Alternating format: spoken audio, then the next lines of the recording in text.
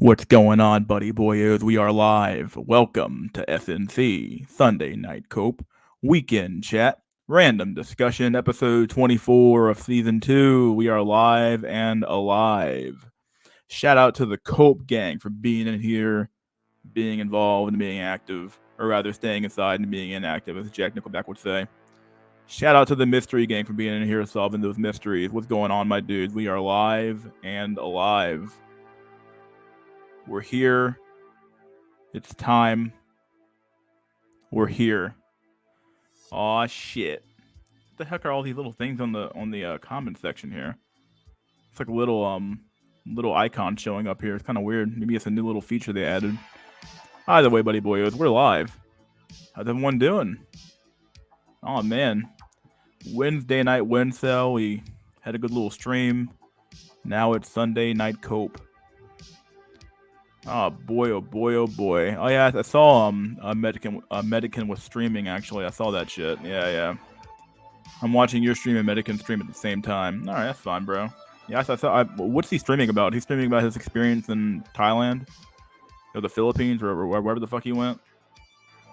Is he still there? I'm not even sure what's going on with Medican. I haven't talked to him in a while, so yeah. But he said he had a good experience last time I talked to him, so I'm happy for him. I hope it works out for him. I don't know what's going on with the guy. Said no. All right. Well, I don't know what's going on with the guy, but hopefully it's working out pretty well. Alive and live. Yeah, we're live, dude. The Holy Keck, your Lord and Savior. Yes, dude. The Holy Keck. Yes, I changed the icon from the Pepe in a shopping cart to the Holy Keck. The Pepe, the Groiper, and the Holy Spirit. Let the Pepe guide you. Yes, dude. We are live and alive. We are, in fact, alive and alive. Can't wait. What's up, Darshit? Come deep, Gupta. Keck is risen. Yes, Keck is risen, dude. Keck is fucking risen, dude. Wage slaving. Yeah, I'm gonna wait a little bit longer before I start doing some real content here. But I got a few videos I want to show you guys. Some of them are kind of old, but I had a video. It's like an hour long video on demographics. I have a video on that Vanta Blackpill or Vanta. I forgot what he goes by now, but Vanta Black. He made a video about kidology not being an incel. He basically covers the discussion that kidology and a Destiny had about incelism, I guess.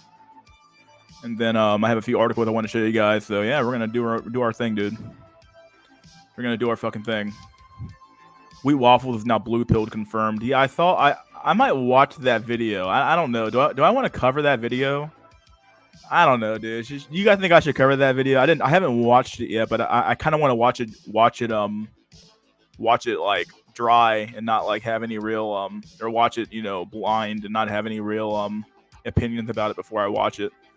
Because like there's no way. I mean, I think even the title of the video. Let me go to that video real quick and see what the title is. Wheat waffles. I think he says like women have it, or men have it easier in the dating. Why dating as a man is objectively better for logical reasons. And it's like, where did you get this from, bro? Like, of course he's showing his face now. He looks normy as fuck. He is the most normal looking fucking guy in the world.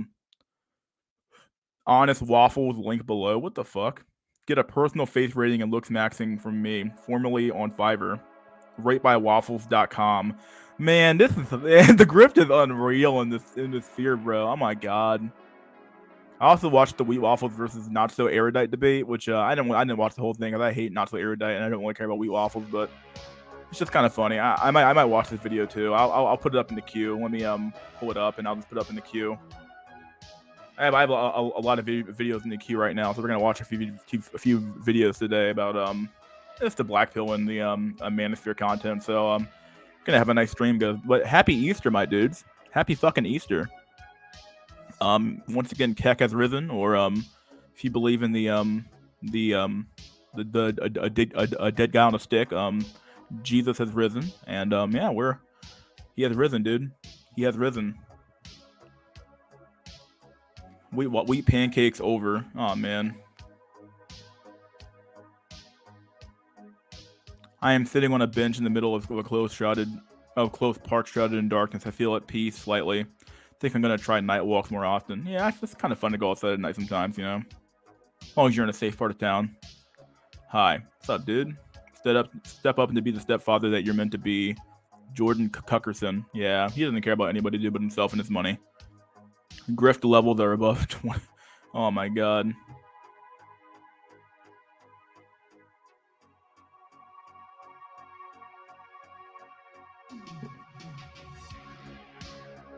Hi, dude. I'm relaxing in darkness. I got a whole park to myself. Happy Easter, boyos. Keck has ascended, but we shall not. Yeah, dude.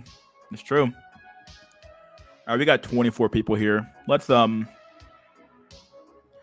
cover the first video. I think I'm gonna watch this wheat waffles video first. I think it's worth covering. It's worth covering right now. I haven't watched it yet.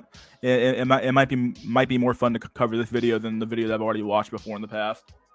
I have a video on, like I said earlier, I have a video on like an hour-long video on demographics, which I may or may not play it, but it's pretty long, so I don't want to dedicate too much time to that video if it's going to take up too much time. I might do do it on a Wednesday night Wednesday or something like that. The wheat waffle video is pretty short though, so I might watch this video now.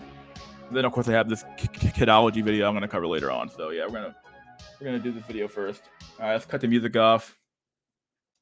Let's get our wheat waffles in frame here. Y'all still coping? A little bit, yeah. Why not? Just cope, mope, do what you gotta do, right? Soap, use some soap, because apparently that's all you need nowadays to get a girlfriend: some soap and some rope and some mope. All right, guys, we got 30 people here. Let's read this comment real quick. Wrist waffles. Men don't care about other men. It's a shame that instead of help, they just show up to grift and women infiltrating the men's spaces easily. Yeah, it's amazing because there's too many. I've been talking about the grift of like women entering this sphere for a while now. I've been watching Jason Black from the he has 2 podcasts on YouTube. By the way, you either know him or you don't. And he covered the stream. He had a stream like the other night or 2 nights ago or something like that, talking about how the women in the sphere don't, all they do, they basically what I've been describing for the last like month and a half. Like all you need to do is to make money on YouTube is just find a group of people who have an opinion that's pretty controversial. Espouse that opinion. If you're in that group, they hate. As long as if you're in that group that's it's kind. I hate to use this example, but it's kind of like Candace Owens and going on Fox News. It's very similar to that, where if you just say the right things to the group that so-called hates you, or the group that so-called doesn't like you, like men and women, pearly things, stuff like that. All you have to do is just say the right things. Basically just just tell them that their opinion back to them, and they'll pay you money to do that. It's unbelievably fucking stupid. But people fall for it all the time. And in the case of the manosphere, literally the manosphere, where men are supposed to be the ones who's supposed to make the content, it's very obvious that like men are just so fucking simpy and stupid, and they're willing to give up shekels to women who literally have just these women did none of the honestly, this is like too much like right honestly, like in reality, women never do any of the actual initial discovering of anything at the end of the day, right? There are very few women adventurers or scientists or stuff like that who actually like make any real groundbreaking discoveries, right?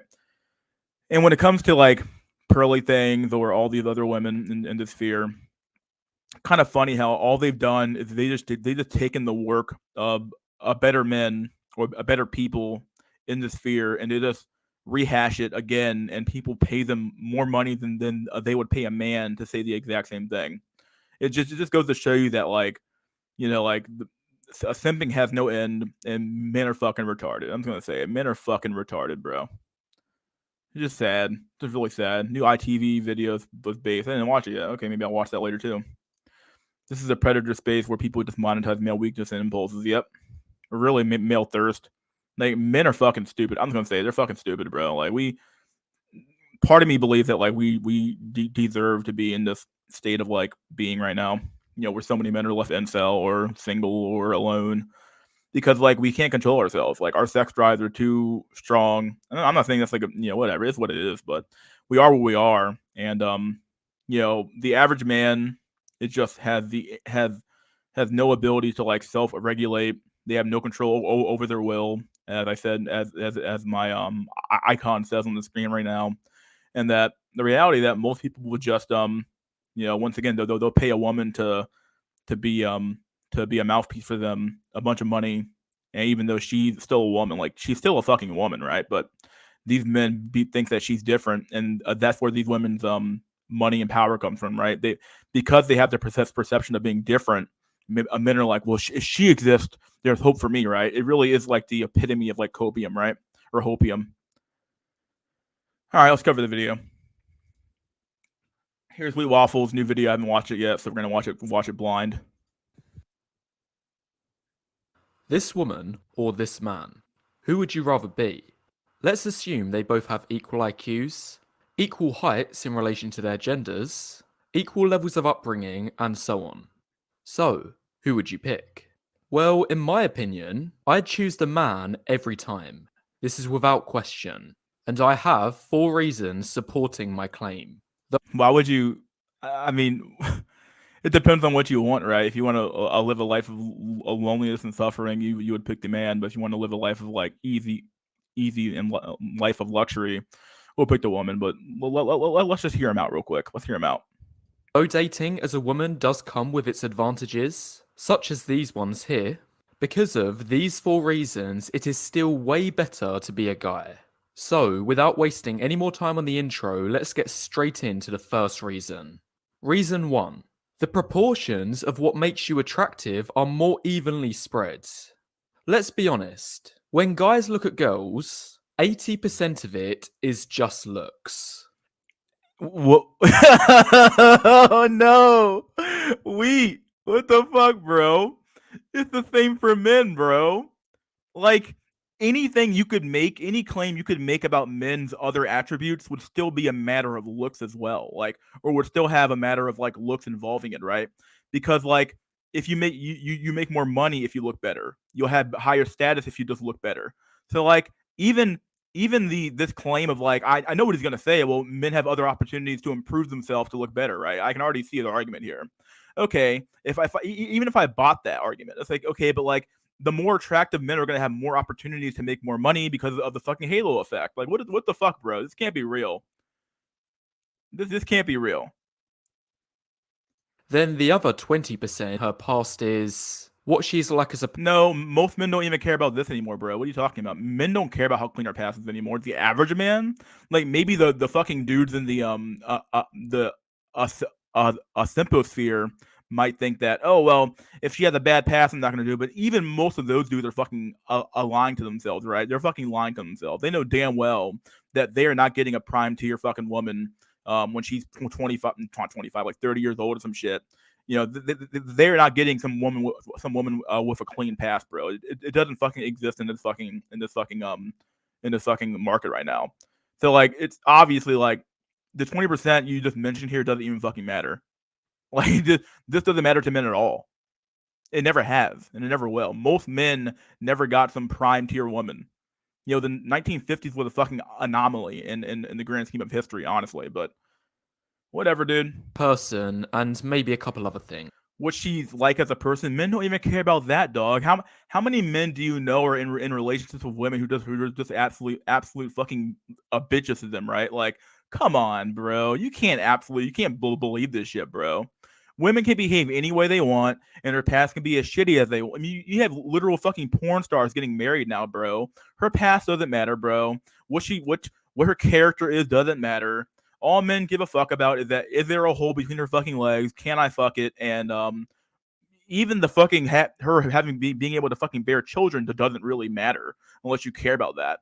So like at the end of the fucking day, like all men care about is like if men even the 80% is just looks. Like okay, but because of the way that the market is right now, most men don't even care about that anymore. Women can literally look, behave, and have a past that looks like the fucking Ganges River, and they can have any not any man they want, but the majority of men, the average man, will just settle for that, bro, because they're so fucking down bad. Like what are you talking about, Wheat? What the fuck, bro? Kind of logic is this, dude? Oh man, dude, he's gotta be trolling or some shit, bro. Meanwhile, for men, I'd say around 60%. 60% are looks, bro. Oh shit, bro. Look how he includes social skills. He's trying to fucking get into the red pill now. He's trying to drag men out of the ship, bro. Okay. Status, wealth, and social circle. Oh, he probably stole that one from fucking Infomatics at the end of the day, right? He didn't make this one up on his own. So yeah, bro. Nah. It's more like LLLLL. It's more like because looks will definitely decide decide the way that your social skills are perceived. So you can have shitty social skills all you want, but your looks will give you a halo effect that will make your shitty social skills seem decent or at least average, right? So like even status, once again, looks factors into that as well. Wealth definitely people who look better will typically get paid more. People who are taller get paid more. People who are taller but more likely to get probably have higher status, right? I mean, nah, this is a late April Fool's joke. It has to be, bro. But I don't know. I mean, this dude, he already said on that not so erudite debate, he already said that looks is 60% of your outcome. So I'm like, okay, dude. He said wealth. Okay, like wealth and status, like you could have these things independent of looks, but even then, like at best, you'd be a beta bucks, and at worst, you'd simply be alone. One of the two. So and then social circle, once again, your looks influence that as well. So like everything below looks is influenced by looks. What are you talking about, Wheat Waffles? Oh man, dude. His looks. Give it to me straight, then bro. There might be 10% related to your social skills. Bullshit. 10% your status. Bullshit. 10% your wealth, and 10% your social circle. Obviously, these are all rough numbers, and you may tweak a few of the percentages here and there. But as a whole, you can see the point I'm making. There are greater proportions of the things us men can control and improve on ourselves than what women can. Yeah, but I mean, bro, the greater proportion of things us men can control and improve on ourselves than women can. Once again, women don't have to improve. It's irrelevant. Their ability to improve or not improve is irrelevant. It's honestly the same for men to some extent. Men who don't improve their social skills but still look good enough can still pull women, bro. Men who don't improve their status but still look good enough can still pull women, bro. Men who don't improve their wealth but still look good can still pull women, bro. Men who don't have a good social circle but still that might be the only one I may agree with. Cause like you have to know people to some extent, but like even then, those men can still pull. They can still go to a bar, club if they want to, or go on Tinder, which doesn't require a social circle at all, and still pull women and get sex. And even then, they could probably still get a relationship as well out of that shit without having a social circle. So, like, what are you talking about, bro? You're fucking retarded, dude. This is one of the dumbest things I've ever seen my whole life. He's obviously grifting hard. He's trying to grow that audience, bro. And for those that are curious, if you want to see my exact take on the breakdown how a man's value is calculated, I already have a video on this. You can check out after, and the link will be in Wheat Waffles formula to calculate SMV. Wheat Waffles. Nobody cares. You're not a specialist on anything, bro. Who cares? How to calculate your SMV? Who cares? Why are we listening to some fucking random ass fuck? Like, I guess I'm a random ass fuck on the internet too, bro. But like, I don't know, man. Like, there's a certain level of like bullshittery I can only accept, bro. Like I would never make up a formula and then try to fucking abstract it or extrapolate it out and say, well, this is the objective way to calculate SMV. Nah, dude, fuck out of here, bro. Oh, fuck me, dude. Description. But back to the point. For a woman, you're kind of put in a box. It's either be born pretty or forget about it. No, it's be born and simply exist, and men will just approach you, bro. What are you talking about? You're not put into a box at all. Your box is literally endless because society tells you that you're that. So beyond society, women just flat out have more SMV than men do. Women will always have the ability to pull men. It doesn't matter. Now you can argue, well, they can't pull Chad, but even Chad will dip down into lower levels of the market if he's on if it's having a slow night. Come on, bro. Bro, he's only doing this shit so he can somehow get men not to give up. Average women have it objectively better in the dating market than the average man. It's not even close at all, dude. Even uglier women have pull in the dating market, bro. I don't know what the fuck he's on today. The two most followed male footballers on Instagram are Lionel Messi and Cristiano Ronaldo, who also happen to be the best in the world at their craft. Whereas for female football players, the most followed is an absolute nobody with zero honours, credentials, or trophies, and is only there because she's hot. What's your point, bro? In fact, this disproves everything you just said earlier because, like, okay, like, these men had to work twice as hard or like 55 times as hard to get the same amount of status as this woman just got just existing, bro. No, just extrapolate that out to the average woman. Or keep in mind, you're using exceptions here because all these people who are exceptional. If you just look at the average American or look at the average person out in any market, bro, the women will far exceed men. Have more women have more friends, even online. So like, even if you just look at two average people, the women will still exceed the men. So like, even if the man's a nuclear physicist or some shit, he still would have less friends or less followers than a woman who's just a plain Jane looking woman, bro. What the fuck are we on, dude? What on God's green earth is this dude talking about? Bro talks like an AI bot. Yeah, he watched a YouTube training course, how to talk on YouTube, guys. This is how you talk on YouTube.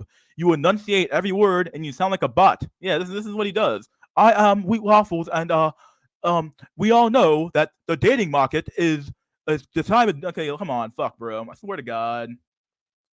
Oh my God, bro. Meanwhile, you have the actual best player in the world who has dominated the sport for over a decade, won the World Cup twice and the Olympic Games, but still falls short in terms of followers. This shows, as a man, your value goes beyond just looks, whereas for women, it is still mostly looks. And as a testament to show this point... Wait. What? This doesn't prove anything, bro. Why do we keep doing this? Okay. I'm gonna have to go back to my old argument again of like, we keep using exceptions. You think the average man is Ronaldo or fucking Messi? Are you serious? You think the average man has a life experience of Ronaldo or fucking Messi, bro? Are you fucking serious, bro? Are you gonna extrapolate from these two? This example here, you're gonna extrapolate to just do the entire market and compare the average man's experience to these people here, or even the average woman's experience to these two women here. Are you fucking retarded? You can't possibly fucking believe this, bro. He can't possibly believe this. This dude retarded, bro. Nah, dude. This is retarded, bro. Oh my God, bro. Ooh. But the look threshold for women is low. Look at Ice Spice. Look at Ice Spice. She is seen as highly attractive when she's pretty much a sick with ass. Yeah. Oh my God, bro. Why would you even bring up, like, why do we keep talking about examples of like these sports stars saying, well, this just proves if a sports star has to work hard to get status, that proves that the average man, he can improve himself the way a sports star can. Like, he's already the exception by being a sports star, you dumb motherfucker. He's already the exception. Fuck me, dude. Aw, man. It has wide acknowledgement. Most of you already agree with me, because in this poll I released on my channel... Who has more potential to increase their SMV? Men, women, or receivers? Oh, bro.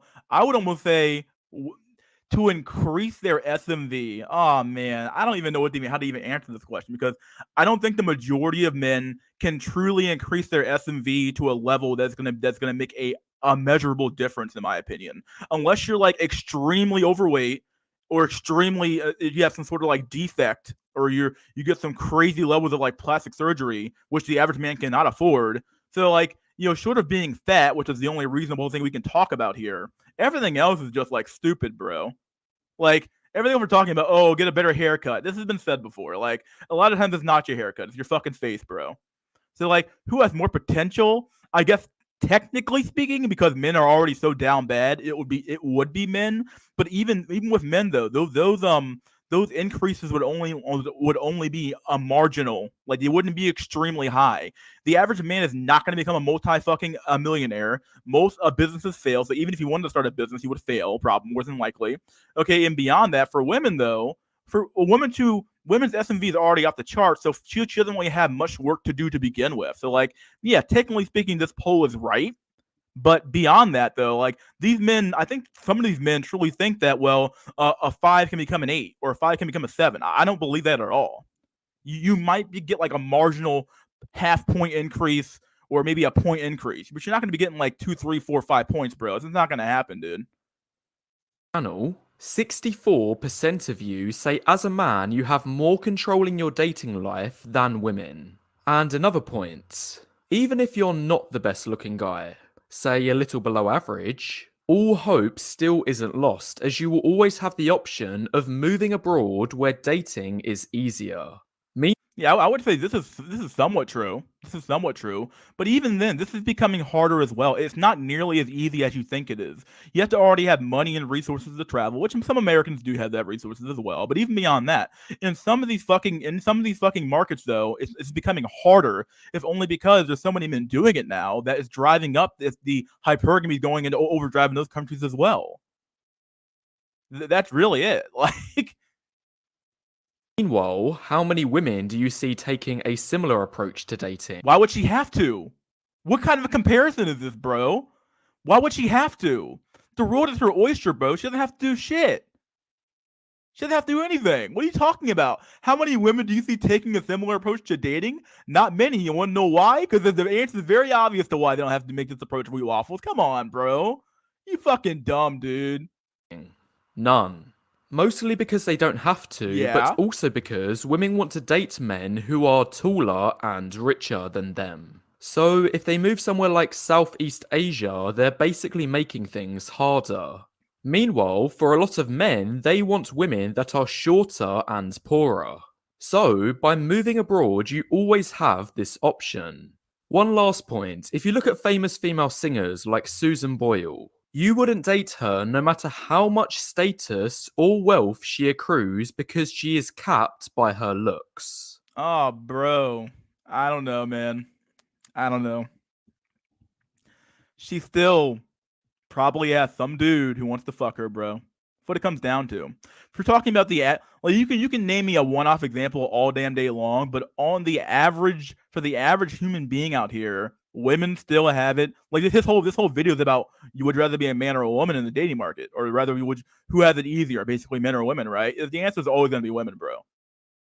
You could find me a one-off example of a chick who's just fucking ugly as sin, but even then, she probably still has some fucking dude or some person, some dude in her fucking DMs trying to talk to her, trying to fuck her, bro.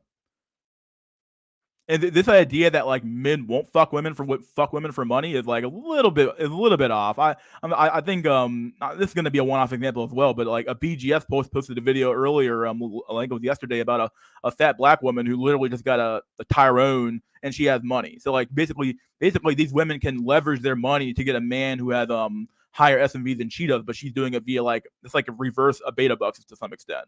Either way though. But if you look at singers like Lewis Capaldi and Ed Sheeran, these two are. Why are we using extreme examples here?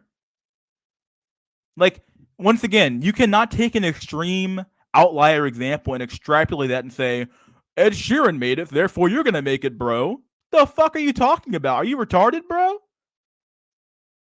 You can't do that. They're called outliers for a reason, bro. You can't do it. You just can't do it. That's why they're called outliers. Like you can analyze them to figure out what happened with them, but the odds of you becoming Ed Sheeran are extremely low. There's plenty of fucking people out there who have great voices and they have great singing voices, right? They have all these great things, right? And they'll never, ever, ever rise to the level of status and money and affluence that Ed Sheeran has. So even bringing him up is stupid. It would be like me believing that 5% of black men are in the NBA, right? Or some dumb shit like that, right? It would be like believing that like, oh, any black kid from the hood can become LeBron James. And we all know it's not true. Like, why are we using like he's using superstars? Well, I don't know why we're doing that. If your whole goal of this video is to show that like the average man is to show that who has it who can improve more, or what would you rather be in the dating market, men or women? You're using the wrong examples, bro. You have to use statistical averages. You can't keep using exceptions to prove your rule. Oh man, bro.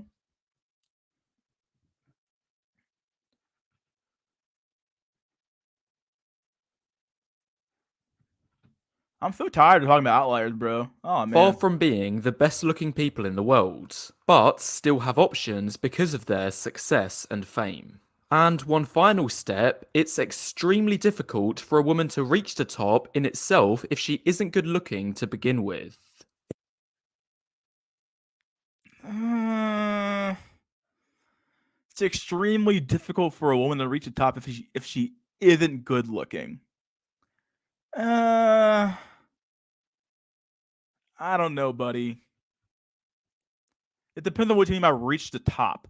Like reach the top of the entire of the dating market, or reach the top of like in her particular industry. Because like women are given a lot of passes, bro. They're given a lot of passes when it comes to a lot of things. And beyond that, like you just because like you can name examples here, but I can name examples like fucking Mackenzie fucking what's her name, Bezos, who's literally a billionaire off of her fucking husband's money. Like, could she be a example of making it to the top? Like, okay, so you can name some examples, and I can name some examples, and like at the end of the day, we're naming. If once again, if you can name the people in this list, they're obviously going to be exceptions. They're the exceptions to the rule. They are not the rule, though. That's what the phrase means: exception to the rule. Like, if you can name the people you're talking about, they're obviously somewhat exceptional to some extent, right? So you can't even use them. You can't even use them really to talk about the average to some extent. This is dumb. It would be dumb to do that. In the entertainment industry, have you ever noticed how the top female artists pretty much all have faces of 8s, 9s, and 10s? Because a big part of the reason they made it in the first place is because of their look. Have you noticed that a lot of men have the same face as well? Are you serious? It's actually really hard for a lot of men to make it in any level of like. In fact, good looking. I will concede good looking women will have it easier than a bad looking woman, but at the same time, though, she's still a woman. Like women just have it easier than men in almost every industry because men will just simp for women at the end of the day, right? So like this idea that the average man, that the that men, there's also exceptional men who tend to make it to the top as well. Meanwhile, for us men, similar to the football example, we're mainly judged on our talent and skill. Man, that's a really this Joe ain't that fucking recessive, bro. But this recessive ain't that fucking bad, bro. What the fuck? Men are mainly judged on talent and skill, not looks. Nah, dude. It's a huge package, bro. In fact, your good looks will give you such a good halo effect that people will literally give you a pass if you have subpar talent or even a mediocre talent or a mediocre skill. So what are you talking about? Come on, bro. Like men are mainly judged maybe by other men, but not by women, bro. Women judge men on the whole package, but they mostly judge men on looks first, then everything else follows after that. It's looks first. Now now I know what he would say. Well, I said 60%, so I'm already agreeing with you, right? But no, you're not really agreeing with me because like you're trying to say that these other things have like some sway when it's like nah, bro. Like you could be like I don't know, man. This is I already explained enough, dude. Let's keep going. I've explained enough. Anyway, that's the first reason dating as a man is better. The things that make you attractive can go further than just your looks. But as we now move on to the second point, you see this is just the beginning of the benefits. Reason 2. The more women date and explore the world, the harder it becomes for them to date. But for men, it makes it easier. The more women date and explore the world, the harder it becomes for them to date. But for men, it makes it easier.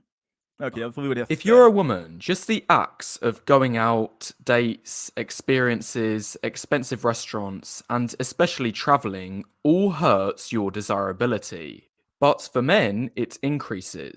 Wait, no, no, no, no, no. Men don't care about this shit, bro. Unless you're talking, I mean, oh, bro, dude. Oh, man. This is hurting my soul now, bro. This is killing me slowly, dude. What the fuck? It doesn't hurt your desirability at all for women. Not anymore. Like, what is this like 1950s mindset? If she's been touched by a man one time, it's over, buddy boy. Nah, bro, it's over. Nah, dude. It is not. It is not like that anymore, dog. Men are down bad. Men are dating like literal porn stars, bro. Now you can call that an exception, but like you're also using exceptional examples here as well. Like on average, men do not care about women's body count anymore. Men don't care about fucking we don't care about body count. We don't care about fucking about her how much experience she have. We don't care about any of that shit, bro. If it's a hole, a man will fuck it, bro. Ah, dude. Here's an example. How many of you guys would want to date a girl who you found has been flown out to Dubai, New York, London, and had a bunch of other experiences, all paid for by a guy worth millions? Plenty of men would. That's the problem. Plenty of men would. And how many of you guys you're talking about? Once again, even the fucking manosphere is an exceptional fucking audience, dude. Keep in mind, she could just lie about this shit. She could just lie. I don't even know what he's talking about anymore. This is red pill bullshit. Yeah, as XT said here, this is red pill bullshit. I would guess none of you. Why?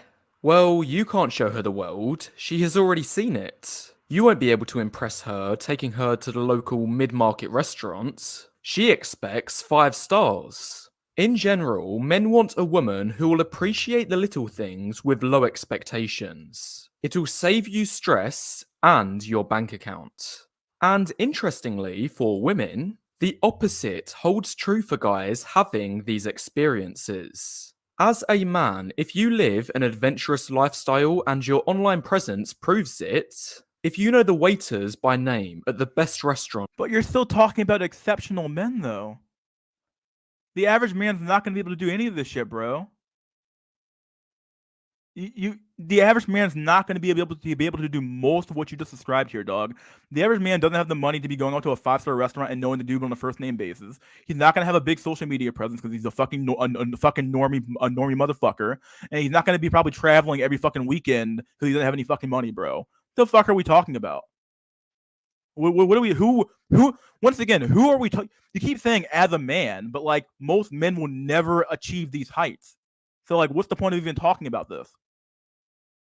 But if he's gonna say, but if you could, okay, if you could, it might, for all you know, it might not even fucking it might not even amount to a hill of beans. I don't know, dude. In the city. If you're well known, experienced, and knowledgeable, these all do little bits in terms of making you more attractive. Your experiences go hand in hand with women wanting to be part of your lifestyle. Or even down here, but even in his videos, if you look down here in this profile picture of Jack Hopkins, this dude's jacked as fuck. He probably looks like Chad. I mean, come on, dude. You're already using a goddamn fucking example here, bro. in short, men who are adventurous, while women who are adventurous are loose cannons. And if you again want evidence of this, you've all already agreed with me in this community post. Would you see it as a good thing for relationship potential if a girl you find out a girl has been traveling the world for the last 2 years? That means she's no longer doing it. That is our relationship, dude. Okay, no, it's bad. So wait, but you didn't say that they wouldn't date them though. And look at the yes, it's good, and it makes no difference. These far exceed. Does this exceed that? No, I don't think it does. Never mind, it doesn't exceed that by much. See results. I don't know what see results. Oh, it means nobody even clicked the fucking option here. What the fuck? Okay, so they just want to see the results. Okay, so what the fuck, bro? I don't know, dude.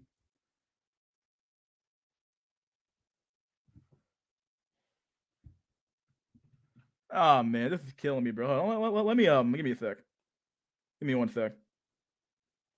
Am I dying? I feel like I'm dying, bro. Like this is retarded. In fact, these are almost equal. These are actually equal. Yes, it's good. Makes no difference. like even if you compared these two things together, it makes no difference. And yes, it's good. These are basically the same answer. Like if it's good for you and it makes no difference, you're basically saying, yeah, it's okay, bro. Right?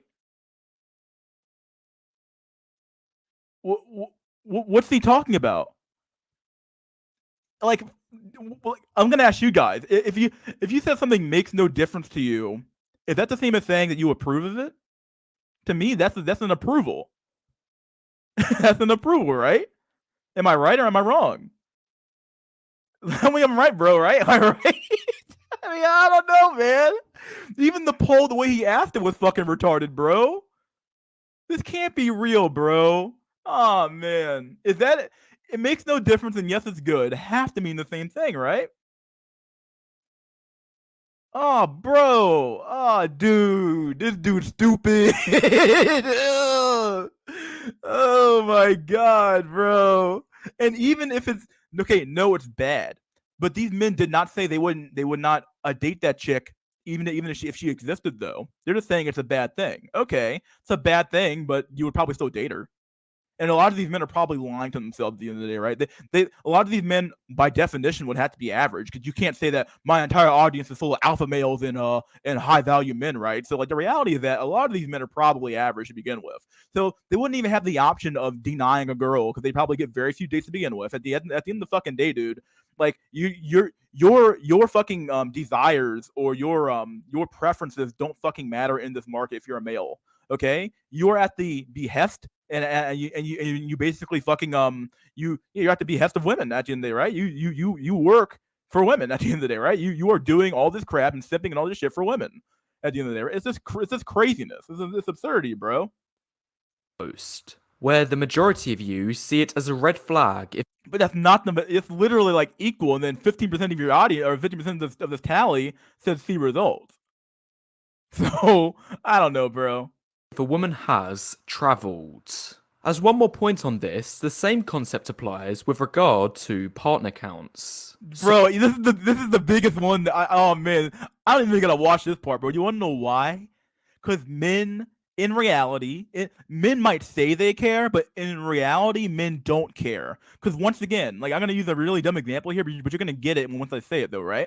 A really good example of this would be like if you believed you could fly, you would just jump out of the window, right? You would just if you truly believe you could fly, you would just jump out of the window, right? Because you would believe you could fly. If you feel the true heartfelt, logical, not logical, but heartfelt belief you could fly, you would jump out the window, right?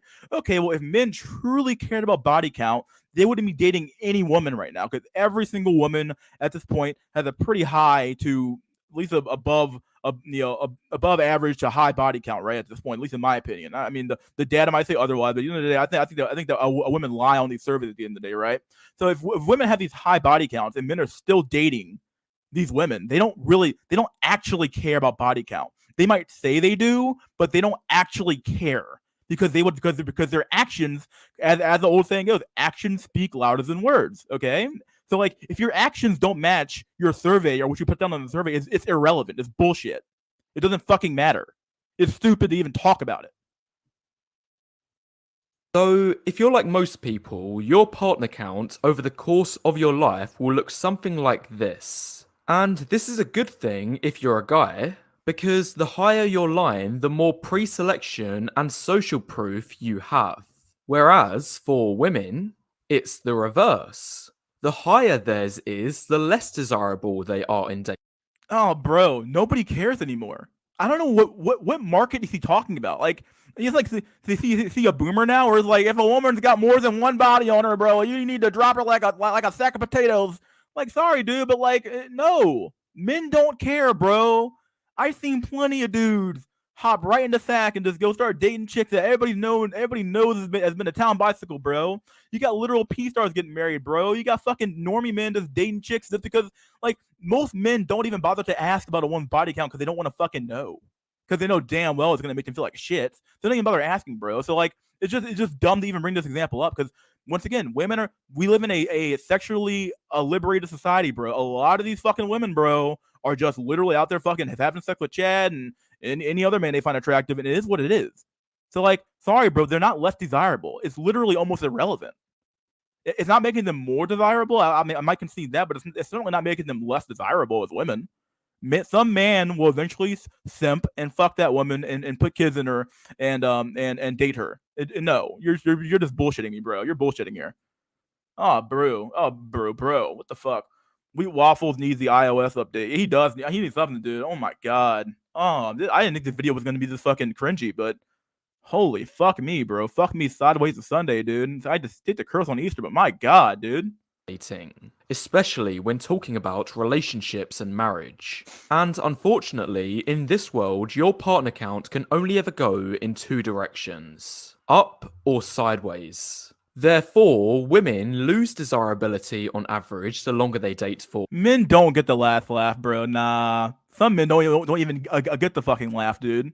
Okay, like if you're some fucking incel fucker, if you, I mean, looking at like the data we've seen in the recent months, dude, you have a bunch of fucking men in Gen Z, 18 through 30 or 18 to 29, who have no relationship and aren't even looking for one, dog, because they feel so fucking demoralized by the market and the way things are working right now, bro. And these men, I'm not saying they're all virgins, but I'm pretty sure a huge portion of them are probably virgins. And at the end of the fucking day, dude, these men aren't laughing at all. They're getting fucked over by the system, dude.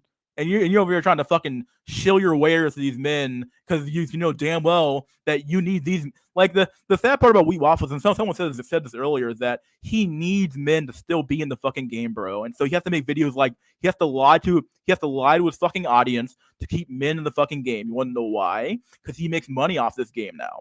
So he needs enough men to not feel so demoralized by telling them black pill truths that he needs men to be in the game still. Because how else would he sell face ratings? Like you would only get a face rating and then improve and then follow his instructions. And then he's effectively just a PUA coach at this point. You would only follow his instructions or pay him if you had some hope in your heart. Because like I mean I'm gonna quote what's that guy's name a DBDR. But he basically said like, why the fuck would you get a face rating from a man anyway? What's the point? There's no point. He's not a woman. He can't tell you only women can judge you or judge your looks to begin with. There's no point of paying him. But men want to hear a comforting lie, or hell, maybe he's telling them the truth. But even by getting a face rating, you still want to get your okay. Well, what can I shoot for in the market? But the reality is that if he give you a rating of a 4 or a 5 or a 6, okay, you're fucked, bro.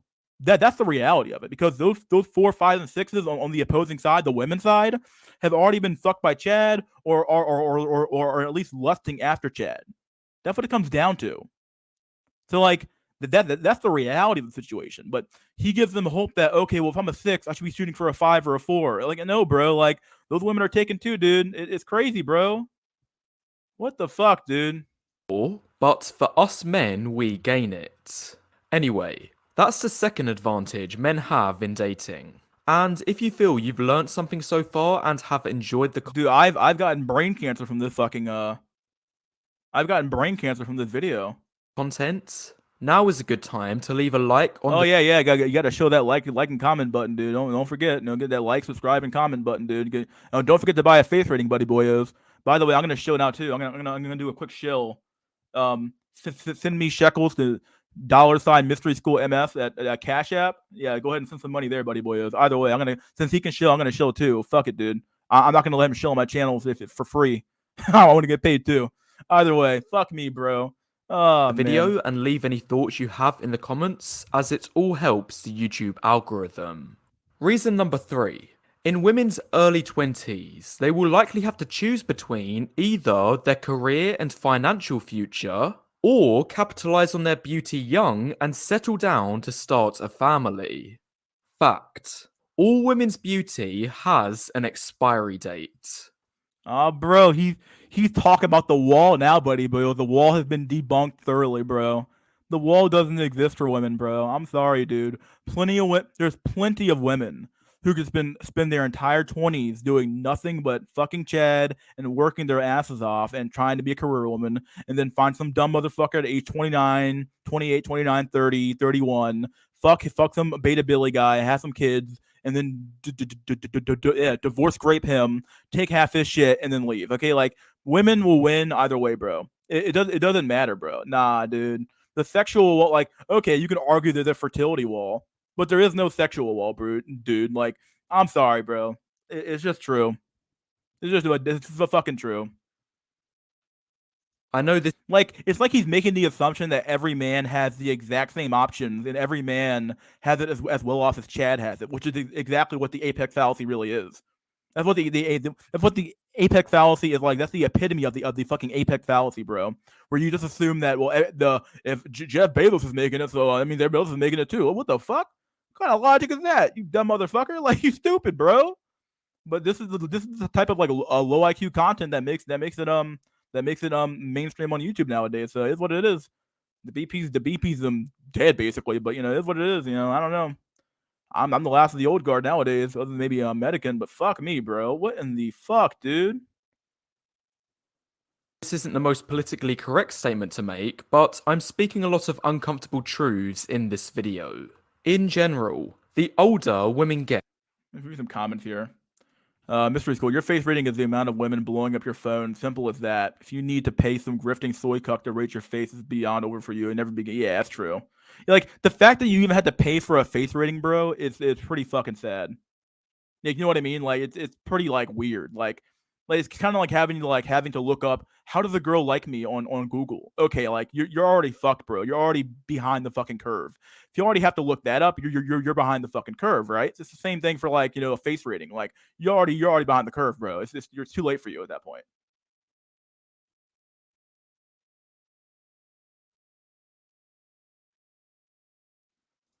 If you're a 5 or 6 woman who would rather work overtime, if you're a 5 or 6 woman would rather work overtime than settle for you, they hate average guys. Yep. The wall isn't an uncomfortable truth. The fact that the wall no longer exists is an uncomfortable truth for men. Yeah, it's true. The West, but especially the U.S., has brainwashed men to think we are all born equal. This is why the black pill is hard for people to swallow. Yeah, it's literally a fucking a sacred cow that people can't let go of. People love the idea that all men are the same, all men are created equal, and it's like it's not true, bro. It's never been fucking true. It's just true. starting around age 27, they slowly but surely begin to lose their looks. And come 35, they'd find themselves lucky to be half as attractive as they were in their early 20s, let alone having the egg quality to give birth to healthy children. What are the implications of this? Well, since women's beauty peaks pretty much as soon as they hit 20, it means the optimal dating strategy for them is to find as high quality a guy as possible, ideally marry him and start having kids, all before age 25, and then she'll be set for life, just in time before her looks start to fade. However, given this, there is just one big problem. If she chooses this path, it bears the opportunity cost of missing out on potentially a huge secondary life goal. Going to uni, getting educated. Wait, come on, bro. Going to uni? Most people graduated at 20, what, 22, 21, 22? She's gonna be in uni, bro. Trust me, bruh.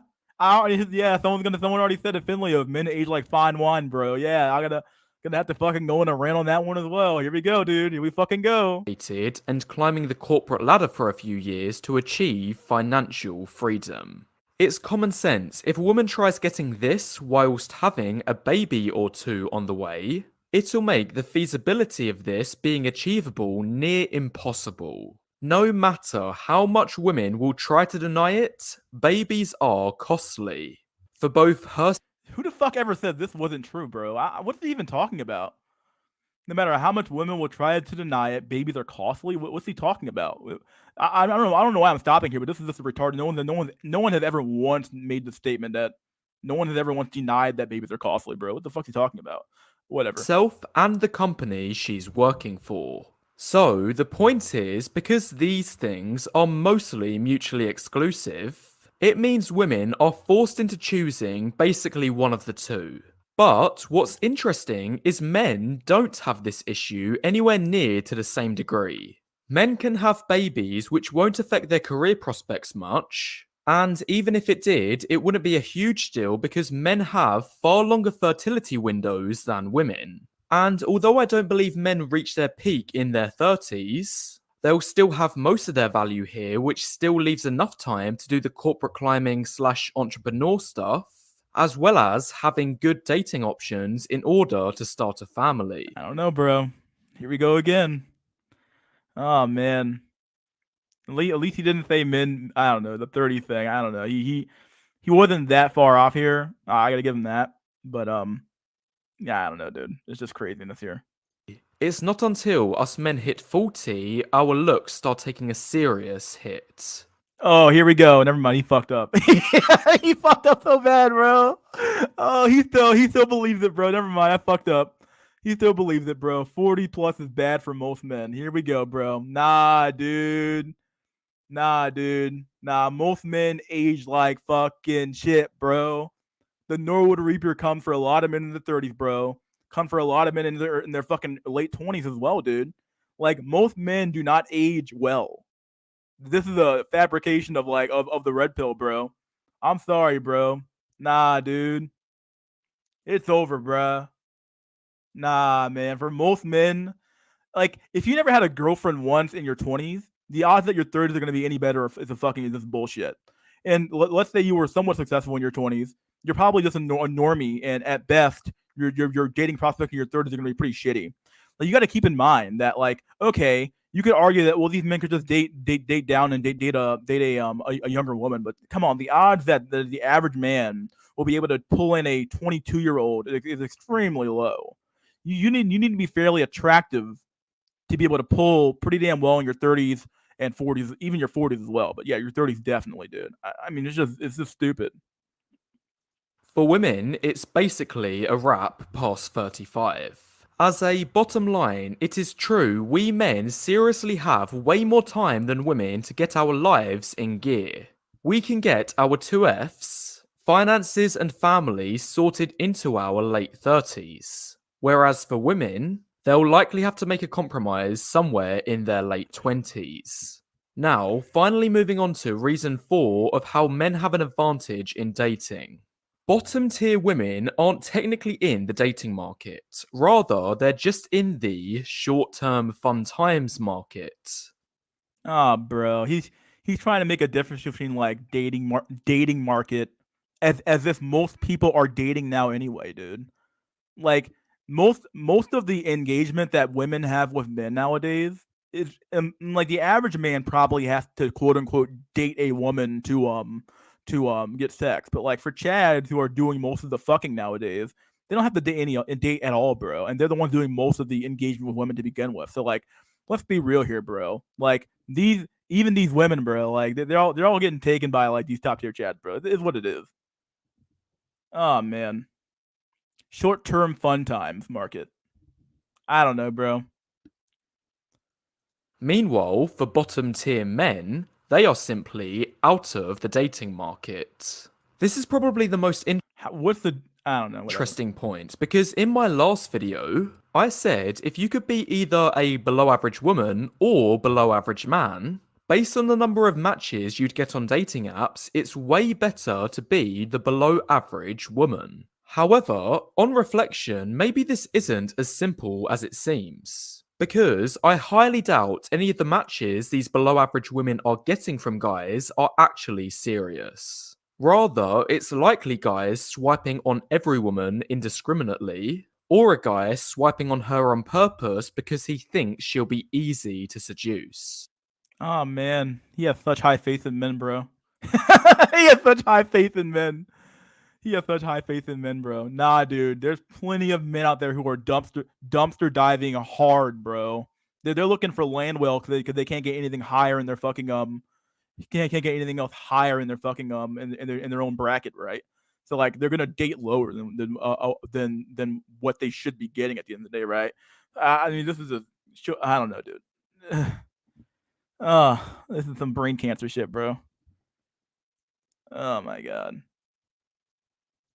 Either way, neither of these two mean anything. And in fact, the second scenario can be highly damaging because if she gets led to believe an attractive guy wants her, only for the fantasy to come crashing down after he gets what he wants, then this will crush her self esteem as she learns the reality she's not as attractive as she thinks she is. In contrast, for unattractive guys, at least they can tell, solely based off of women's reactions, they're not wanted in dating. For men, there's no grey area where you can get led on, unless we count the friend zone. But even then, it's very easy to distinguish if a girl is using you for this.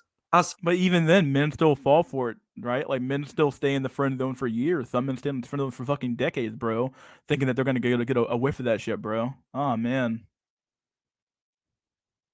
Whew.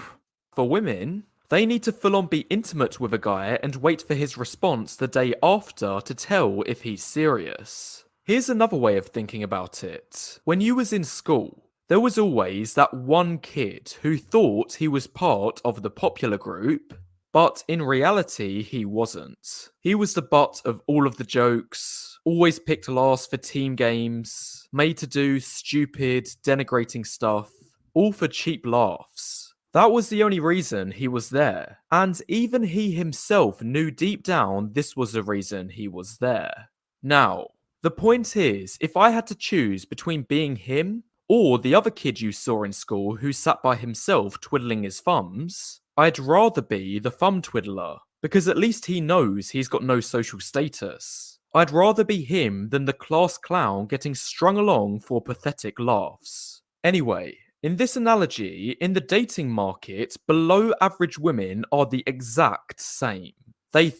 Are they though? Really? Are they really? You don't think this chick here or any fat chick can find any man that wants to settle down with them, bro?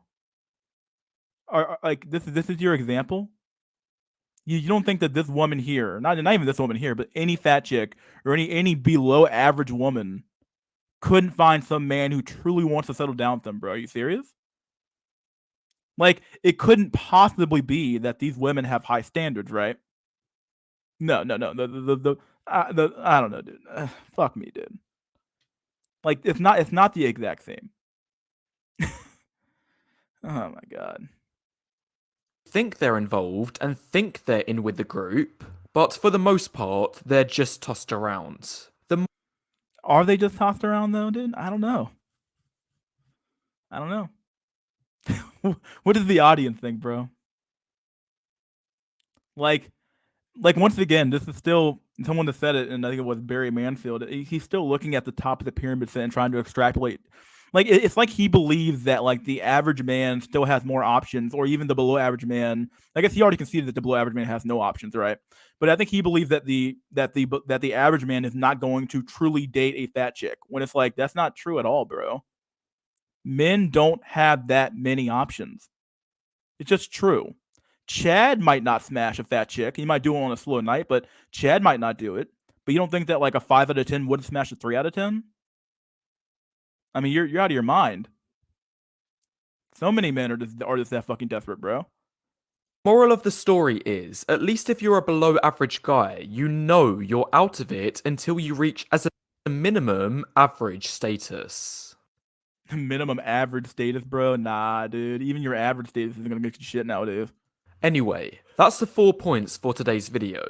If you enjoyed, make sure to press the like button on your way out and leave an I can't. Oh my god. I'm gonna read the comment section for this video, bro.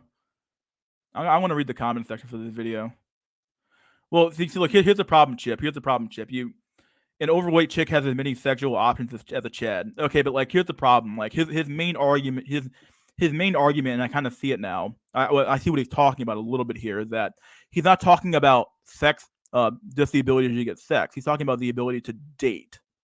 And like most men, or at least most Chads anyway, don't want to be seen out in public with a fat chick typically to date her, right? They might fuck her on a slow night, but I doubt he would ever date her. But an average man or a below average man probably wouldn't care because he doesn't have a lot of options. Now you could argue that sexual options and dating options are the same, but I don't. To some extent they are, but to a large extent they kind of aren't.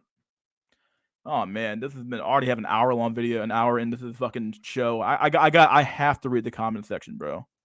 What's the comment section say for this video, dude? Honest Waffles, new second channel. Oh, bro. As a quick side note, I know I'm going to get accusations of being red pilled in this video, but if you listen closely to what I'm phrasing, the way I'm phrasing each sentence, you'll see points are still valid. I'm not doing this, bro. I'm not reading your apologetics for your own video, bro. I'm not reading that apologetics, dude. I'm a personal trainer. I recently got an 8 out of 10 single 28-year-old female client, blonde, thin, nice teeth, skin. I had 12 sessions with her. The first 4 to 6 were always looking forward to spending time with her. The last 4 sessions or so, I was dreading being in her presence, and now I hope I'm not. Now I hope I'm not in the gym at the same time as her. She is so bland. It's also quite unbelievable.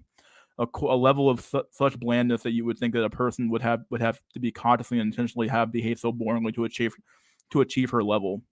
She went from an 8 to a 0 to me. I'd lose my sanity dating her. Do you want to know why she's not being enthusiastic around you, bro? Because you're probably not attractive, bro. That's probably why. If you were more attractive, she'd probably be extremely interesting, bro. She's being bland because she doesn't want you to get the wrong idea, bro. That's why. How delusional can you believe? How can you be? I mean, come on, dog. I mean, this guy named Fox is saying this. Like, okay, bro, it makes me realize for me that looks are way more important than I thought. That are way less important than I thought. Nah, bruh. Nah, dude. If you were attractive, she'd be way more interested in you, bro. Nah, dude, you're coping hard. Most women can get a man, some man around her looks level for a long-term relationship, regardless of her age and her slut past. Yep, he's right. However, many women will not date any man who is unemployed, low wage, not part of a social circle, has no game, short, ugly, or fat. So if a woman would just settle for any man around her looks level, regardless of other factors, she would at least have a loyal boyfriend, husband. Women create problems for themselves and us. I can assure you that online below average women not only get matches, but also many easy dates. Oh, dude, his comment section is rebelling, bro.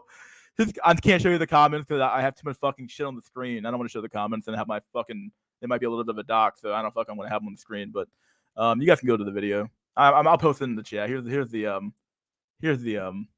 video link. If you want to go to the comment section and leave some fucking shit. I can assure you that. Oh, I already read that comment there. Yeah, his comment section is rebelling, bro. When I read someone saying just be a Chad, I laugh. If it was that easy, we'd have 90% of men being Chads and Tyrones instead of actual 5% of Chads Tyrones. Oh, his comment section is actually rebelling, bro. Did I just see what Wheat turned into a dating coach? I swear that he tuned up men's scales to be closer to 80 and 90% with black pill. Yep.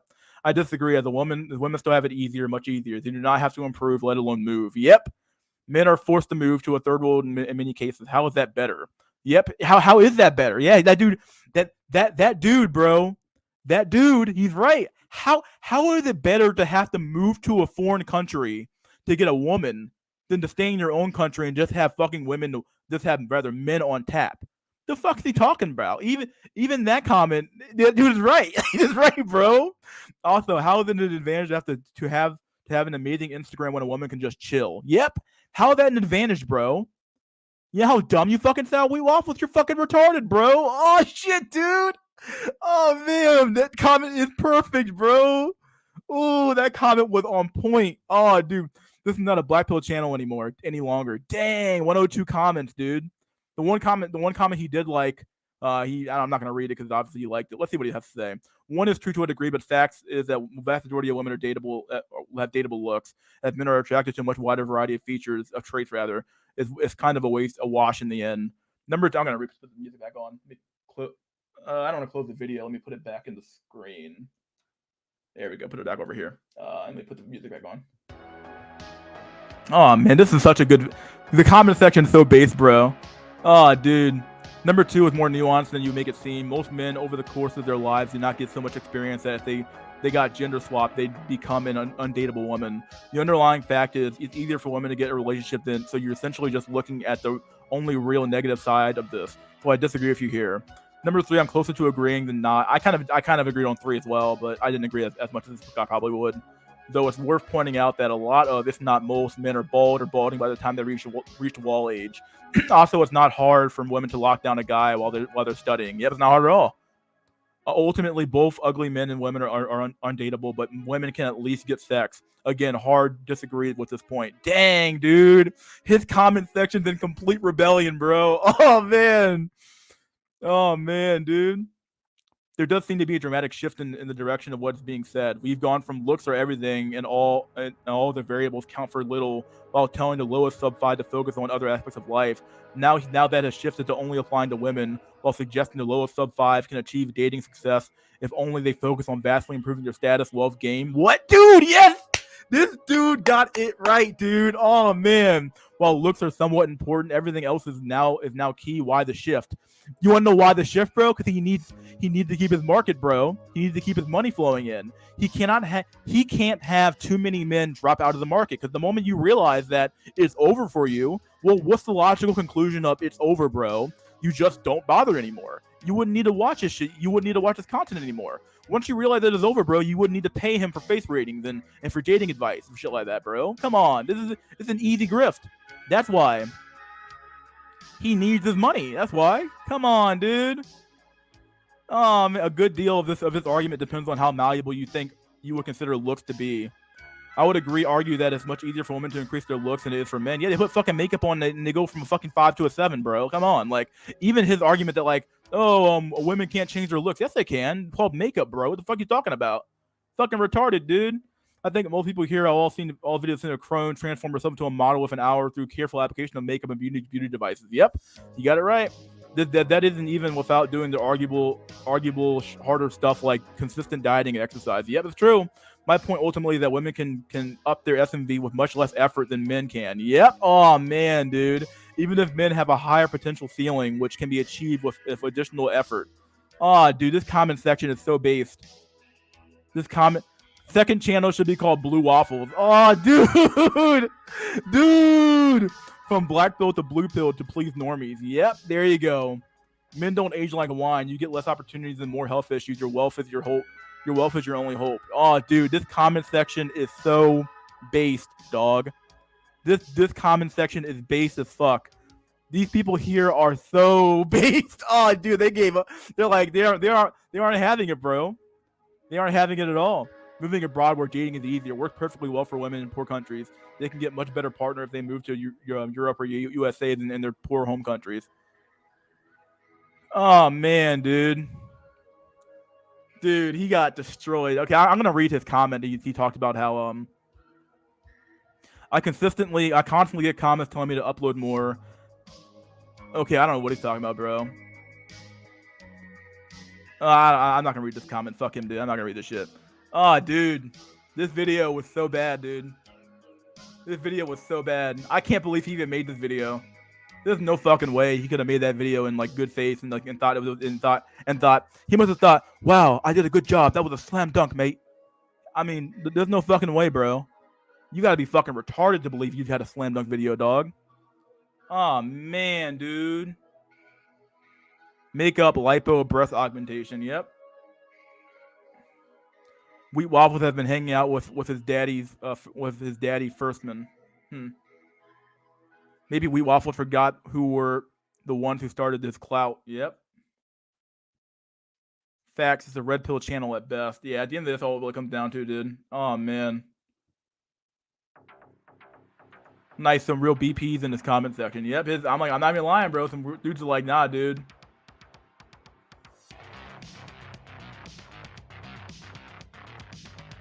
Your Wheat Waffles and voice impression is hilarious. I try, my dude. God damn. The fucking. Let me open my Red Bull up real quick. Give me a sec. Get this sucker up. Some fluid. Oh my fucking god, bro. Especially if you're good looking. Wealth is health indeed. Yep, especially if you're good looking. Yep, for sure. Wheat is indirectly cultivating the red pill for monetary purposes only. Yeah, it's true. That's it. Because once again, if too many men drop out of it, it's kind of like the economy, right? If too many men get blackpilled and drop out of the market because they can't get shit, because they know they'll never be able to afford a home, they know they ain't getting no fucking pussy, and they know that their wages are gonna suck, they'll just drop out and the market will just crash on its own. So like, it's just very true that like you need a level of hopium and copium to keep the game going, and that's what his job was in that video. He's like, oh shit, mate, people are dropping out of the market, mate. I need to keep the money flowing, mate. It's my only real skill I have now, mate, is doing face ratings, mate. So I gotta do it in his robot voice. I'm going to take my money, mate. I don't know, dude. I'm gonna make a bunch of money off of hopium now. I mean, fuck me, bro. A BBL can increase a chick's SMV exponentially. It's true, dog. One simple fucking butt injection, bro. Ah, fuck me, dude. Wheat Waffles, dude. I mean, that grift waffles, dude. Blue waffles, dude. What the fuck? That video was hard to watch. Oh, dude. I have a lot of content to go over, but I'm gonna go ahead and open the chat up because that was a good video to maybe talk about. Let me copy the invite link. I'm gonna head out and do my intermission real quick, and then I'll come back and then we'll have a good discussion. Let me go to pin message. Let me go to pull a meme out real quick. I have so many videos I want to go over. Especially, I'm not gonna play this. I'm not gonna play this long video today. I'll do it on Wednesday night Wednesday. It's like an hour-long video I kind of want to go over. It's about a demographic, but I'll do it later. Let me X out of that video. I'll cover this kidology video later. I have 2 articles I want to read as well. So I'm gonna let me pull up a meme real quick. Have some good videos as well. So I want to cover this as well, but we'll do that later. We'll do a quick meme here. We'll do a Clown World meme. Fuck it, do Clown World. Alright, here's Clown World meme. Be back in a few minutes, my dude. Go ahead and join up when you're ready to join up, and I'll let you in when I get back. Here's the intermission. I'll be back.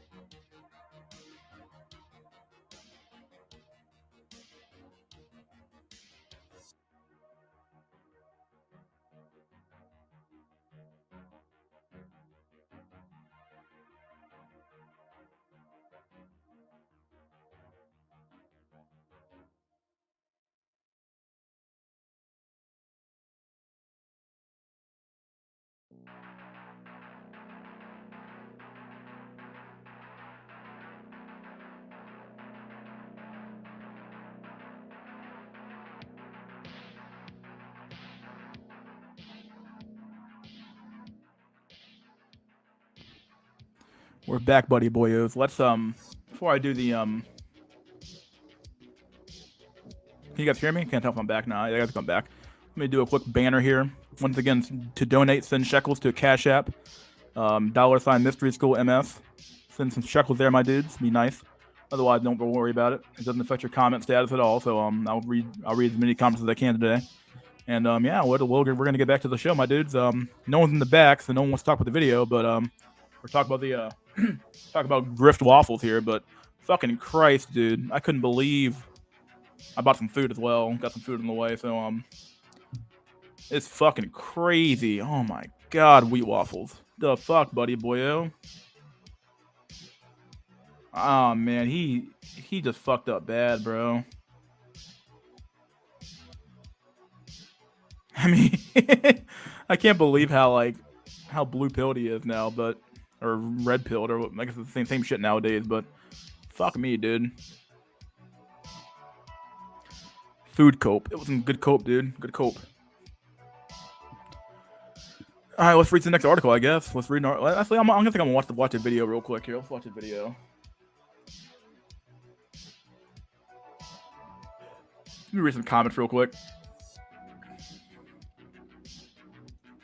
Waffle's girlfriend's boyfriend told him to make that video. Probably did. Waffle. Dude's been drinking too much of Hamza's zinc. He's brainwashed. He might actually be brainwashed at this point, dude. You guys are dumb. See, they're going to be expecting army guys.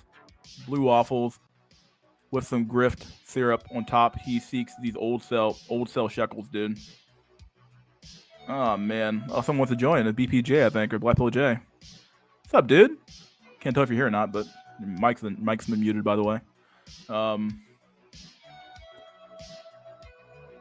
People joining. All right, well. Can you hear me? Yeah, what's up, dude? Yeah, how's it going? Pretty good, man. Yeah.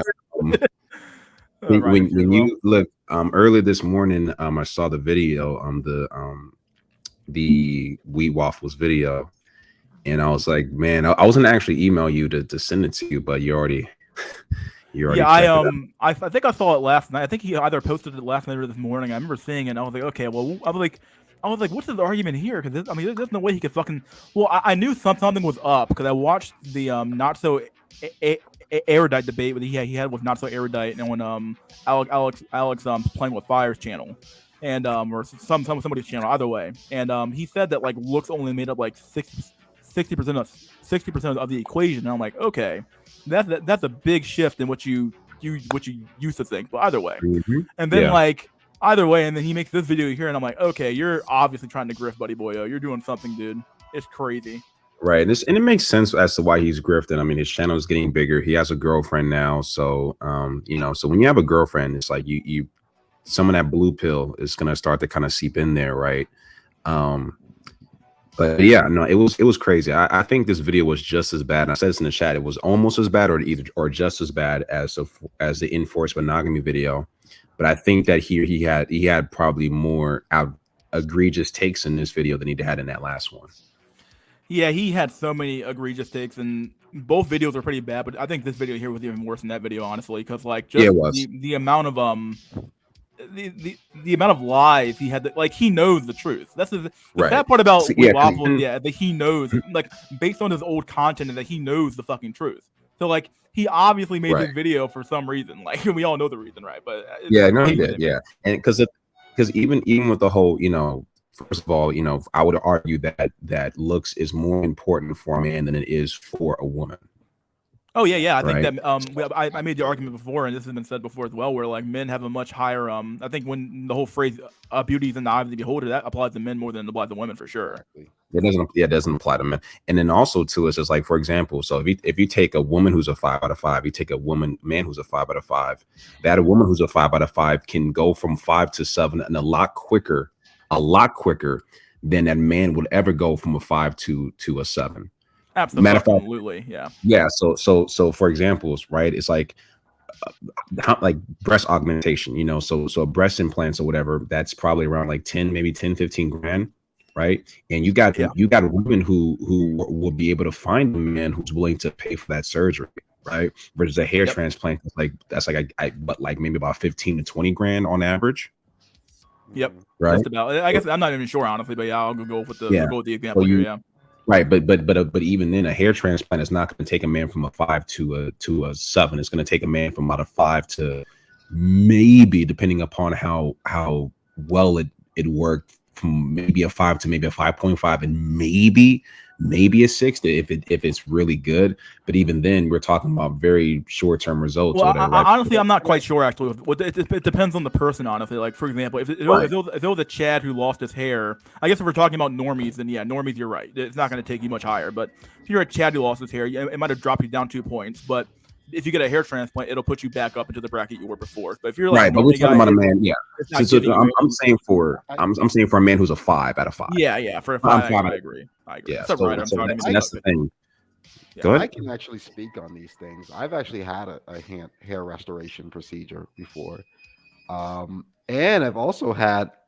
You guys are gonna make fun of me. I have a lot of credibility to speak today because I've had a rating, and you guys are gonna make fun of me, but I've actually had a rating from Wheat Waffles before. Oh shit, dude! And I've actually had hair restoration before. I've had 3 hair restoration procedures before, so I'm not new to this stuff. I've even had a rhinoplasty before. So I would say I mean, yeah, I'm just trying to hold on to my hair as best I can. But yeah, man, I think like I've had a rating from Wheat Waffles. I paid him $100. What? $100? I did. I told you guys are gonna make fun of me. I told you you're gonna make fun of me. Oh man. Okay, and go ahead. I could actually pull out. I can pull out my rating that Waffles gave me. Hold on here. I can tell you exactly what he told me. God, I can't believe $100. You gave that man a Ben Franklin, dog. Yeah. Where is it? So right. Okay, here it is. Here it is. It's a Microsoft Word document, and he told me, he said, "Oh, here's some of your best features." He's like, "You have a straight mandible," which I disagree. I don't know if I agree with that because my jaw mandible is not even back then. It wasn't that visible. He said I had a positive eye canthal tilt. He said I had a good eyebrow shape. Ideal lip thickness, but he said some of my worst features were high body fat percentage, which is crazy because like I'm actually a little bit below average body weight. He said I needed my buccal fat in my cheeks were too much, were too fat. He said I had a bulbous nose, overly rough skin texture. So yeah, he said I had a pencil neck. But then he gave me some advice, and he said here, he gave me like 5 pieces of advice. He says, go to the gym. I've been in the gym for years. I'm like, dude, I can't lose any more weight. Beyond that though, like plenty of people can, like, the problem with having a fat face is that you just have a fat face, right? There's no way to improve. Like once you're down to like a regular weight, you can't really go unless you're gonna like go anorexic or some shit. You can even then it might not even fix it, honestly. So you can get buccal fat removal, which is what I had that done about 2 weeks ago. So damn. So he told me, he said, go to the gym. He said, start a skincare regimen. He said, start using some castor oil. And then he said, the last piece of advice he said was, he said, start training my neck. So, okay. So this is, I think some of the stuff he said made sense. Some of it really didn't make sense. So I don't know. That's my Wheat Waffle story. Hey, Ryder, you could, if you don't want to lose any more weight or you can't lose any more weight, you can get like a buccal fat removal from your cheeks, so you can reduce the fat in your cheeks. Also, yeah, that's what I had. I had that done 2 weeks ago. I'm still healing from that. So I won't see the full results. Well, right, the money is gone. The thing about it is, it's like, look, way back when, like 2013, 14, I bought I forget the names, but some brothers, like some pickup artist booklet or something. It was called The Scrambler. I forget what it was. I forget who did it. And those of you in the chat, if you remember what The Scrambler was, it was basically like a dating on The Scrambler. I forget the Scrambler technique from shoot, guys' names. Well, basically, from Bobby Rio. So this is all to say that, like, you know, a lot of us has been in a position where we were either desperate or what have you, and we spend money on a grift to, you know, to better our dating life. So I don't. So when I hear this story, I don't think that, you know, it's funny, but I've been there. So Well, I have a question for Ryder. Honestly, I think someone asked a pretty good question down here. What made you think that Griff Waffle was qualified to rate you in the first place? And the question I have for you next, that well, you can answer this question first. I have another question for you. Go ahead. Yeah. So the question is, what made me think he was Wheat Waffles Qualified to rate you in the first place? Yeah. Because I don't it's kind of a tricky question. The thing is, there's not, at the time that I had it done, and I'm on a looks maxing journey now. It's still not complete. I'm not even halfway done with it, but I'm on that journey now to try to self-improve and max out my looks. But at the time that I had Wheat Waffles did it, I mean, there weren't really a lot of people that I knew who did face ratings, and I wanted someone to rate me, you know, anyone to rate me at the time. I've had 4 facial ratings done by four different companies or different people, and Wheat Waffles was one of them.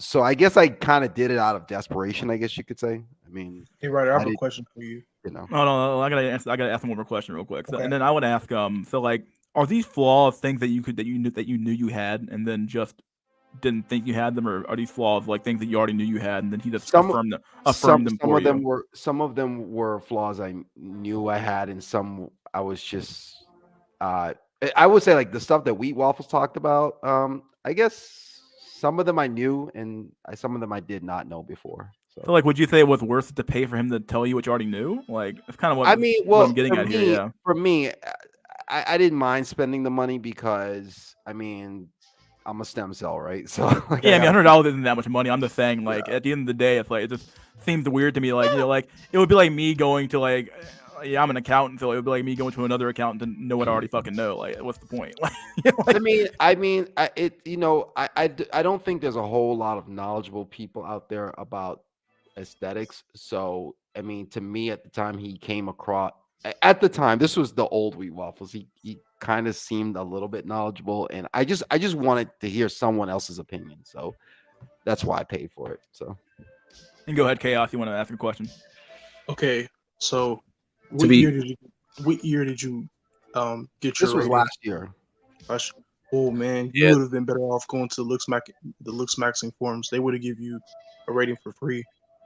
Well, or no, but to be honest with you, I mean, it's actually relatively simple. It's like what you would have to do is somehow anonymously get the rating from other women, right? So you would maybe ask them like, hey, whether it's a friend of yours or what have you, like, hey, I know a lot of most women got group chats, like, hey, send your picture into the group chat, right, and then see what women think in real time. And more than likely, so what was the rating that they gave you, that Wheat Waffles gave you, Ryder? He didn't. I did not want a rating. I made that very specific. Oh, so you didn't want like a 1 out of 10 or like a 10 no, out of 10? I did not. Okay, so you just want to like feature I just wanted to know, like, tell me what my flaws are, tell me what my strengths are, and any recommendations you have. So I made that. Yeah, I mean, the tricky thing about, all right, I mean, the thing about it is like the market tells you what it is that you are. Exactly. And the market has been very rough on me. And that's why I wanted to start. It's been rough on all of us. It's been rough on all, but yeah, I'm not to take away from you, but the market is rough for 8 out of 10 men. And then another 2 out of 10 men who the market is not as rough for, they still have to compete, even the Chads. I mean, what I'm seeing in mystery, you know, I would love to see what you guys think about this, but I'm seeing more Chads and Tyrones have to settle because the market is not even all that easy for them anymore. I'm like these women who I'm seeing women who I went to school with, women who I would never believe would actually find their perfect man. That perfect man is committing to them, quote unquote, or that Chad or that Tyrone. You know what I'm saying? It's kind of crazy, and it's really weird. I mean, it's basically a what's it called, a race to the bottom, right? Everybody's like trying to outgame the game, but like the reality is that these women are not loyal to anyone but themselves, and even that's suspect, right? Like I mean, like at the end of the day, these women like they have every advantage in the market. Even like a lower tier women than Chads can sometimes get a Chad occasionally, and it's like it raises their value up by extension. So it's just a matter of like these women don't really have any reason to change, and because to some extent men aren't giving them one, and at the same time though, like there's no way, especially in today's world, like women can make their own money. They have OnlyFans now. They have a bunch of other ways to make money and do things that there's no need for a woman to bother to do all this work to change and it's all these things. So yeah. And it's this weird thing because even where the place where I'm kind of fit in, right, is as a above average, normie, whatever. You're 6'4", like, right? Something like that. I'm taller than that, but okay, but if you're not indie, what I've realized is that if you're not now you have to be in the top 5 or 10% in either category, right? It's in either the looks, money, or status category. If you're so for example, right, like seeking, right? So now you have a lot like seeking for me. That's what I've been using or whatever, and that's where some men are going. Obviously, some men are going overseas, what have you, but. If you decide to, okay, I'm going to go into the provider, quote unquote, seeking quasi sugar daddy arrangement category, if you are not in the top 5% of earners, these women are not going to want anything to do with you. So you can maybe get by if you're an above average man with some above average money. But even then, these women are not even settling for that. Like, even if you're like a good deal as a man, most women are not going to settle for that because they want the best deal, not a good deal. I'm sorry. You use the term seeker. What is that? Oh, seeking arrangements, right? Seeking arrangements. Yeah, it's honestly. I mean, Coach Greg Adams talked about this. That's where I saw it from, and there's other men as well. But it's the only app where if you're a man, if you're a guy who's let's say StemMax or whatever, it's the only app where not the app site where you don't have a great chance either, or even a good chance, but it's much better on average than a Tinder or a Bumble. Have you? Yeah, I've never heard of this before. I'm gonna look at this app right now. I've never heard of it before. Huh. Hey, something related to this. Now that Looks Max. Say it again. What was that? So yeah, now that Looks Max is coming a little bit more mainstream for men, the bars are gonna get set higher because high tier normie will become more common amongst guys. So that'll be the new normie. Actually, I somewhat agree. Like, men will definitely be doing things to make themselves quote unquote look better, but keep in mind, like it's like hypergamy floats, right? Like the reality is that like once something, because like it's kind of like if everybody had a 6-pack abs, it wouldn't matter anymore because it would just simply be a thing that's on the market. It would just simply be something that you would do that would just be common, right? Like it wouldn't be special anymore. So like if every man somehow becomes a 6 or 7 out of 10 dude, that simply becomes the new average. It wouldn't make it any better for the average person. It would simply be the new average, right? So it never actually improves anything. It's kind of like inflation, right? Like, or it's kind of like raising the minimum wage, right? Like if everything goes up in price relative with your wages, you're not really better off. You're just at the same level you were before. Wow. Now, you know what? I want to ask you something, Mystery. I was listening to your program that you did with Insomatics. Yeah. I think you did it last year. Yeah, but last year. Insomatics, or we call them First. Yeah, First. Yeah, and First with First he's the guy who hosted the show. Yeah.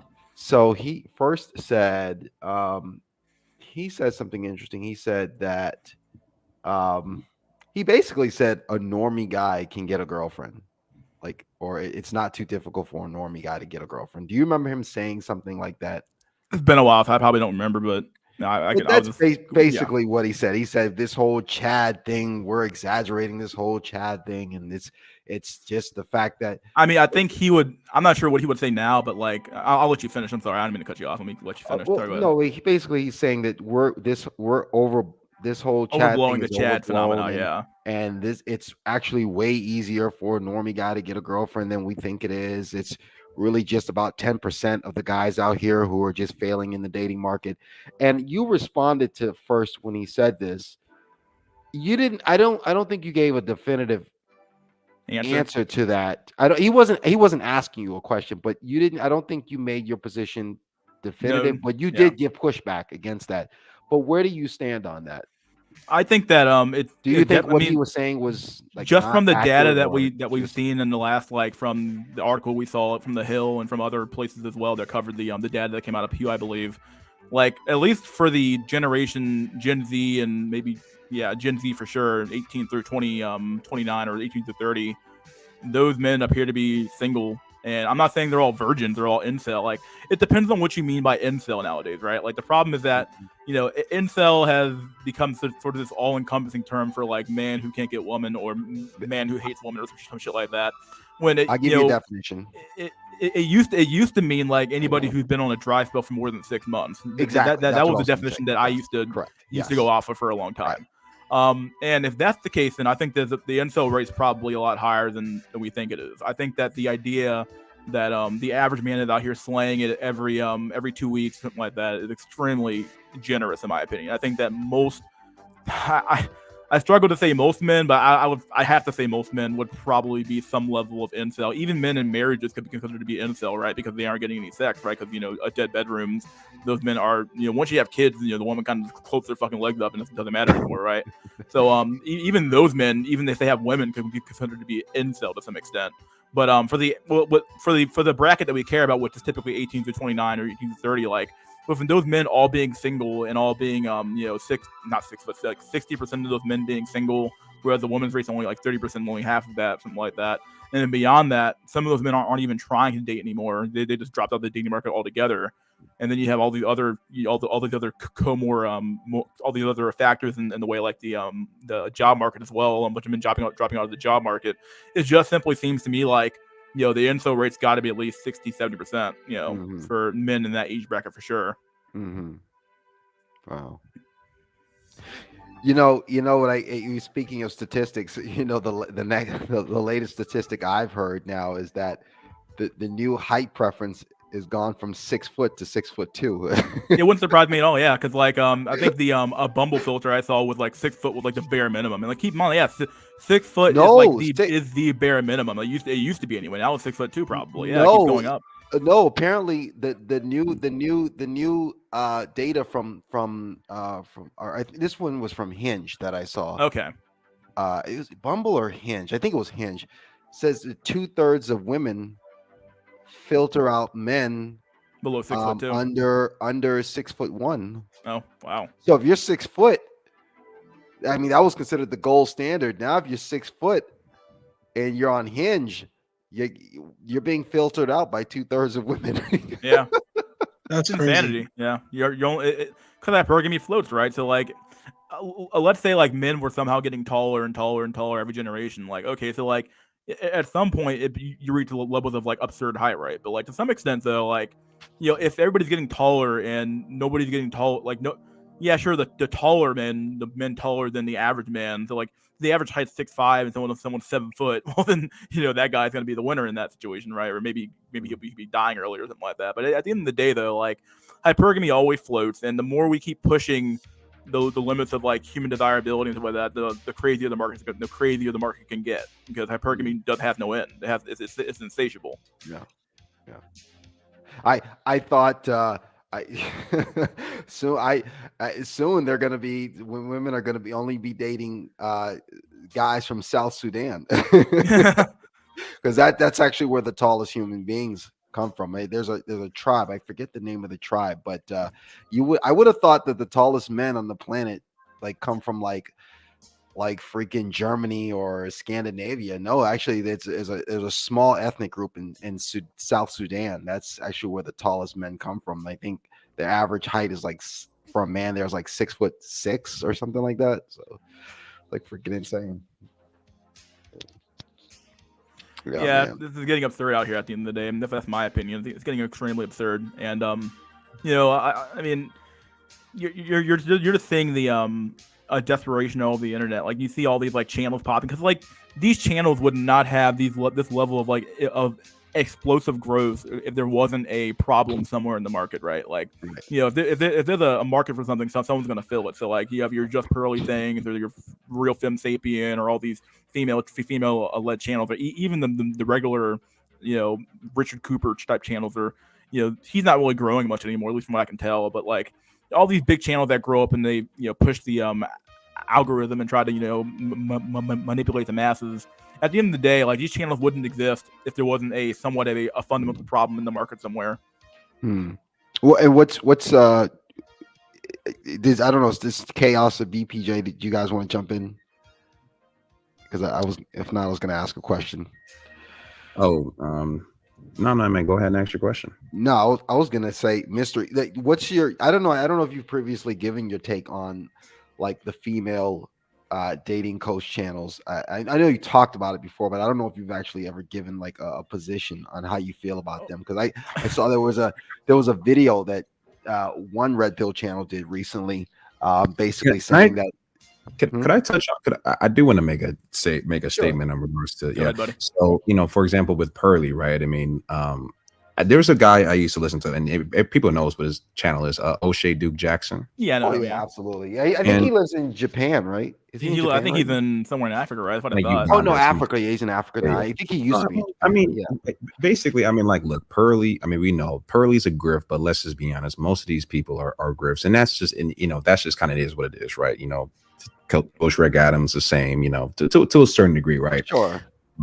So that doesn't. It's a matter of like, obviously everything's on a scale, obviously. So if Pearly thinks is like the super grifter, you have the minor grifter on the other side. Yeah, go ahead. Yeah. But I was gonna say, but like with O'Shea, and I had to unsubscribe from O'Shea because every other video that he was doing was videos on Pearly. Yeah, you weren't wrong. So yeah, I'm just like, he's doing a video topic lately, right? So it's just kind of like, I mean, my whole thing is that if you're mad at this white lady for talking about slavery or whatever it is the fuck that she did or whatever, right? I mean, I know what I've seen I've seen it, but the point of the matter is that like you're gonna call all these other men coons and all this other stuff for supporting her or whatever, but it's just like, but at the same time, you're giving this woman all this attention. Every other video is a response or whatever to her. So it's just like it's so funny how a lot of how hypocritical a lot of these channels where it's like you're gonna spend and devote all this time to talking about this woman. I can understand you do like maybe 2 or 3 videos on it, but just to keep doing it again and again and again and again. And on the flip side of it all, on the flip side, this Miss Pearly, she's still doing the same shit that she been doing. She's not driven about these. She's not doing continuous response video on these Negroes talking about her.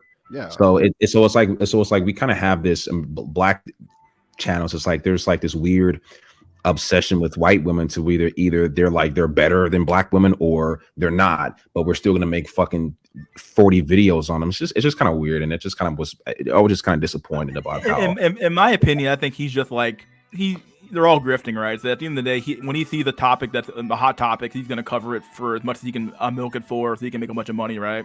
So that's all it really comes down to. And then beyond that, though, like just to answer Ryder's question about the you know, my opinion on all the female grifters in the Red Pill space, that kind of gives my opinion on the whole matter. They're just grifters, right? I've been saying this for a while now, but I think I said it earlier in the stream actually. But if you want to make a bunch of money on YouTube or make a bunch of money anywhere in life, all you have to do is find an audience, regurgitate their opinion back at them, and then make them feel good, especially if you're part of the opposing side of their argument. So like, you know, I'm going to use the, you know, Candace Owens example here, but if you're Candace Owens and you're on Fox News, you can make a bunch of money just saying, you know, oh, black people are bad or something like that, or black people are this, black people are that, yada yada yada. Even if it's true or not, it doesn't matter, because like the audience is like gonna eat it up and pay you a bunch of money to say those things.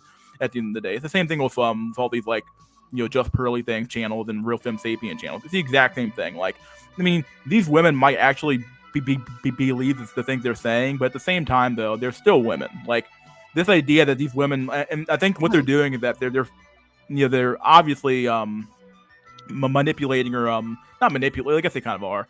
They're using a male thirst as just a like a rocket fuel for their channels, right? Like men love nothing more than to hear a woman talk bad about other women. And like it doesn't, it's like what's it called, a Schadenfreude or something like that. I think it's not the phrase for it, I guess, but like Schadenfreude, right? Like you love the misery of like, oh, this woman got dunked on Pearly Things channel. It makes me feel good by comparison.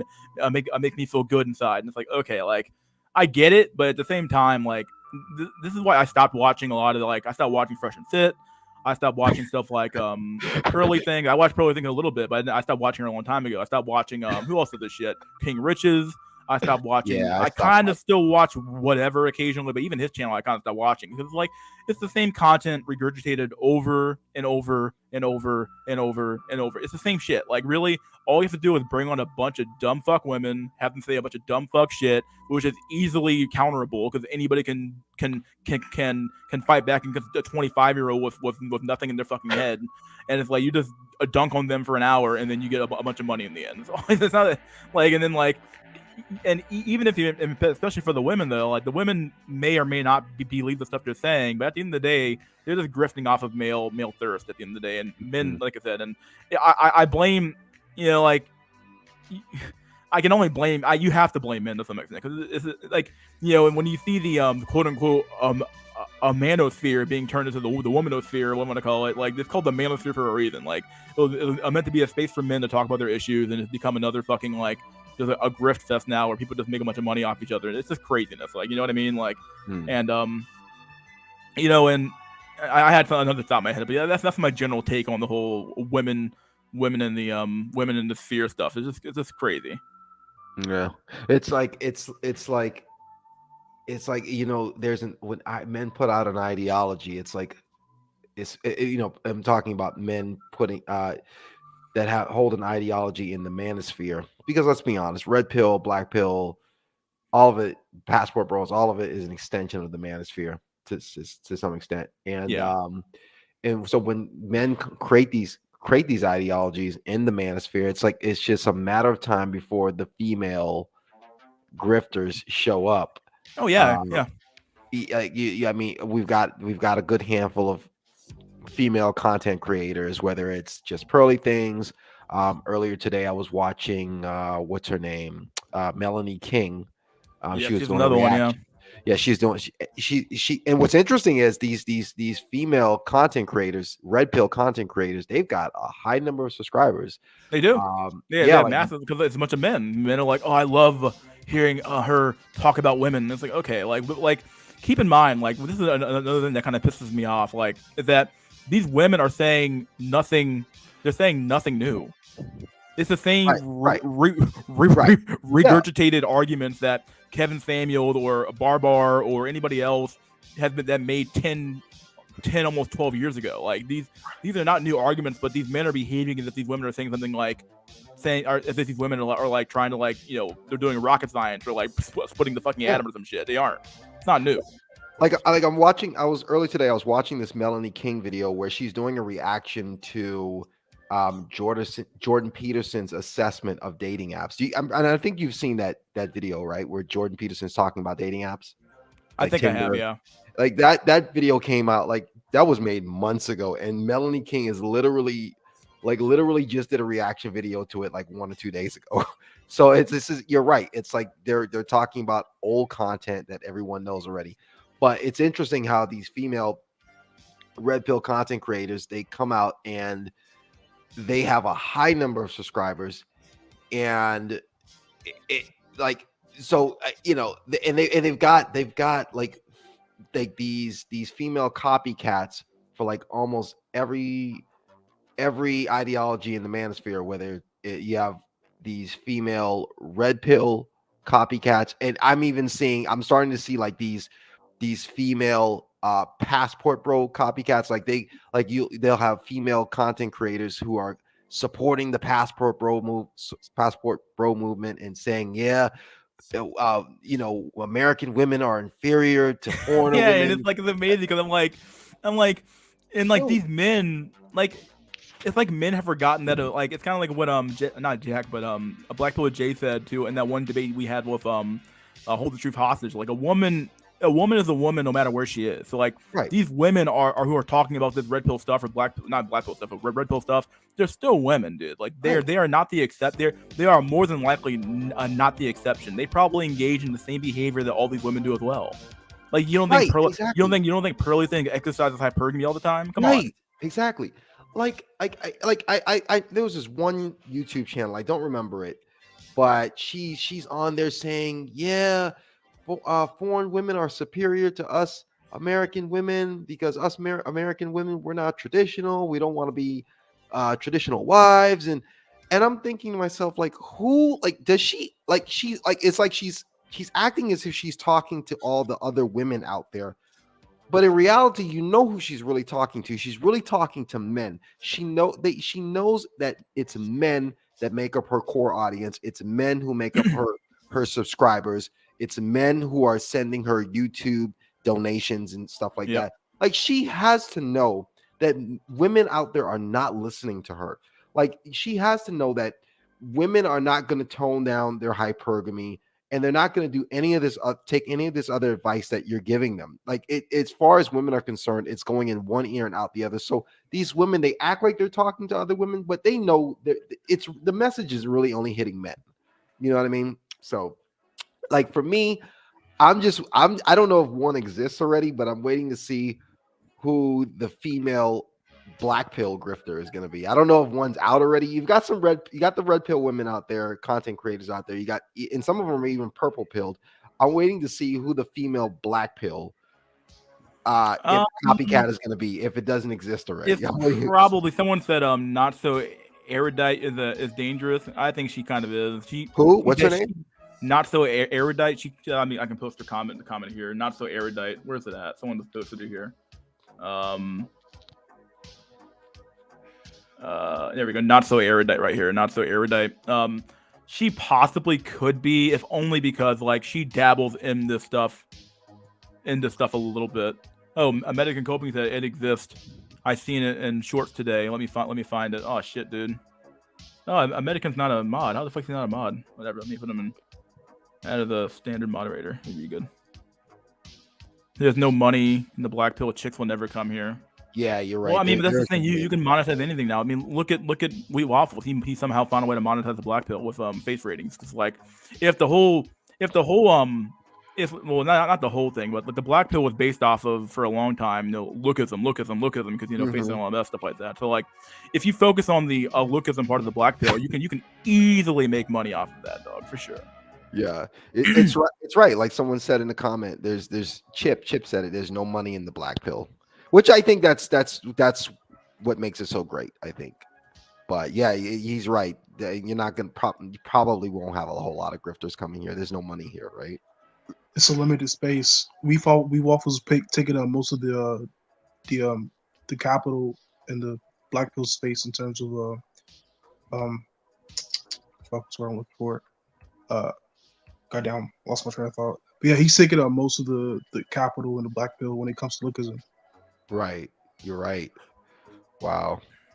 Man. Yeah, there's a channel here called Billy Ray Brandt. Billy Ray Brandt. Yeah, American posted it. Yeah, I saw it. Huh. It's bizarre. She says the same things like we do. Wow. I've definitely got to watch this. Yeah, I have to watch some of this later on. 130,000 subscribers. Huh.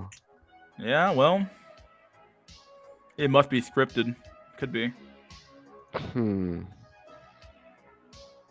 Yeah, black pill is a limited space in a blue pill world. Oh man, I mean it's just like when I look at the state of the quote unquote manosphere, you can't help but like be a little bit like disappointed in it because it's like, come on, man, like we like I get it. I mean, I guess it was bound to happen because like when something gets big enough on YouTube, people are gonna like join the quote unquote movement, and as things become more mainstream, they get watered down, and especially when things become safe, women tend to join, right? Because like the moment it becomes safe, there's no a social capital to lose when you join an already safe movement, right? that's one thing women fear more than anything else, which is losing a social capital. So Right, exactly. so if it's safe to do nowadays, which is kind of safe to do on YouTube for sure, because it hasn't been demonetized for fucking years at this point, or it kind of is, but either way, depending on what you say. But when something becomes safe, you're obviously going to get women joining it. But back in the day when even the term MGTOW was banned on, not banned, but like you would get immediately monetized on or demonetized on YouTube. It was a huge risk to take to even make a manosphere channel. Now it doesn't matter anymore. This is what it is. Right. Yeah. Wow. One thing I was thinking about is if females take over the black pill, we have nothing left. We have to regroup and come up with something different for to identify ourselves. Because otherwise, we'll be associated with the female grifters. I definitely don't want to be associated with female grifters. Hell no, not at all. Wow. No, that channel is more red pill stuff. Who knows? He's like, this guy's like, remember Kidology? Of course we remember. Oh yeah, I have her video queued up here, ready to play for you guys want Oh, do you? want to react to it? Yeah, give me 1 second. Let me back in 1 second. You guys can talk amongst yourselves. I hate Kidology. I'll be back in like 2 minutes. So. Well, while we're waiting for for mystery, you game Chaos? Well, yes, I like gaming, but recently I haven't done any gaming because I don't really have any interest in it. Oh, I was gonna say, man, I've been playing Resident Evil 4 remake. Shit's addictive as hell. It looks fun, but I never really had any interest in zombie games. Oh, okay. Yeah. All the guys out there, if you haven't gotten Resident Evil 4 remake, go get it. It's addictive as hell. So. Yo, Pyramid's in the background wanting to join. Oh, is he? Yeah. Oh, you're a mod, aren't you? You said mod? Yeah, you're a mod, right? No, I'm not a mod. Not a mod, no.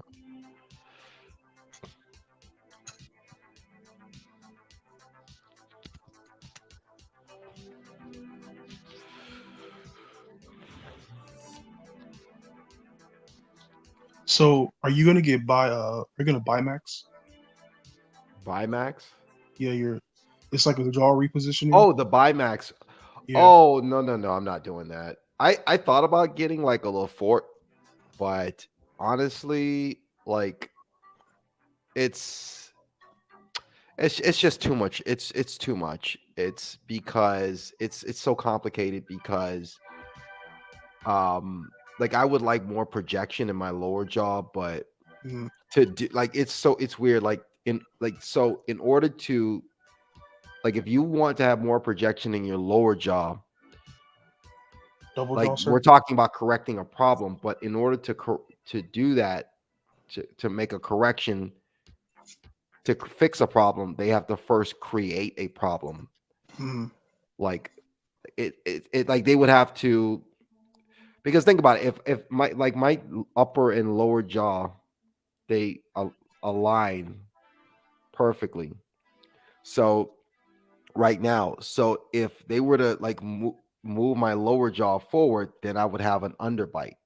Oh, okay. So that's what. So before getting a Lafort or any kind of jaw surgery or Bimax, they would have to first give me an overbite, so that when they move my lower jaw forward, everything lines up again. So it's like, do you see why you have to create a problem first to fix a problem? It's too much, and then I'd have to wear braces for like a year and a half. And that's before I even get like the jaw surgery. I just said to hell with it. You know what? Even if you are and a Lafort is like, from me, I got a quote from a doctor. He's like, that's $60,000 where I'm at. I'm like, you know, I'm like, I guess I probably could pay it at some point, but I'm not. No thanks. I'm not. It just the thing with look maxing is, like, you kind of have to be willing to make compromises and just know when to stop. You know what I mean? Yeah. So otherwise, you'll start looking uncanny. And you know, even if you decide to like keep surgery maxing and you don't look uncanny, you don't necessarily have to look max for women. You can look max to, you know, gained the halo Right. to benefit how you're perceived by other people. That has tremendous value. Right, and that's actually one of the reasons why initially it was to try to do better in my dating life, and then somewhere along the way I was like, wait, this just gives me just more social capital, period, just Yep. being better looking. So you're right, 100%. So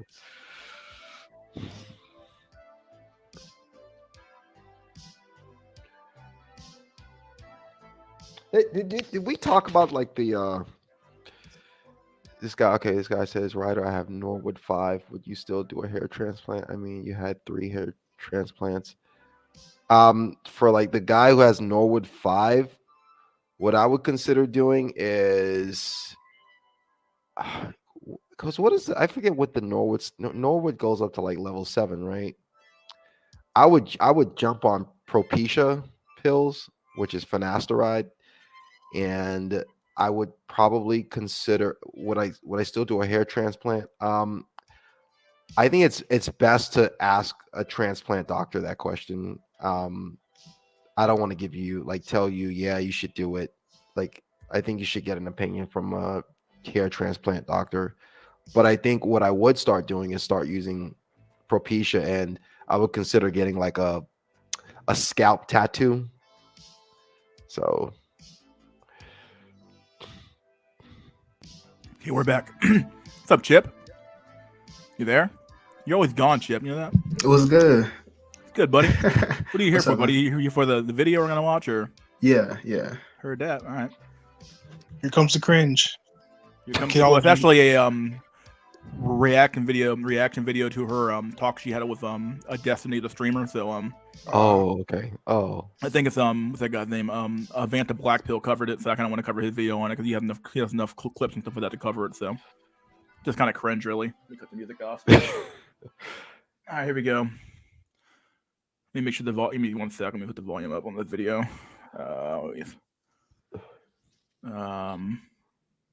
the self-proclaimed that video. female incel.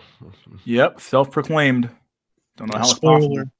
Spoiler, they don't exist. Z, also known as Kidology, is a South African-British YouTuber. She's most known for her video essay-style content covering a lot of different topics like race, philosophy, economics, and most importantly, what we're going to be talking about today, incels. Now, Kidology calls herself an incel, which I'm sure will be surprising to a lot of you who have already seen a lot of my content. For those of you that don't know, most of the ideas underlining what an incel actually is inhibit the existence of female incels, or femcells as they're more commonly referred to, because it is women who are significantly more picky than men when it comes to dating, especially when it comes to dating apps. I'll show a few examples here. Who gets more matches on Tinder, the most attractive man or the least attractive girl? So we decided to do a little Tinder experiment. Here we used photos of a male model, take a look, clearly good looking guy. And here is a girl who's clearly not so good looking. So we wanted to see which one of these will get more Tinder matches. The male model got 112 likes in 24 hours. Pretty good. Let's compare it to the not so attractive girl. She got 400. I don't know how someone like Alex playing with fire can't do an experiment like this and not come to the conclusion that like maybe my ideology is wrong. 'Cause, like I know.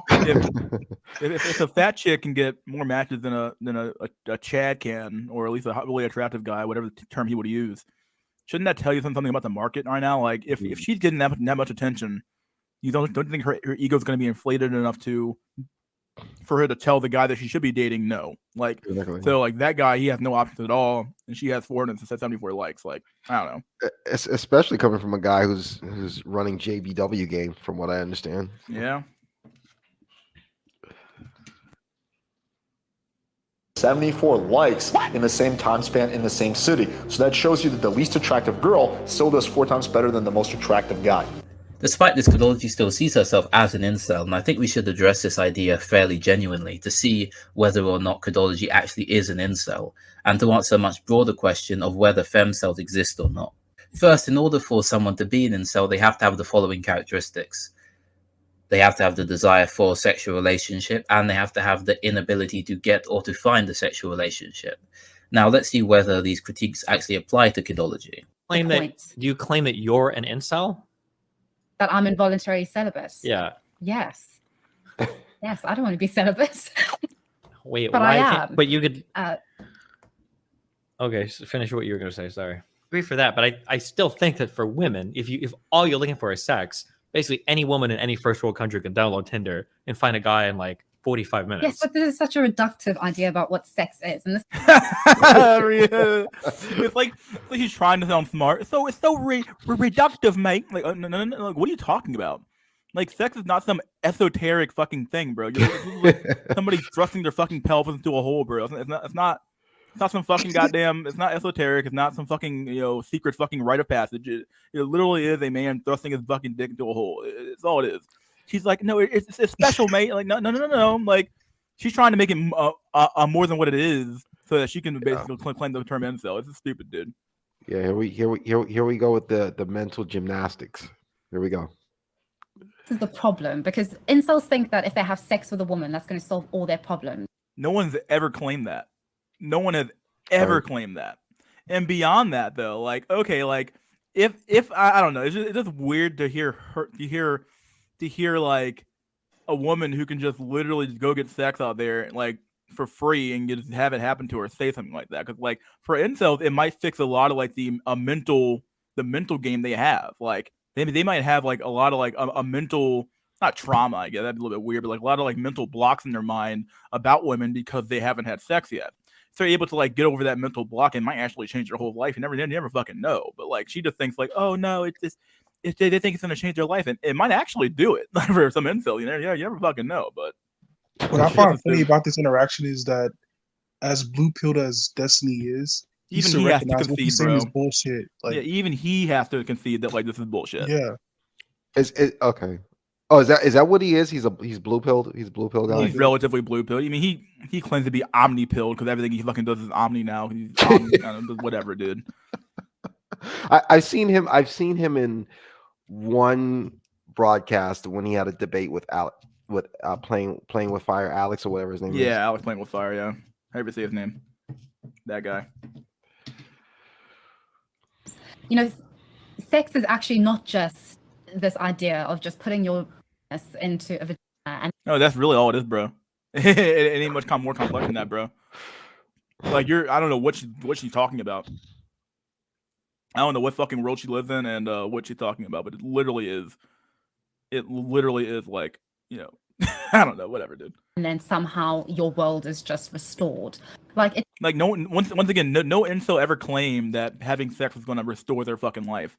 I've never heard that once from an incel. Like that's some of them might claim that like if I only had sex, it will change my whole world. But I mean, for a lot of them, it just seems like it's just something that they want to get over. They want to lose their virginity, or they haven't had sex in a long time.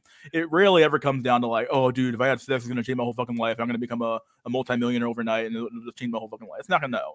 I don't know what she's talking about.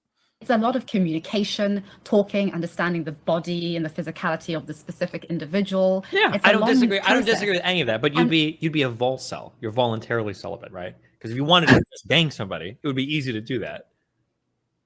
But you're not. No, but you're I want voluntarily to have sex with somebody, but I want to have actual sex with somebody, not actual sex. What the fuck? I want to have sex, but I want to have actual sex with somebody. Yeah, so you're looking for like a healthy relationship, and then for some sort of action to occur within like the confines of like a loving, romantic, healthy relationship, I imagine, right? No, I don't even need that. I think I just want the sex to be good.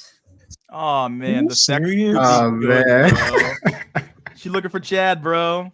Looking for Chad. BBC game. Sex with who though? 8-inch cock, 9 out of 10 body, at least 8 out of 10 face, bare minimum, and white. Let's be clear about that. He's got to be white because even Kidology herself has said that. I imagine he would have to be white because she said herself that she's essentially said that she should have been. It would be more appropriate for her to have been born a white woman. Wait, she said that? I mean, essentially, she said. I mean, yeah, she says it's kind of weird that she's black. Jeez. So she's pretty much making it clear she should have been born a white female. Another example of self hatred from a black woman, right? Right. So you fucking know, very common for them. So clearly her whatever it is she's looking for, it has to be attractive and white as well. So So Kudology says that she doesn't just want any kind of sex, but she wants good sex. So already we are moving from a category of incel to a standard cell, which Oh, dude, yeah, standard cell. Yep. I mean, I think that, truth be told, I think that's probably a I'm not gonna say a majority, but there's probably a sizable number of these types of cells in the incel community as well. So there are some incels who are delusional about what they can actually get, and they won't fuck anything even if it crosses their path. I'm not saying it's all of them, but I know there's like enough of them though. But I'm not gonna say it's a sizable majority either. Either way. a standard cell is somebody who does not have sex because their standards are too high, or a vol cell. But in order for this to be the case, we're going to have to find out what the extremely ambiguous term good sex actually means, and whether or not it is indicative of Kidology having high standards or not. Before I go on to that point, however, I want to tackle something that Kidology said, that being, incels think that if they have sex with a woman, that's going to solve all their problems. this is a fairly common misunderstanding that I see a lot of people have about incels, and it simply isn't a true representation of most incels' experience of the world. Most incels could get sex through prostitution if they wanted to. The issue here isn't really sex, the issue is the lack of being desired. Yeah, I would say there's some truth here as well. That this is another common misconception about incels as well. Like, I think for some incels it is about just simply the sex, but I think this is something that Turfling Monkey also said a long time ago. He said if you're I think he said if you have like $200 in your pocket, you're not really incel. And it's like, okay, like if you define incel as like not being able to get sex, I guess you could honestly, like, there's two different terms that were kind of pushed around the community for a long time, which was like TFL, True Force Loneliness, and then there was for Forever Alone guys, and Forever Alone was a much better term in my opinion, because like Forever Alone, the implication of that one is that you can't find like love or somebody who actually desires you to some extent. Like it's like Elysium said, Inkwell's one of validational sex. It's not just a matter of like it's not just a matter of like the sex itself, but because to some extent sex is being validated as a male, being validated as a human being, as being validated as someone who's desirable. But at the same time, though, like if you can just pay for it, it also it means that if you were looking for more than just sex, then yeah, you're I don't know. I'm talking too much now at this point, but yeah, you know what I'm trying to say. I mean, you can make like the argument that she wants the same thing. I mean, she wants a Chad to like her. I mean, she can still get smashed, but most Chads are not going to like her. Yeah, they're not going to date her. But even then, she already claimed that she doesn't want it within the confines of a relationship anyway. So yeah, which is a weird thing that she said previously, that she wants to have a relationship, which he has to cover that in this video, because I remember her saying that as well. So either way, incels want to be desired, not just sex. Sex, for the most part, is only a proxy measure for desire. Sex, or the ability to get sex, can just be thought of as a proxy for desire, or proxy of desirability. And in this way, yes, sex would, or the access to sex would, solve a lot of incels' problems, along with access to relationships and all the stuff that comes along with that. Now back to looking at Kidology's high standards, or the lack thereof. Yeah, well, sure. Okay, here's what I don't understand. Because I need like a... Sure, but like you could download Tinder and you could have like 1,000 guys in your DMs tonight, right? You could probably find like good sex, if you're looking for good sex, with one of them, I would imagine, right? The fact she even has to think about this is fucking retarded, bro. Right. You can't find one guy out of like the thousands of fucking matches you're gonna get on Tinder. You couldn't find one guy who would fucking just blow your back out. Are you serious? Tell Kidology hit me up. Damn, bro. No, I think she's trolling for attention, man. I just don't believe her. Yeah, it's the shock value. Good sex. I don't think so. No, I don't think good sex. So although I don't exactly agree that this hypothetical is the most realistic thing in the world, Kidology seems to have no disagreements with it, meaning that if she was propositioned by 1,000 different men and women for sex on a dating app, every single one of those experiences would be examples of bad sex. Well, my work is done here. From these few clips, I think it is fair to say that Kidology is obviously not an incel, and is at most a vol cell, or just voluntarily celibate, or just celibate, because that's actually what the word celibate means. Kidology also either seems to see herself as fairly unattractive, which objectively just isn't true. I made a video before on objective attractiveness if you want to look at that. Or she thinks that men are significantly more picky than they actually are. in a supermarket before, right? Yeah, You probably could have had sex with any of your coworkers if you asked them to, I would imagine. me. She looks at the camera as if like she's like, me.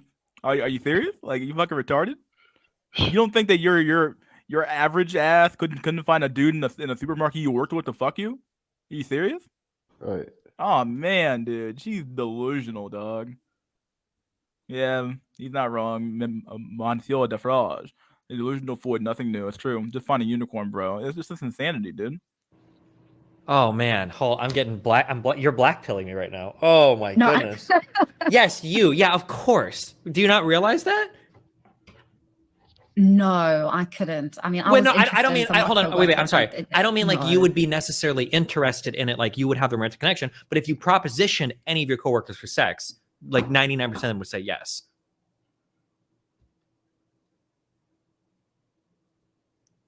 Okay. Wow. We live in. One of us is living in reality, and the other one is on the moon right now. I'm not sure. Like, even he has to concede, bro, that like this is stupid, bro. This is stupid, bro. Like, this is literally like, I don't know, man. It's like shame, info, guilt, need to be right. That need to be right is the biggest one, bro. Like, that need to be right. She has to be right about being an incel, because otherwise it destroys her entire channel, right? Mhm. Error 404, brain not found. Again, funny as fuck, dude. Oh man. I mean, If you were on the I street, don't even know how to respond. yeah. to If this, you, I'm just actually. curious. If you were on the street and you're standing there and you're polling guys, and you're like, and you just ask a stranger, "Would you have sex with me?" What percentage of men walking up and down the street, if you asked them that question, what percentage of them do you think would say yes?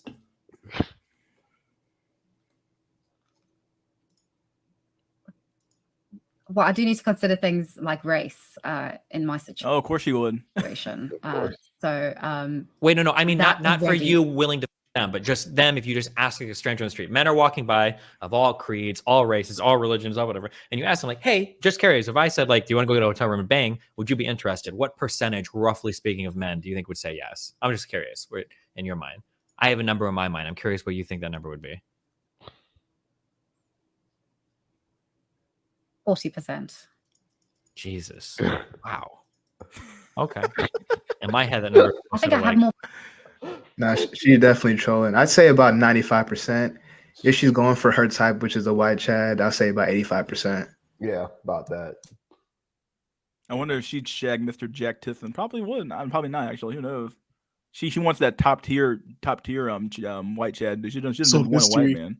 Basically, what she wants is Johnny Sins. That's what she wants. Who? Johnny Sins? Yeah, Johnny Sins, but with hair. Johnny Sins. About 70% of Chads would smash. Probably would. Yeah, I would agree. Why is Destiny here? Who was shitting on the black belt not too long ago? This is a video by I'm not sure if you were here earlier, but this is a video by Avanta Blackpill. He covered the debate he had with, well, not debate, I guess, but discussion he had about incelism with kidology or something like that. So I mean, it's definitely more than 70%. I mean, Chad's already dumpster dive on the daily. They dumpster dive with, 6s and 7s, and, they're not getting their looks match.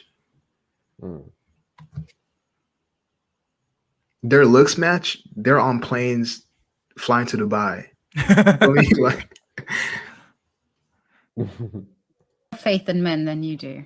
Well, that number is actually like 90 to 95%. 40%. Don't you think that men can be picky? I think men are very picky. oh, bro, what is this shit, bro? Nah, man, men are not picky, bro. Nah, dude, if you got Chad smashing 5s and 6s, bro, them men are not that picky, bro. What kind of fucking goddamn world do you live in, bro? Men are not picky. Men will, men will bang anything. If there's a woman, there's a man to bang her. Absolutely not. Hi, my name's Andrea. Nice to meet you, Andrea. Nice to meet you. What's your name? Do you want to have sex with me, maybe? What's up? Like right Serious? now? Yeah. Let's go. Yeah? Let's go. Like right now? Let's go. Come on. Let's do it? Yeah, come on. All right. Oh, babe. It's like we're already together. We're going to get married and have kids. I don't know about all that. But... No. Oh man, my man's like, I ain't getting chopped. I ain't getting baby trapped, bruh. see, honestly, if it was me, I would have to turn it down, man. It's too good to be true. Like I'm thinking, am I getting set up? Is she a lady boy? Like I'm just like something's happening. Like how do guys fall for that type of stuff? That fucking a brain dead man shit. Like I said, brain dead. Like 20 kids. It's gonna be great. They're gonna be beautiful caramel brown. Excuse me, sorry. Your eyes are really pretty. Thank you. You're welcome. Do you want to maybe have sex with me? I have a girlfriend. Oh, you didn't Sorry. seem too sure about that answer. I do. Would you maybe want to have sex with me? Oh, they got the rice cell. Is that a rice cell? I can't tell. It looks like a rice cell. Yeah, it looks like it is. The rice cell face all It's a turned rice and cell. shit, bro. It's a What the rice fuck? cell, man. Oh man. You need to get some Gatorade first. Get some Gatorade, bro. Oh shit, dude. Some Gatorade. Someone says the thirst is real. Yeah, for that dude. Do you want to have sex with me? No. It's a very weird proposition, and that's very strange. Well, what is Isla Vista? Plus, I think that's stepping out of regular social conventions. I'm gonna walk away now. Want to have sex with me? Like right now? In my hotel room. Alright, let's go. Yeah? Let's go. Okay. This way? Want to have sex with me? That's a great offer, but yeah, I gotta get my bike. Nice to meet you. Not my dude. Oh man. Based. Very Oh based. shit. Well, I can spot a rice cell from behind, bro. Probably. I was like, yo. Did the rice cell accept? Yeah, he basically did. He took the Gatorade. I gotta get some Gatorade first. He's like, all right, man. Well, he said I got to get some Gatorade first. Yeah, he said what he said. Nice to meet you. See you. I know where you live. Excuse me, sir. Hi. Oh, you got old. What the fuck, man? From the fucking 1970s or some shit. Oh shit. Would you want to have sex with me? I would love to. I would love to. Okay. Do you want to have sex with me? Oh, sorry. Please? No, sorry. My name's Andrea. Joe. Nice to meet you. You're very attractive, Joe. Thank you. You're welcome. Thank you. I was just curious. Would you maybe want to have sex with me? Are you serious? Yeah, like right now. My house is like. You wanna go right now? Like right now. It's like, he's like, is this real? You can't believe it, bro. It's never happened before. Well, let's go then. Yeah? Would you maybe want to have sex with me? No, I'm fine. Thank you though. You sure? Yo. Oh man. He's like, Wow. everyone like, it's a trap, bro. Can't do it. Babe, my name's Andrea. Okay. Hi. Oh, look at the hype Okay. pill. Jesus. Look at the hype pill, my man, the giant. Oh man, the giant, bruh. At least 6'7". Nice to meet you. I had a quick question. Would you want to have sex with me? Sure, let's go. Right now? My man ain't saying he just took it, bro. He's like, thank God. He's like, Yeah, let's go for it. That was a really quick answer. I don't know. Is this like a quiz or something? Or No? oh, he's like, yo, what's the big quiz? Oh no. Well, I mean, I guess kind of. yeah. Like, what are you doing right now? Asking you for sex. See if you want to have sex with me. Sure, I have nothing to do. Yes? Yeah. Yeah. Okay. My house is right over there. Oh, really? Want to go? Like right now? Are you serious? Yes. Okay. Maybe you want to have sex with me? No. Is there a purpose behind this, Andrea? Yeah. Just kind of want a good digging, you know? Okay. Yeah. Oh, Hi, my name's Andrea. Hi, I'm Colin. Hi, nice to meet you. Nice to meet you. I like your shirt. Are you just visiting? No, I live here. No, you live here? Yeah. Oh, okay, perfect. Would you maybe want to have sex with me? you gotta look around like, yo, is this shit real, bro? Really? Okay, you want to go? Yeah. Yeah. Are you serious? Like Yeah. right now? Okay, let's go. The success rate was about 30% for this experiment, as expected. But if some random woman goes up to you and asks you for sex with them, you're probably not going to think that this is going to be a genuine proposition. However, this idea that men are picky simply isn't true. Anyway, Sharon is back. This is what she looks like. I love this guy. I filled in all the information. She Oh, speaks yeah. Japanese for some reason. She's a single mother, have kids, and don't want more. All right, it's time to peel off the band-aid. 57. Don't do it. Don't black pill me, bro. Don't do it.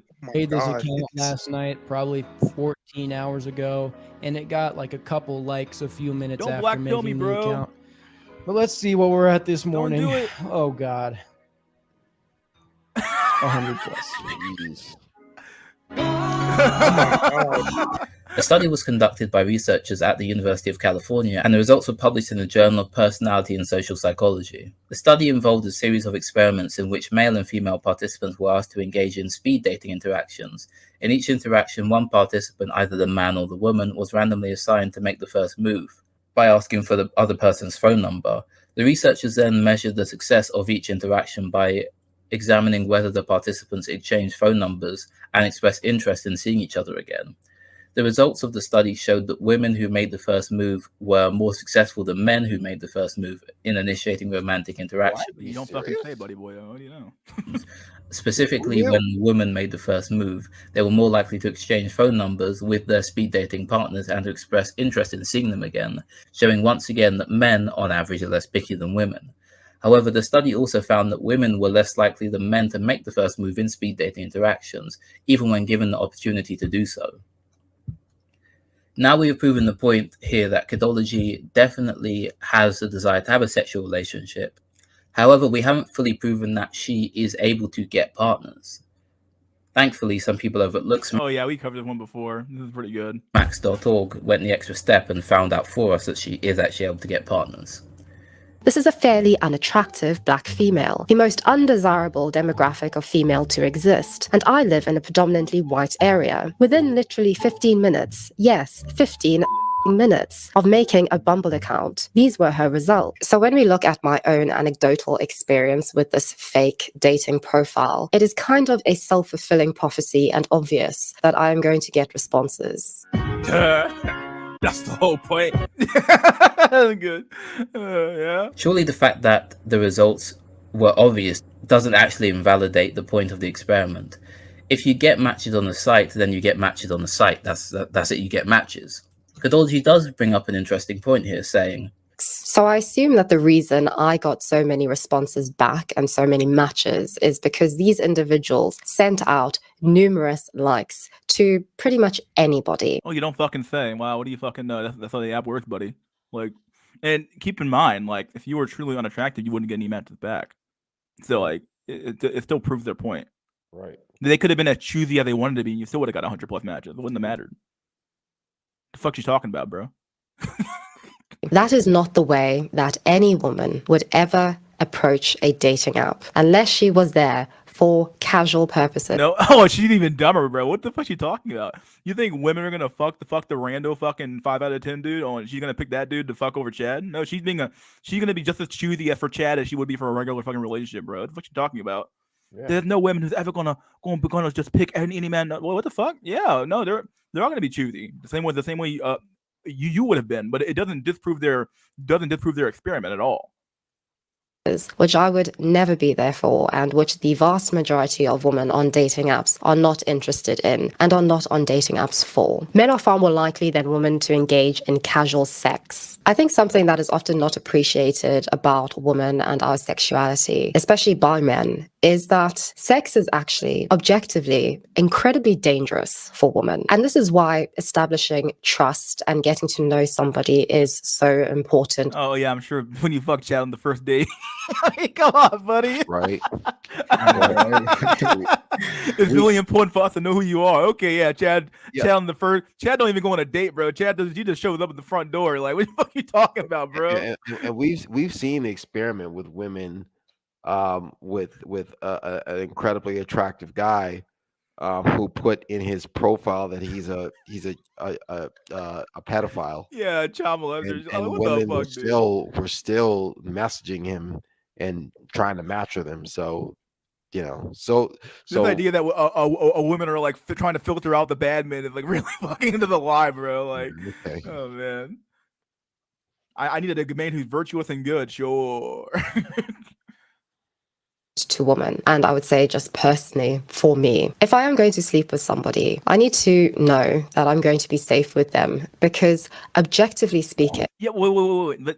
This contradicts what she said earlier when she said that, oh, well, I don't necessarily have to be in a relationship to fuck the guy. Well, how would you know you're going to be safe with the guy if you only know him for like enough to fuck him? Like, you know what I mean? Like, I don't know. It doesn't make any sense. She's so incoherent, but she's a woman, right? So it doesn't matter. But it's true. Like, women's main problem is that they're fucking women, dude. Yeah.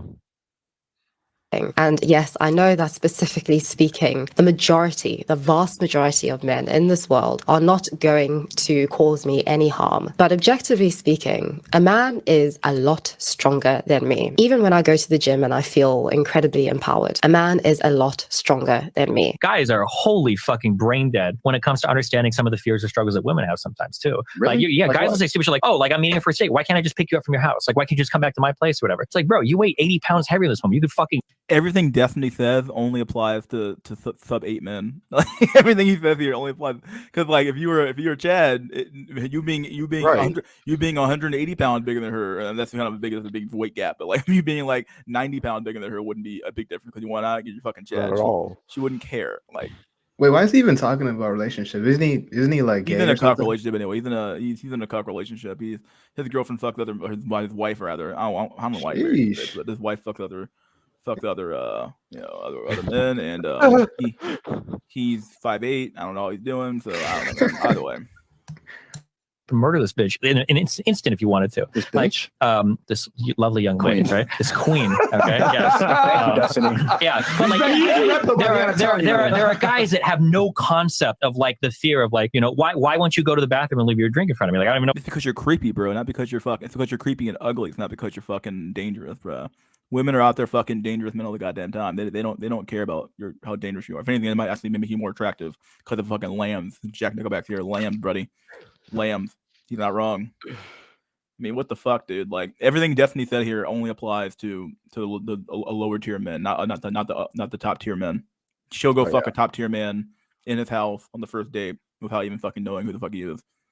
Like, fuck out of here. Why there would be a problem as a guy. Like, a lot of guys have no idea all of the random shit that women have kind of navigated in the dating markets too. So I agree that like women definitely lack empathy when it comes to male struggle and male experience a lot. That is absolutely fucking true. And they'll say some dumb shit, but I hear guys say a lot of really fucking stupid shit too. So. Now, I 100% agree with Codology here. However, that's not really what's being tested here. What was being tested was the abundance of potential partners. Having an ability to discern and pick out what partner you actually want to sleep with is a luxury only afforded to people who are able to get a lot of matches.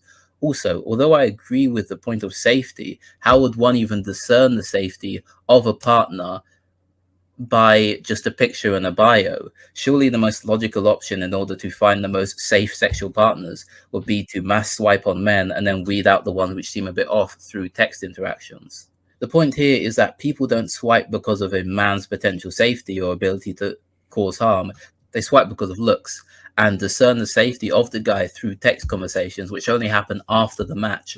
Again, and even that's not enough, bro. Like, even a text conversation, bro. Anybody can fucking fake it till they make it on a text conversation, bro. Like, even that's not really enough to see if someone's safe or not. But either way, like, you know, a women are fucking men or fucking Chads rather. You know, after like a few texts, you know, Chad will literally say, "Hey, bitch, want to fuck?" And he'll be like, "Okay," and like, yeah, so that's all it comes down to, bro. It's not that complex anymore. It's not rocket science. It literally is just, "Hey, bitch, you want to fuck?" And he's over there or she's over at his house in a matter of like 5 minutes. Like, you know, it's what it is. Pretty much. Looks for men, and with this particular example given by Codology, there was going to be the limiting factor. Later on in the video, Codology says, In my video, I was very clear that I don't do anything casual. So this and she doesn't lie to Destiny, by the way. She doesn't lie to that man right to his face.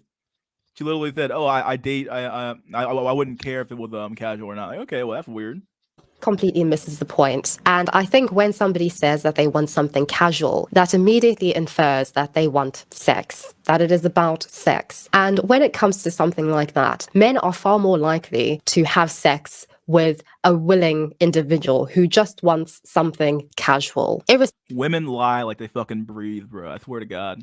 She's been lying since the beginning. Remember, she said that the reason why she's a incel is because the last guy she smashed maybe it was awkward or something, their sex wasn't good or whatever, but she does casual. I don't know why she's lying. Yeah, because women can't help but lie because they're women. So I'm gonna say it, bro. Perspective of your race, there's no commitment, there's no long-term consequences, there's no long-term obligations. And so it isn't a high risk for men to engage in something casual. But then when she spoke to Destiny a bit later, she said explicitly, Yeah, so you're notion of looking what for like sex is. a good, like a healthy relationship, and then for some sort of action to occur within like the confines of like a loving, romantic, healthy relationship, I imagine, right? No, I don't even need that. I think I just want the sex. I mean, what the fuck, bro? You don't, you gonna lie on the internet like that? You know that you can just go back in time and just look at your old video, right? But like, I guess these bitches don't have any real sense of like, you know, internet shit. But who knows, bro? Like, you can't be Yes. just fucking retarded, right? Like, you anything you say and anything you say can usually get you in the court of law. Like, the fuck. Whatever, dude. Go ahead. Nah, she's definitely pretty dumb. But she just sounds smart because she got the British accent. Yeah. Yeah, because the thing with wheat waffles. In the dating market, what do you sound like? In the dating market, you will know. I was like, okay, dude, you just like, you literally went on like fucking, what's that chick that chick with that website called Everyone Fucking Shows Now, Skillshare or some shit. You went on that website, looked up how to present on YouTube videos, and then you that's how you learn how to do your voice. What the fuck, bro? Yes, women want money and status. Like, at least my shit's fucking organic, bro. Like, that dude's astroturf as fuck. Good. so which one is it? Does she not want anything casual, or does she want to have good sex, devoid of a loving relationship? The fuck is this? Join the millions who already met their soulmate replica. Oh, that fucking shit. I don't know. It's impossible to say. So from all of this, I think that we can safely say that Codology, by all common definition of incel, is not an incel. However, there is still the question of why she would call herself. This chick's eyes are so far apart, dog. I look like a fucking Sid the Sloth. Oh my god, bro. I mean, look at the eye area, bro. I mean, like, it doesn't matter if she's a woman, but my fucking god, dude. The eye area is brutal here. It's brutal, bro. Fucking Sid the Sloth. An incel. Calling yourself an incel is often only done in order to feel like you're part of a group. Like, she can literally see like 360, dog. Like, No, but I was saying that if she was a guy, she would be an incel for real. yeah, it'd be over, bro. Like, come on, man. Wow. Thank you. The first thing I noticed was those Sid eyes, bro. She can literally see 360, bro. You know, all around the fucking world, all around the fucking body, bro. Like, what the fuck? Oh shit. This is why fake cells exist. However, when this isn't the case, there is quite literally no advantages to calling yourself an incel. So why would she choose to do so? In my opinion, the reason is trauma. The word incel is easy to define, as I've said before. It is someone who wants to have sex but is unable to. But I have a weird question for you. Does Codology want to have sex? Now, on the face of it, this might sound like I'm overcomplicating a simple question, but let me give you an example here. Imagine that someone is scared of escalators. This can be thought of as an irrational fear that they wish they did not have. If you were to ask the person if they wanted to go on an escalator, they'll probably... Yeah, I'd be afraid in China, dog. I've seen some fucking shit, bro. You ever seen somebody eat my escalator, bro? In China, shit's crazy. Unbelievable. Dude, China has some of the craziest fucking GIFs, dog. I swear to God. You go on fucking GIF on 4chan, bro. You gonna see some shit, bro. Like, you get people getting like... it's like a bunch of ants getting killed, bro. I swear to God, like, it's crazy. Cheaply made. What'd you say? Cheaply made. Yeah, dude. It's just like someone like one time someone like they fell through the escalator, like the panel fell down. The kid fell into it. I was like, what the fuck, bro? What? Yeah, the kid. I was like, what the fuck? And then I think the mom. No, I think it was wrong. The mom caught the kid, and the mom went into the escalator and got like eaten alive by the escalator. I was like, what the fuck happened, bro? Like, I was like, what kind of fucking country people living in, bro? Like, you can get eaten alive by escalators and shit. Like, what the fuck, bro? I mean, China is just like China's. I mean, I wouldn't trust anything engineered in China to be paying my ass, bro. I mean, fuck that shit, dude. Made in China equals death. Yeah, you're right, Jeff. You ain't wrong, dude. He's scared to drive under a bridge, even. Yeah, dude. I wouldn't even. I wouldn't. You couldn't ask me to live in a building in China, bro. Say no, because of course they're scared of escalators. However, if you were to ask them if they would want to go on an escalator, or if they wish they had the desire to go... What the fuck's going on here? My God, chick. on an escalator, they would probably answer yes to that question.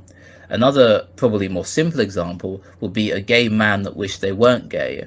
Do they want to have a girlfriend or sex with a woman? No, of course not. If that was the case, then they wouldn't be gay. However, do they want to have a girlfriend or have sex with a woman? Yes, they do. However, a gay man that wants to be straight is not a straight man, in the same way that someone who wants to desire a sexual relationship is not an incel. However, before I go into more detail about this phenomena, I am going to have to demonstrate that Kidology has actually gone through active trauma, which prevents her from dating. And if you have watched any of Kidology's content, any of her videos, then you would know that she had an extremely traumatic life growing up and in recent years. One thing that, this is probably just from my personal experience, because my biological mother was a prostitute in South Africa. I think one thing that I just don't ever hear spoken about is the offspring or children of sex workers or porn stars or porn actors and actresses. Bruh, you want to know why no one talks about them? We already know the outcome, bro. That kid gonna get clowned on. Then again, in today's market, though, everybody's mom's probably on the internet at this point, bro. So he might not be in bad company at this point. Might be in some pretty not good company, I guess, but I mean, his company might be pretty vast, actually. The amount of people in mom's fucking titties and asshole on the internet is pretty high at this point. Either way.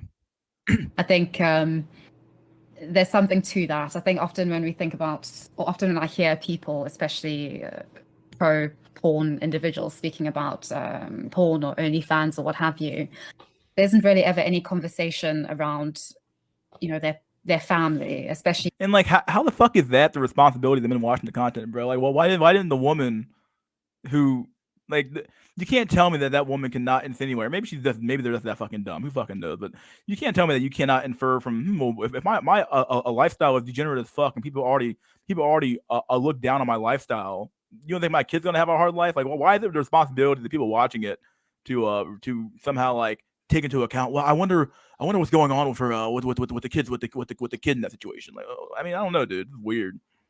I mean, most of those chicks don't really see past like 2 months. Like, they don't really plan past a couple months. But I really blame the cucks that get them pregnant. Like, it's like, come on, man. Yeah. Yo, hey, speaking of, Ian, there's a short video I wanted us to watch, but I wanted to post a link in your Discord, but I don't have access to your Discord. But how the fuck you have? How'd that happen, bro? I don't know. How the fuck you do that, bro? There's another way I could get the link to you. You can post it in the private chat if you want to. I'll post the link later on, but you can post it in the private chat over here on the side. Okay, good. Let me make sure it's there or not. Yeah, I put it in the StreamYard. Yeah, but I meant the private chat on the StreamYard. Yeah, their dependent family, and I think that's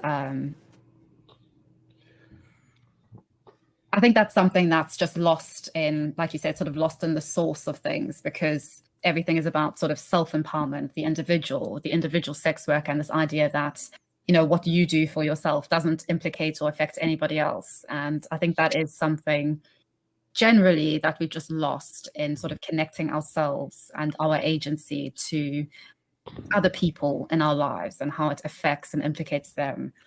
So yeah.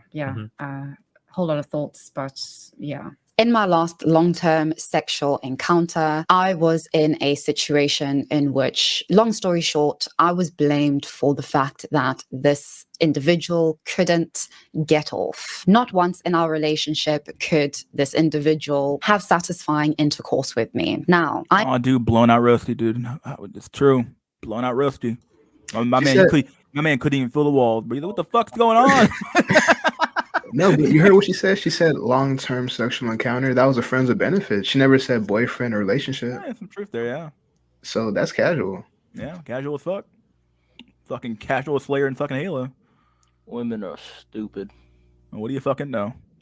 Speaking truth, like he's the guy here speaking truth.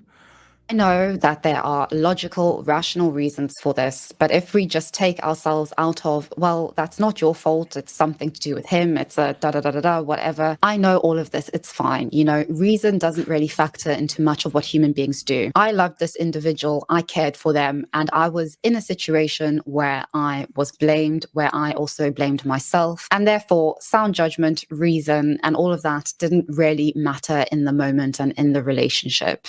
And it's these extenuating circumstances and consequences have inevitably resulted in me having this perception that I have failed as a woman in the one regard in which a woman is it's just assumed that a woman succeeds in. This idea that you literally just have to lie there and open your legs and then all is well and merry. I couldn't even do that. Okay. And yes, this is a me thing. Please do not project your experiences or your ideas onto me. Dang, bro, she failing, bro. How the fuck you gonna fail with the one thing that keeps a man attracted? Bitch couldn't even starfish. Damn, that's awful. Oh man, starfish sex, man. It's the worst kind. About this is purely a me thing. And so in this regard, this is a perfect example of, let's say, bad sex. And but was it okay? So it's bad sex, but like it was kind of, wasn't that your fault? Like if you're just bad at sex, and then again, women don't have to be good at sex. I don't know what's going on with you. Bro, the life of a woman is so fucking easy nowadays. I don't understand what there is to complain about. All you literally have to do is just bend over, just breathe, just bend over, and you're done. It literally is not. It's not complicated for women. Most dudes bend the over. last 5 minutes is over in 5 minutes. Bro. He's like, ugh! He's like, okay, well, I'm done. Let me get off the bed and go back to my Go bed. to sleep. Like, I'm gonna go to sleep. Get a now. hamburger. Go to sleep. Yeah, I'm done. Yeah. Fuck, she act like this is like some complicated esoteric occult shit, bro. It ain't all that, These bro. bitches want to get spit on, choked. This dude just trying to do the most vanilla shit. The I chick be know. like, I want you to pull my hair, get some handcuffs out, and start hitting me with a bat. Like fuck. So I could be charged with rape? No, thank you. Dog. What? Ultimately, our sexual encounters were pretty terrible, mainly because it just was not a good experience for myself or clearly for this young gentleman. And of course, I was young, I was naive, I was impressionable. But these things have a lasting and long-term impact, so much so that it has most definitely been one of the aspects that has contributed to my sexual stuntedness. But when it comes to somebody who I actually look at and think, if I were to get married, you would be the one. There is one individual in mind. And I think I also realize that the likelihood of this individual reciprocating my feelings just based on knowing them, just based on sort of our lives and where we've headed off and gone off and all of that, it would never come to that point. And that is a very far-fetched ideal to have on my part. So it's not like me. She was just hitting way too far out of her range, right? Like, Yeah. if the dude ain't committing to you, bro, it's a big sign for the woman. It's like, okay, well, obviously I'm out of my league. Like, you just here to smash and leave. Afrikaner or bored Chad, bro. And this individual equals Chad. Yeah, at the end of the day, this individual equals Chad. I mean, she already said in one of her videos that her ideal Chad is like, I think it was Liam Neeson or some shit. I forgot the guy's name is, the guy from The Gray. Yeah. Yeah. Who? Liam Neeson. I think Liam Neeson, something like that guy. Liam Neeson. I think it's the guy who Neeson. played Taken. Played in Taken. Oh, Yeah, yeah. That guy? Yeah. That's her ideal Chad. Yeah. He's like 60 years old though. Like, oh, he's 70. He's old now, but back in the day, I guess must have been some fucking Chad tier. Ah. That is difficult, I think. That sort of stunts me very much in terms of seeking out partners, in terms of putting myself out there. My last true love was a security guard who lived with his mum. And we were so happy until he dumped me on his birthday for no viable reason and then just disappeared. No, there's always a reason, bro. You just weren't good enough. It comes down to it. Bro, you know what? This is making me. It's totally off topic, but this makes me think that, you know how in modern day everything was rape and like during the plantations, this is why mixed people and shit exist, right? I'm starting to think that black women are just race traitors, like all women are. Dude, black women are like yeah. some of the ultimate race traitors in my opinion. But yeah, I mean, look at their hair. I mean, they literally take other women's hair and put it on their head. Yeah, like, it's like, oh my god. They literally, like, when I say they hate themselves, bro, they literally hate every single part of themselves, bro. Like, they hate their hair, they hate their fucking eyes, they hate their fucking lips, they hate everything about themselves. This is why I don't know, like, it's crazy. Well, but then they'll say, you know, black men are the Black men just want white women. Okay, I don't know, dude. Like, while she's wearing a white a white woman's wig. Like, I hear that shit all the time. This chick in the barbershop was like, "Oh my gosh, the Dominicans are putting perm in our hair and it's fucking our hair up." I'm like, "Oh my gosh, bitch, then don't go to a Dominican fucking hairstylist. What the fuck?" That you is talking-" curry cell hair on her head. It's true. Some poor curry cell had to fucking get his hair shaved off to give her that wig. Give that her that weave Facts. rather. I don't know what the fuck. I don't know what the fuck it is anymore at this point. Is This it bitch a is wig or pure is it weave or Zulu. is it just? They just got some shit on their hair. That's all I gotta say, man. Like, it's very rare to find a black woman who actually has natural hair nowadays. This is true. Yeah. Like, This unless is they're from a pure- continent, and even those chicks adopt the weave shit. So yeah, at some point. Zulu admixture.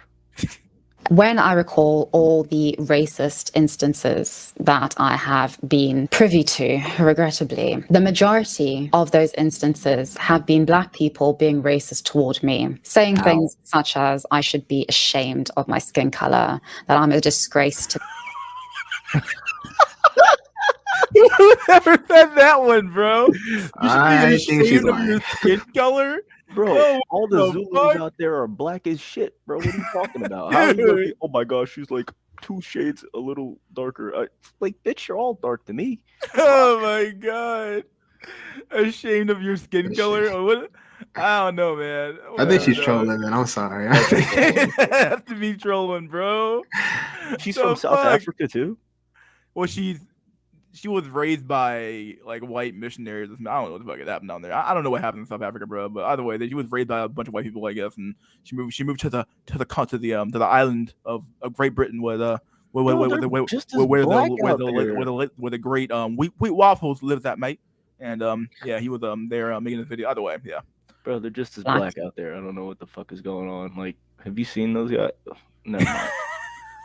Have you seen those guys? They're all dark. I mean, I don't know, They're not all all of them, dark. but a few whites down there as well. But People that my skin is disgusting because it is on me, because I'm not black.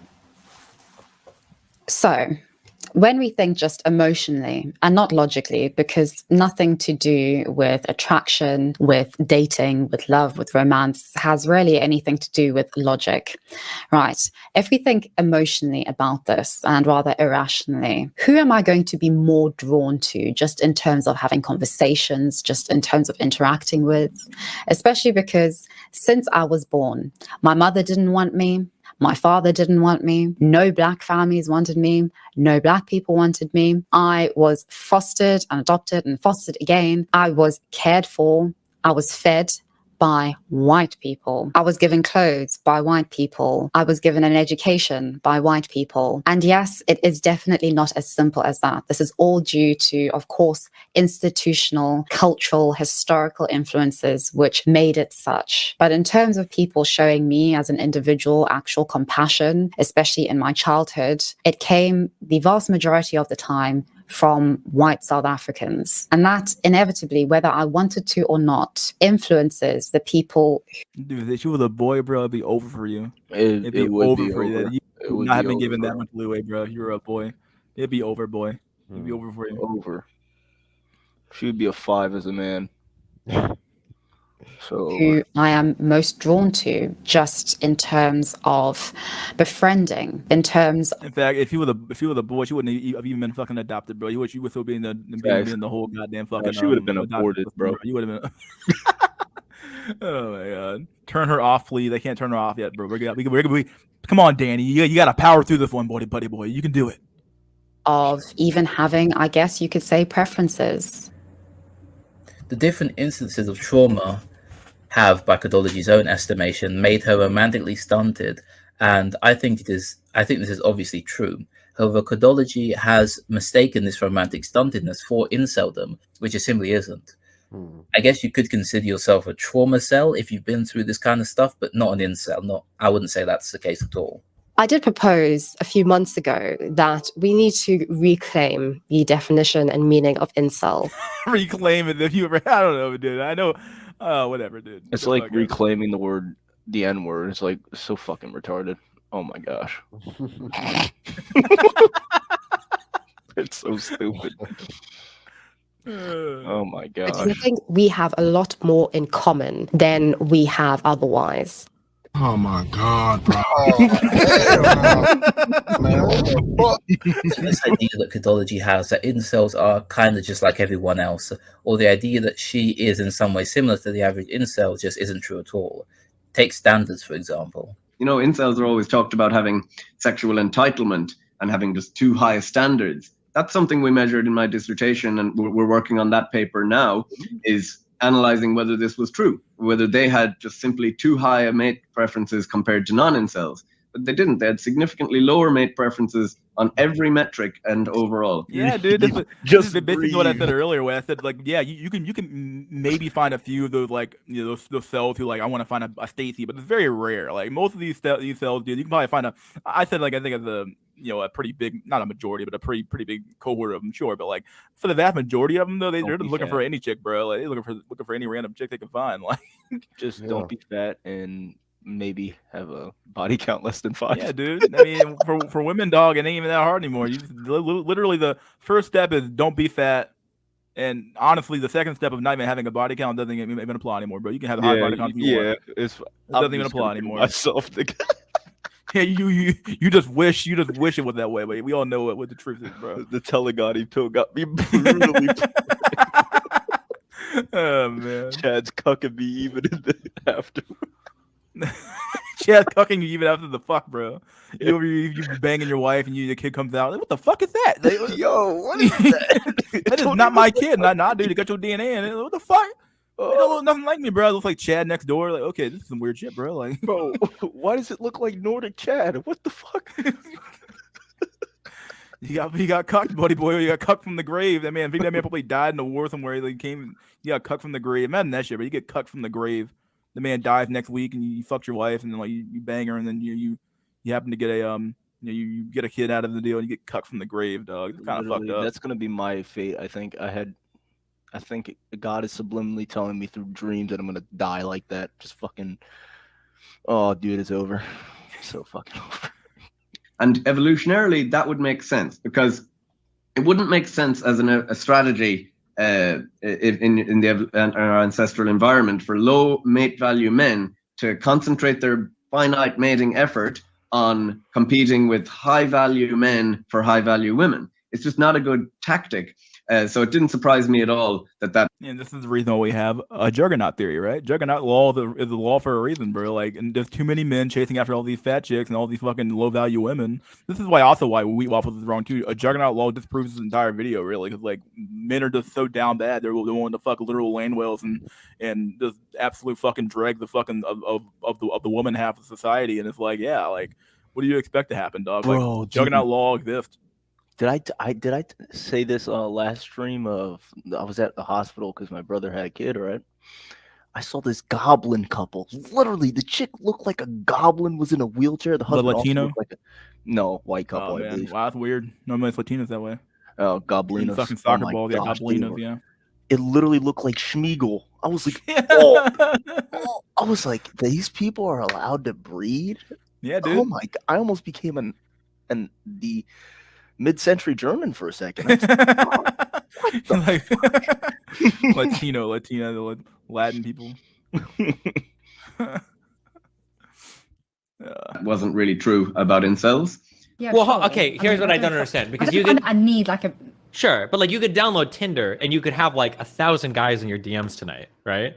You could probably find like good sex. If you're looking for good sex with one of them, I would imagine, right? She's like, no way. Good sex. I don't think so. No, I don't think good sex. And this is not even to mention the issues of the halo effect or the phalo or horn effect, which has a massive effect on the everyday lives of most incels. What do you think? Would this man make a good doctor? What about him? Would you trust him with your surgery? Most people would probably want to get treated by one rather than the other. And most people are likely to be wrong about that. Halo effect. When you look at the sun, you sometimes see it clearly, but sometimes you'll see it shining way bigger than its actual shape. That circle of light that makes it look bigger is called a halo. The halo effect, or I gotta cover these comments real quick. Hold on. Mystery. My former SB. What's it called? SB broke our arrangement.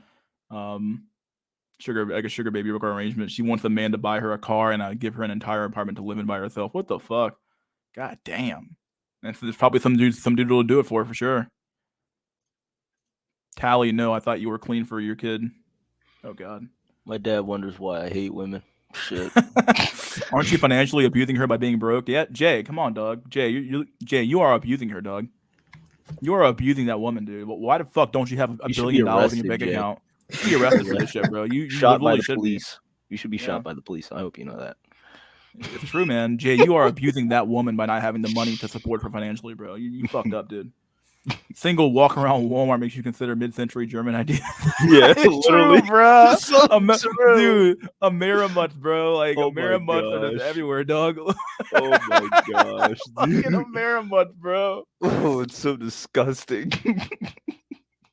Mystery is right. I do know some. I've got Bolino Latinas, dude. There's too many of them, bro. People be thinking about all these like these high profile Latinas, bro. I'm sorry, bro. There's too many fucking soccer balls walking around the world, bro. Too many of them, dude. Too many walk around the world. I'm like, what the fuck is that thing, bro? What the fuck? Look at they came out the fucking ground somewhere. Like I'm like a cave in like a cave society, some shit like. El ogro de las Americas. The fucking ogre. Oh my god. Oh my god. That's what I've always been scared about marrying Latinas because they look good when they're younger, but for some reason they're evolving to like. Dude, they get pregnant, bro. It's soccer ball time. It's over. You like kick them around like a soccer ball, dude. Soccer ball, bro. You turn the soccer balls, bro. Like them bitches get pregnant over anything, bro. I don't know. It's crazy. Someone get fucking. They can do a blowjob and get pregnant. What the fuck? Yeah, I know. What the I didn't even touch you, bro. Like I just like barely even did anything. Absorb it through their belly button. Like, bro, blow up one day. Like, what the fuck happened? Oh my gosh, it's over. Let me read some more comments here. She deserves a lifestyle. She does, dude. Jay, you fucked up, bro. She deserves that lifestyle. She deserves to live in a convent. Some women are la creature. Predict 2040. Dude, probably gonna be hell on earth at this point. I stopped doing meth at least. Oh, good job, Tally. Good job. No, I didn't stop doing meth, Tally. So fuck me, bro. I'm a misogynistic according to my post-wall black Stacy sister. Well, that's Bro, I take that. I wear that shit as a badge of honor now. Fuck yeah, I'm misogynistic. Fucking hate women. Most women don't understand they could get the lifestyle if they commit to a man just before he makes it, but women just want a sure thing. They do, yeah. Let me get many more comments I want to read here. Goal! Goal! Ole, ole, ole, ole. Sprout troll from Ernest Scared Stupid. Oh man, women will spit in your face and expect you to say thank you. Yeah, just pretty much, dude. No, wait. Go back to that other one. Which one did I read? That was the French guy. Yeah. La chica ogla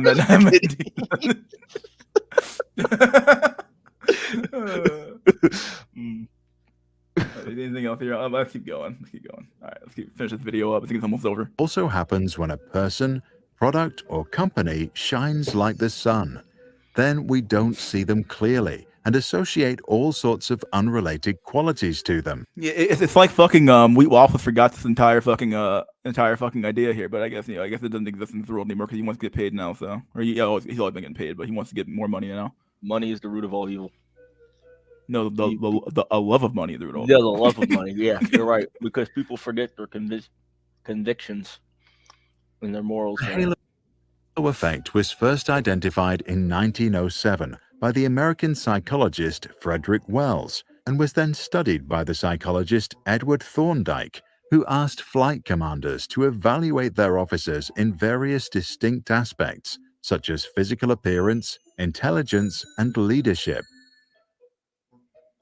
Examining the results, Thorndike found that the officers that got high scores for their physical qualities also got rated high on intelligence and leadership skills, a correlation that seemed wrong. It appears that the commanders were unable to evaluate specific traits independently of others. They thought of their officers in broad terms, either good or bad, and allowed Oh, this. look at that poor fuck, dude. Oh my god. So Jesus Christ, they just picked the worst looking motherfucker in the world. Jesus. Louise. General feeling to influence the specific qualities they attributed to them. Some officers profited from their halo. Others were put at a disadvantage by what is called the Horn effect. The halo effect also explains why some teachers give better-looking students higher grades. Plus, Yeah, you it's called being a fucking simp. That's what it's called. Plus, gave him a blowjob. You never know. One study looked at the grades of 4,500 pupils who were sorted by volunteers into 3 groups: below average, average, and above average looking. Did the better looking people get better grades? The researchers then compared students' grades between classes taken in traditional classrooms with those taken online, where there was little to no face-to-face interaction. The researchers later found evidence that students who were rated as good-looking earned significantly lower grades in online courses compared to traditional classrooms where they got help from their halo. Since the physical attributes of good-looking people seem to naturally make them also appear intelligent, strong, and trustworthy, here is one good rule of thumb.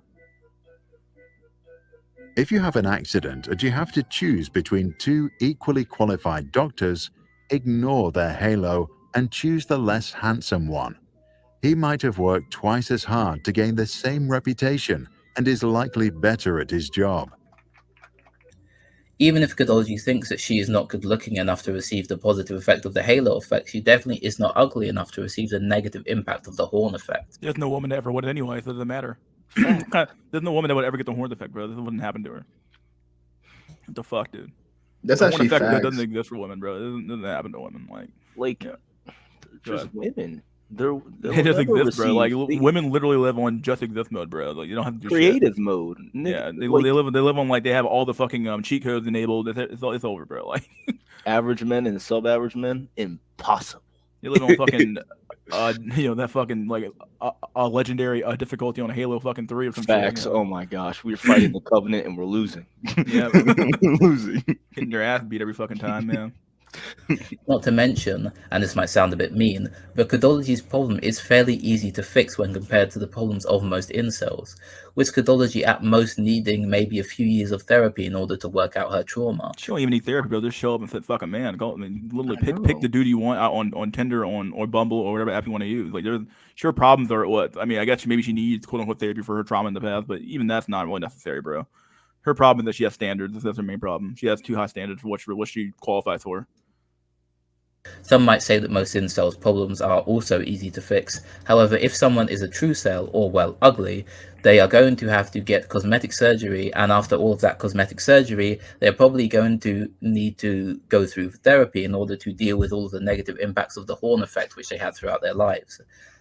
The last point I'm going to bring up here in regards to the difference is that the feeling that no one wants you can be crushing, and it can be deathly crushing at times.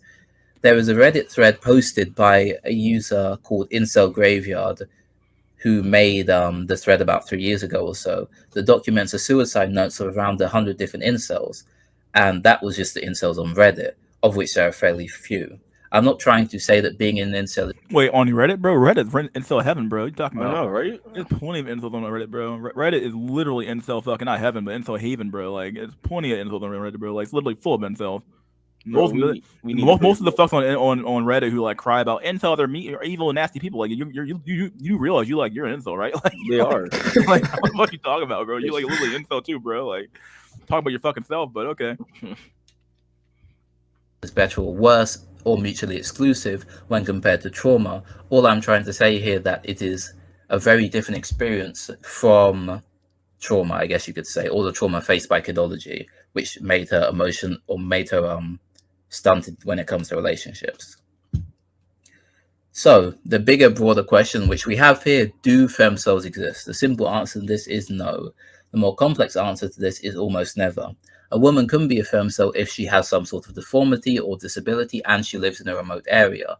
If both of these factors aren't at play, then no woman can ever be an incel. If you want evidence for this point, here is an experiment done on the matter. You can see that's the first picture. This is the second picture. This is the third picture. Fourth picture. Dog, that's some meat right there. Look at that shit. The land whale is beached. Oh man, look at that shit. Dude, Ew. 10 out of 10 would smash again. I've seen black dudes walk around with this creature. Dude, I walked in my neighborhood sometimes and like this is nasty, bro. I'm like, what the fuck? Like you see these black dudes, dude be like the skinny of the fucking. He look like he's from Auschwitz, bro. And I know. You got this big ass rashes from fucking just NASA. beluga whale next to him, bro. You're like, what the fuck's going on? Like, you wondering what the hell going on? Like. Your pelvis is gonna get like crushed, my man. He looks like he belongs in a feed the children commercial when he got the fucking goddamn. He got fucking my dude over here dating the exact opposite of that shit, bro. Like, oh man, and then they create the most dysgenic baby. Dysgenic half breed children, whatever the fuck they are at this point. Just want to throw up. Don't even get me started. La grande creature. El gordita. Nah, but it's sad because these are the type of chicks that. And sixth picture. So clearly, conventionally, very unattractive. Like probably a chick that most guys would rate a 1 or a 2, right? And this is a profile. We want to control for all factors, so we made the same exact profile that we used in. What about the fun size Miami girl? Fun size. Recently single and looking to meet people who are She's here. got her own orbit. Who here can show me a good time? Oh, I got the winky face there. Okay. Getting passions, mental health awareness, LGBTQ, voting rights, activism, Black Lives Matter. She's dude. Oh, they are what do they call it? What do they call it? The snow bunny fucking shit fishing, bro. They got the looking for black. These are the now. women pyramid things. These are the women that pyramids like, oh my gosh, they're fucking black men like crazy. I'm like, that's dude, this is the average they get, bro. Like this pyramid, is not good. Pyramid thinks they're all just banging these banging like top tier Stacy's or some shit, bro. No, they're nah, not. dude. Nah, guys like Ron Wills, Lucario, these are the girls that they're getting. Lucario, Ron Wills, dude. Ron Wills. What I have to play a video of Ron Wills walk, dude. The fuck. Yeah, the little ghetto pimp walk. What it is, dude. What it is, literally what it is. Like he's walking all slow and suave, and she's what the fuck, dude. So we said fun size Miami girl, recently single, and looking to meet people who here can show me a good time. Winky face, right? So we kept it exactly the same, and we let this run for 24 hours. We got Tinder Gold, and so. Are you prepared to see how many matches that she got in 24 hours? In 24 hours, this chick got 400. What the fuck, Jay? What are you doing, bro? Bro, dude is literally Chad. What is he doing? Oh man, dude. No way. Ah, dog. And 74 likes. As you can see, some of these guys are pretty fucking good looking. Like this guy is like clearly super ripped. So it wasn't just like ugly, unattractive guys. It was actually like. Oh, what do you have here? What's this guy here? Oh shit. Oh, they're the brothers. Some like 8 and 9 guys were going for a chick who's like objectively a 1 or 2, which I found fascinating. If you want more examples of experiments like these, I suggest checking out the Socratic Approach channel, which I'll link down in the description. It's over. That's the video. Those were before we, you guys can keep talking. I gotta find a Ron Wills video where he does the walk. No, so the best experiment that I've seen was Darius M did one like 5 years ago. Yeah, he called it the pig lady. So what he did is I think I've seen that video before. Yeah, that was brutal. He grabbed like a super fat chick, photoshopped the pig nose on her. In the comments, in the little description, he put HIV positive, 5 kids. She got so many matches, so many messages. Yeah, that's when I knew it was over. I was like, the males. This is, man. We have to rein in females and simps, bro. We just gotta put a stop to it. It's just, oh man. Here we go. All right, we gotta do this. We gotta do a quick Ron Wills walk here. We gotta do our walk. All right, here we go. Oh, this guy. Jeez. He got his arms flicking to the side. Yeah, look at this. My man got some cranberry juice in the cup.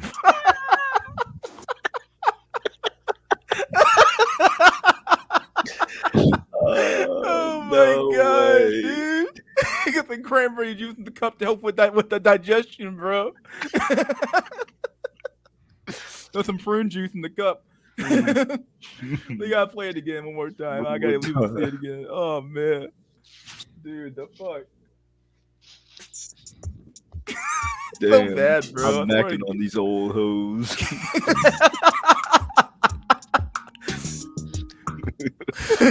Look at so corny, bro. It's like, what the fuck, bro? Black boomers are the best, dude. Dude, I They're swear to God, hilarious. they are, bro. Worst. They some of the best like meme sources on the planet, bro. Okay, let me play this Ryder video real quick. Let me copy this link address. Oh shit, dude. The fuck. Pimp named Slickback Riz. I'm just going all that, man, dude. Oh my god. So the first link is the guy with the all the kids, has a lot of kids, and the second one is a it's just some random video. You don't even have to play it. It's like a 90-second video about a horror story. It's a really creepy horror story, but you don't have. It's like 90 seconds long. You don't have to play it, but the first link is about the guy with a bunch of kids. Tom, you Yeah, have play that chronic video. bitch dependency. And these are short videos. Yeah, it's like a 3-minute video. Yeah, I saw it. Yeah, this is short. This is not long. Next, we're in Miami, Florida, where Judge Nushin Safi is about to Oh, recognize. he about to get Oh, taken he's for a fucked. ride, buddy. He's over. He's got a automatically fucked. he's over, buddy. You got a Miami, woman Florida? as your judge. Oh, hell Oh no. man, they Yeah, about to take Miami, you. man. Oh, there's this Gablina. I see her Latina Gablina right there. Yeah. You're so fucked. A familiar name on her bond hearing docket. Johnny Ray Smith Jr. Oh my God. These two have a storied history, and you're going to hear all about it. The same charges, that same baby mama, she did the same thing that the wife did. I left the house like you told me. In a previous domestic case, Oh, dog. They always look like this, dog. Over. Oh man. How much crack have you smoked? Yeah. It's over. Smith was convicted of criminal mischief, and Judge Safi advised that he leave the home. What the fuck is criminal mischief, dog? Sounds like something the kids be doing. What is that? Criminal mischief. Oh, he was being a silly little fella. Like, sir, would you outside TP in the house, sir? You're going to jail. Like, You go to I don't even know what the fuck. Straight to jail. Believe it or not, straight to jail. Where he'd been staying with the complainant. In that same case, Smith revealed to the court that he had fathered more than 30 children.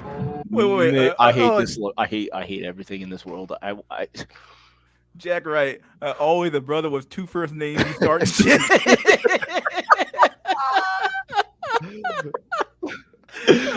What's his name? Jack Nicholson? Or- Wait, what? Like Jack. So we gotta go back. Let me go. Ray, what's his name? Johnny Ray or something? Yeah, like that? Johnny Ray or some shit. I thought Yo, something. we'll- Johnny Ray Smith. I don't know, something like This that. is why It the was black Johnny. community Yeah, is Johnny Ray fucking Smith. dead. Johnny Ray Smith. Yeah, Johnny Ray Smith. Yeah. Staying with the complainant. In that same case, Smith revealed to the court that he had fathered more than 30 children. 30 children. Can't take this shit. No, it's more than that. It's more than that. No He way, said- bro. You Listen. lying, Ryder. Oh, listen, watch the video. You'll see.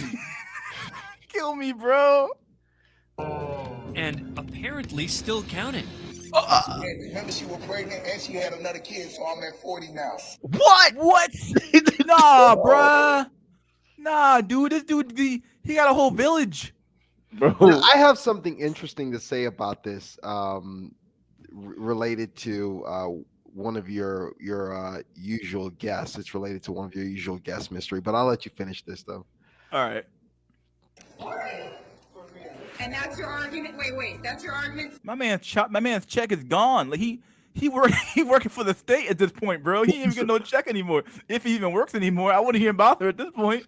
Sub Oh IQ, man, 85 IQ. Oh man, breeding too much. Damn, I'm off for Planned Parenthood now. Yeah, right. God damn, bro. You want me to lay you out? No, not that.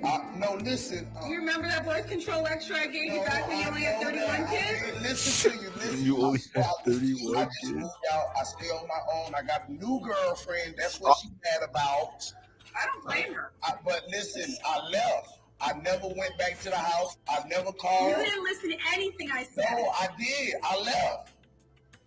You But told me I to told leave. you also no more kids. Similar to his previous case, Smith's charges today include criminal mischief and burglary related to incidents involving another mother of some of his children. Yeah, I was. Mr. Smith, how about if you be quiet for a minute? Okay, no problem. Try doing that for 1 minute if you can. All right. The hell was that hand movement there? What the fuck was that? I'm not saying slavery was good, but No, the hand movement, that was him. He's making fun of the guy who told him to wait for 1 minute. So he's okay. acting like he's checking a watch on his hand or something. Okay, let's fuck with that shit. As the judge goes through the case file, a public defender chimes in. Your Honor's history with Mr. Smith and knowledge of Mr. Smith, as well as the allegations before the court at this point in Just time. make it clear that my history with him is No, as a judge. Mr. Smith. wait, was she fucking You're him? not staying here, correct? No. Oh. She's making it clear that What you told me, I left. No. Mr. Smith, just Ditched answer her with yes or 2 no. kids. Can I put him on vasectomy? Honestly, that'd be a good idea. Honestly, Judge Safety doesn't have that kind of power, but she can take away his social life by placing him under house arrest using a tracking bracelet. $1 a day for the bracelet. $1 a day? Damn, my man ain't even got that anymore. That was torture last time. You're not going to have to post a bond. You're going to be on a bracelet. Thank you. Before they part ways, the judge also issues Smith a final warning. If you come back with any other baby mamas, I'm going to book your bond and keep you in jail. Condoms, use them. Okay. He's not smart enough to use a condom. Oh my god, bro. Oh my gosh. now My man, he hasn't seen a Trojan in like ever. Dude, I'm starting to think that maybe these guys were right about these things. Like, maybe we should bring back sort of the plantation system. I'm just saying. Fuck me, bro. Now- I'm just saying. Like, now you know what's his name? Jack Tisson, is that your guest name? Yeah, Jack Tisson was talking about that. Yeah. Now Jack Welfare Tisson would maximum. say that's a very successful guy, and I think I would agree. I mean, from a right? Darwinian standpoint, yeah, Yeah. because his genes will perpetuate through all society, bro, or all the world. Like at the end of the day, he's Right. probably gonna have like 85 kids by the end of his life. yeah. And I mean, this game is really a winner takes all game. I mean, he reminds me of Nick Cannon almost. I think Nick Cannon is on 12 kids, I think. And Yeah, he got nothing on that dude though, man. My man, Yeah. he been laying Yeah. some pipe, dog. He is the goddamn plumber, dog. He been laying pipe all over the goddamn Yeah. town, dude. And now I might be wrong, but I may have seen a story that says Nick Cannon is expecting his 13th child. Sound like Future, right? Future's the same way. I have like what, Yeah. 25 kids or some shit. Not 25, but something like that. It's this reproduction game. It's really a winner takes all game. I mean, it's insane. Like, yeah. Bro, this is why I am a proponent. No, I'm just kidding. I was gonna say. Wow. Grape Max, my friends. Grape Max. So crazy. Ain't that crazy? Just saying. Holy fucking shit, dude. That's a lot of fucking kids, dog. That's all I can say. It's a lot of fucking kids. We gotta Yeah. put them kids to work somehow. That's Yeah. too many kids, dude. I mean, I don't know. Oh my Man, it's really crazy because according to the black pill and the red pill, he shouldn't be able to be attracted to women. Like, he shouldn't be able to have that many kids. But it's weird. I remember when I used to watch Entrepreneurs in Cars, Cucks and Cars when I was younger. He said something that I'll never forget. He said that it seems like the men that get most of the women are the guys at the very top and at the very bottom. Yeah. Guys that are like in the middle don't get. Yeah. It's pretty weird. Yeah. Is that what he said? Yeah, he said that one time. Yeah, that's funny because I actually own a Richard Cooper book. I listen, to my credit, I did not know The Unplugged Alpha. The Yes, Unplugged yes, that's the book I own. To my credit, listen, I did not know that it was a Richard Cooper book at the time I bought it. I did not know that's what it was, and I was shocked when I saw it was a Richard Cooper book. But that's interesting that Richard Cooper said that. Wow, It doesn't surprise me though to some extent when you think about it. I feel like I haven't said this before, but when I think about it though, it makes some sense. Like, of course, Chads are never going to have an issue, and then depending on what we mean by the bottom of the pyramid, like I think that like depends on what you mean by bottom. Like socioeconomically, like those types of men, like you can still be pretty attractive and do pretty well. But I'm not sure if I agree that like an incel man is doing any better than Chad would be doing. I'm not sure how I agree with that. No, not like an incel, but guys like him, like we just saw. Oh the video, yeah, black Pookie's guy, a yeah. rare, Yeah, definitely, yeah, broke. Oh you yeah, know, yeah, those type of like broke. They call them a dusty type men. I guess the women would call them, I guess, dusty or some shit. Either And a way, those lot- types. Yeah, go ahead. Yeah, a lot of them aren't even attractive either. Like they're just like him. Yeah, that thug max, it goes a long way when you actually legitimately thug maxed. Yeah, I knew. Yeah, it's crazy. Yeah, it's crazy. I knew a girl, a young. It was a young lady. We used to be pretty good friends, and her family was like they weren't. They're pretty ghetto, like, and so they weren't like the very wealthy people. I guess you could say they were working class, maybe even slightly poor, maybe. But I remember her telling me that her biological father had like 32 kids. And I remember her saying that there was a boy in town who she was kind of talking to, like romantically at the That was her time. brother. Exactly. And she found out later that was actually her brother. I mean, her father like had that many kids in town. So I heard it's definitely a huge problem in the inner city community where like people will like be marrying like their cousin or some shit and they don't even know it because like there's just so much fucking literally so much fucking going on in the community that like nobody knows who their father is. No one knows. Yeah, it's literally that crazy in the parts of the black community. So yeah, This genetics keeps spreading. Oh, they're no. only talking about Chad Tyrone at the bottom. If they're a black man, you gotta be high a nigga point and nigga points if you're broke to get women. I'm not high in nigga points. Plus, I'm mixed. So. Pyramid, just wear a do rag. Oh yeah. Oh my god. Did you guys? Are you guys on my Discord? Yeah.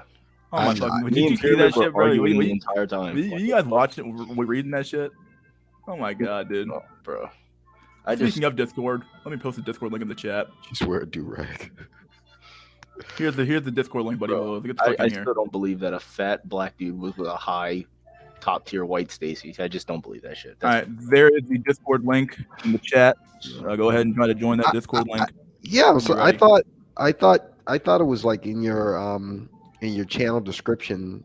the Oh link. no, I think I only post the link. It's only good for like 7 days, and I post it every time I have a stream. I don't like having an open link that's out there laying around. Anyone can just join that link. So Beds. keep it kind of closed a little bit. Speaking of shilling, let me show my wares here. All right, here's some donate shekels to me. Cash App Mystery School at MS. Send me some shekels if you want But to. Don't worry Massa, about I it, have though. no shekels to give. It's not a huge deal. We don't give a fuck anyway. But yeah, pay me if you want. Either way. All right, let's see what we got here. Just be degenerate. That is low IQ works. Yeah. Literally, bro. 2% of black men make up the 100% of the NBA. Oh, bro, dude. Even the insinuation that 2% of the black men, black should be in the men NBA, are in the man. NBA. Like, what the fuck, bro? Like, you know how many people that fucking is, bro? Like 2%. How is kneading going? Pretty good so far. I feel pretty good. I haven't worked in like almost 2 months, though. So it's pretty good, though.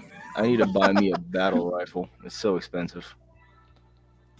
How can dumbass thugs be dark triad, though, if they are low IQ? Violent. Just saying, violent. Black men also dumpster dive viciously, so the caliber of women also plays a role. Chip, you're already here, bro. You could have said that. Yeah, right. You're already here in the chat, bro. That's not me. What? No, I'm just playing that in. I'm like, what the fuck, Chip? Like, nah, dog, you getting trolled, bro. Like, what the fuck? Like, they have to be you, bro. Because you have the wrench. I'm like, fuck. Oh man. Hey. What's up? Hey, but could we also like? I mean, do we have time to play that quick Instagram video? When you're done looking at comments. When you're done looking at comments. Let me, It's like 90 seconds. It's Copy like link address. Let me do this real quick. I don't like do stuff like picture-in-picture mode, so I gotta like pull it out first, and then if it's a video, it's a video. I can do this. yeah. It's like a horror story. It's like 90. It's a 90-second video. It's a horror story, but it's Let me unmute this real quick and then let me play it. Yeah, it's kind of cool. You can pull out Instagram videos as well and do this in the same screen, which is nice. I don't want like to get doxxed here off of watching a goddamn fucking video. Let me put this down here and then we'll do this. All right, here we go. Pause the music real quick. What the fuck? Why's the audio go? Why's the audio still off? Mute, unmute. Okay. The fuck? Hold on, give me a sec. It's currently. I don't know what's going on. That's so weird. Is that why it's not doing it? Hold on, let me reverse the video. Start from the top. Year-old girl. Okay, that's the one I want. Okay. Yeah, you got to make sure you see if you can play from the beginning though. Yeah, I'm doing it from the beginning. Okay. And her mom were headed to Target, and she was getting some clothes for school. What the fuck? Is he cutting the can? What is? Yeah, it's like he makes these videos where he like makes food in his car. It's I don't know. It's what the fuck's going on with this dude? I can't make food in my car. I hate dirty spaces, especially if I have to live in my car one day. So what the fuck, bro? Her mom also wanted to grab some snacks for movie night. So while her mom went to go grab popcorn and other snacks, she told her daughter to go pick out clothes for school. When her daughter finally finished and picked out the clothes, she went up to her mom and said something strange happened. A sad pale lady had came up to her, telling her that she wished she could have her own daughter that looked just like her. The mom, who thought the daughter was just joking around, laughed it off and said, "Let's go." While heading to the register, the daughter shook her mom and said, "That's the lady who told me she wanted a daughter just like me," pointing at a mannequin. The mom laughed, thinking the daughter was still being silly. You know how kids like have wild imaginations, always playing around. While at the register, the daughter had to go to the bathroom. So the mom told her to hurry up. It was only a couple hours down, by the way. While in the bathroom, the daughter texted the mom saying the pale lady's in here who wanted a daughter. The mom, trying to get in a rush back home to her other kids, said, "Hurry up, we have to go. Stop playing around." 10 minutes later, and the daughter never came out. The mother, who was waiting outside the bathroom at this time, rushes in the bathroom to see what the heck is going on. The daughter was nowhere to be found. She even checked the stalls to see if her daughter was hiding, standing on a toilet or something. On one of the stalls, she found her daughter's cell phone on the floor. By the way, if you made it this far in the video, comment down below your favorite fruit. Mine is mangoes. When she checked her phone, this was the last image found in it. Police still to this day have no explanation on what happened to that little girl. Oh shit. Oh fuck, Dude. bro, that shit's kind of terrifying. I'm not gonna lie. Did you see that? Did you see the image like in that picture? Yeah, that shit's fucking, bro. Like that's the picture that they found on the girl's phone. The last picture. It's like of her in the bathroom stall. Like that shit is so creepy, dude. Oh fuck, dude, stop. Oh shit. Yes. Yeah, dude. Fuck. That's what makes that thing so creepy, dude. Oh my gosh. The mannequin's here, buddy. Bro, it's like that fucking Doctor Who episode. Remember that shit with the fucking things would like you had to, if you looked at it and turned away, the shit would be moving and shit once you turned your back. You want to show the picture again? You want to see this shit, bro? I see it right now. Yeah, it's creepy as hell. What do you guys think about people getting their eye color changed with surgery? Because that's what he did. Those are not his real eyes. Yeah, I know. I understand that. Yeah. That's fine. Oh, I've seen the video before. I haven't seen it yet, but I remember someone posted it, dude. Yeah, this dude get a leg a lengthening surgery, dude. Oh shit, here we go again. Literally, here we go again. I've done it before. Here we go. My starting height was 5'7". Oh, bro. 5'7", bro. Mm. I would consider myself kind of on the shorter end of average. You wish, bro. This is Alex, not his real name. He asked us to protect his privacy. He's been tormented by his height most of his life. Most people can agree that body shaming is not okay and making. Yeah, for women, not for men, bro. I don't give a fuck about men. Men get fucking roasted all the time. What the fuck? Fun of someone's appearance is not cool, but comments about height just seem to get a pass. When I see a man that is 5'8", I'm like, look, a garden gnome. There was a time. Dang, bruh. Ugly too. Yeah, she got. I mean, but it doesn't matter because she still can find someone to fuck her, bro. So true. In my life, where it just bothered me so much that I would wake up before my shift at work started, and I would just walk around the neighborhoods near my house and just cry. Just like put in my headphones and cry into my mask. And I was like, there's got to be another way. I knew there's that one solution. I said, hey, let's do it. Like, I just got to the point where I was like, if all it is pain and money, yeah, all right. Just get your teeth fixed, dude. I'm not gonna lie. God damn, bruh. That was fucked up. Just roasting that dude.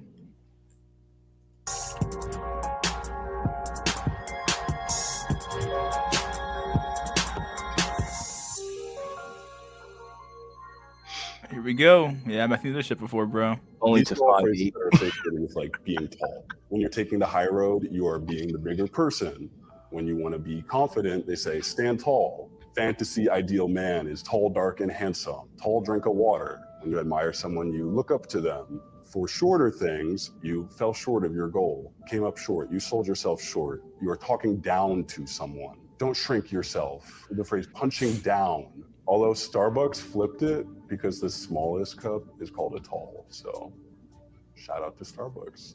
What is the minimum height a guy has to be? Okay, so I'm really tall, but like, unfortunately, I have gotten with guys shorter than me. What do you mean, unfortunately? Unfortunately. Dang, bruh. She just. The fuck? It's brutal. Like, Brutal. probably a pretty boy, probably. So brutal. Oh my fucking god. All miserable. Getting height mocked by a woman, that's crazy, bro. It's just not to be taken seriously or not to be respected in the same way of someone who's average height or above average height. I mean, I see instances of it not just in the people I speak with or interact with at work or my friends and family, but it's very common in media as well, like Shrek with Lord Farquaad. I am Lord Farquaad. Lord Farquaad? Forgive me, my lord, for I was just going to... Farewell. Once I graduated college and entered the workforce and would still receive comments that feels like someone says it to you on the playground, you're like, so this really doesn't end. An analysis of CDC data found that, on average, taller people actually earn more. And for his book, Blink, Malcolm Gladwell surveyed Fortune 500 CEOs, and he found that 58% of them were over 6 feet, compared to 14% of all U.S. men. It just got to a point where, like, day after day, I would hear a comment from someone at work and be in a really bad mood and come back, and I'd be hanging with my roommates, and like one of them would make a comment about something, not my height, but just height in general, that like bothered me. And I would, okay, I gotta get out of here. I go to my room, put in my headphones, like go on TikTok, and they'd be like, we found this guy on Tinder. We're gonna line up like the water bottle he's holding next to his body and try to calculate his actual height, and then decide if we want to swipe left or right based on if he's tall enough. Oh my god, bro. Oh my no. That is so fucking brutal, bro. That is so brutal, dude. Oh, dude. I'm sorry, that was too funny. Oh, dog. Oh man, they have their ways, dog. What the fuck, man? Dude, he is 3 water bottles high. Okay, well, he fucked. Like... Dude, my Iberian grandfather would be fucked. He was 5'6", over. Holy shit. In the 40s, he was over. It's over. It's so over. Yeah. Oh my god. He's only 13 Aquafina bottles tall. That means he's 5'8". Left. And I was like, okay, I have to get out of this. Alex is now 5'10". That's an inch taller than the average American man. So I had my surgery. Dude, it's still. Only Look, two- I that's remember when average. we had this guy on named Black Pill News. Yeah, I think he's gone now. I don't know what the fuck happened to the guy. I went and had him on. And he was talking about how he got the hair transplant, he got the eye shit done. Yeah. And he got all this shit done. I'm like looking at him like, bro, you're still like 5. How was he 5'6"? 5? I think it was 5'5". I think. 5'5". I'm like, bro, like, yeah, that was my argument to the guy. I was like, bro, like, you do realize that you did all this work for nothing effectively, because like, there's no point. Like, I don't care how much, like, how good your eyes look, or if you have a full head of hair. Like, being 5'5", dog, is a huge Be like, oh my detriment to your gosh, dating life, like bro. my brother. I don't know what he was thinking, but I was like, bro, why would you even waste your money? I even told him, like, why'd you waste your money? Like, why This waste guy, the money, he bro? only Like, grew 2 inches, 3 inches to the average height. Like, it's not even worth it. even this guy at 5'10", like, okay, I'm not saying his life won't be better at 5'10" versus 5'7", but at the same time, it's like, it's still like the outcome is still the same. Like, But I think but for this guy, I think there was also an issue of I guess, like I don't just know. respect. He just Yeah. wanted more respect from people too. I think. I don't know if he got it, but maybe he got it. No, he definitely didn't get any respect, No. especially from women. No, I don't think so either. Surgery, January of 2022. Part of my subspecialty is making people taller. Dr. Shahab Mahbub. There's always some dude with some fucking name you can't fucking pronounce, dog. It literally is, dog. You go to these doctors, bro. You walk in the office, like, okay, I can't say this dude's name. He gonna be pretty good, I guess, because I can't say his fucking name. So, like, I want to figure it out. Ian is an orthopedic surgeon in Los Angeles. He performed leg lengthening surgery on Alex last year. This is what the rod looks like when it's inside the bone. Here you can see this is like usually what the new bone looks like. It's actually thicker and stronger than your natural bone. Let's just, for example, talk about the femur, which is the bone in the thigh. I make a small incision where I cut the bone, then I put a rod from the hip down inside the bone. Then I secure the bone and the nail on the top and the bottom. The nail slowly lengthens over time using an external device called the ERC. The nail about 1 millimeter a day, and new bone forms.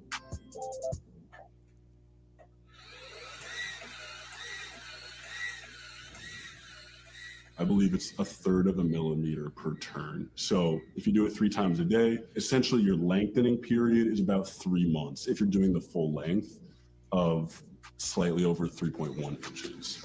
The first at-home lengthening, the initial surgery is about 75 grand. And Oh my God. But you can get that done overseas. Dude, I wouldn't go overseas. I wouldn't go overseas for that shit. Not for this procedure, bro. I'm good. Not for this procedure, dude. I mean, like, you could literally end up crippled your whole fucking life, bro. Like, I don't know, dog. Like, certain things, like getting like a liposuction done. Okay, I might go to Mexico for that shit, bro. Might get killed, I guess. But I mean, I ain't going to fucking fly-by-night doctor, dog, to get my fucking leg fucked up and come back and be crippled my whole fucking life, dude. I'm good, bro. Oh man. Oh, Fuck dude, I'll that just shit, stick it bro. out at average height. 5'10" is good for me. Holy shit. Oh my And then the rod removal surgery, luckily I'm having that covered by insurance. So for me, the second Insurance covers stuff like this? No fucking way, bro. I don't know what his job is. surgery is That's crazy. Session complete. You'll have physical therapy. For me, that was in the beginning, I think 5 days a week. You should also probably factor in the cost of Ubers, your Grubhub and Uber Eats deliveries for a little bit. It'll probably be about like 90 to 100K. Like a spur of the moment decision. Made sure my finances were all in place. I did also take out a sizable loan before the first surgery. I did also This start. man went into debt to get 3 inches I've taller. been pretty successful. It's been a good way to put a little bit of money into savings every month.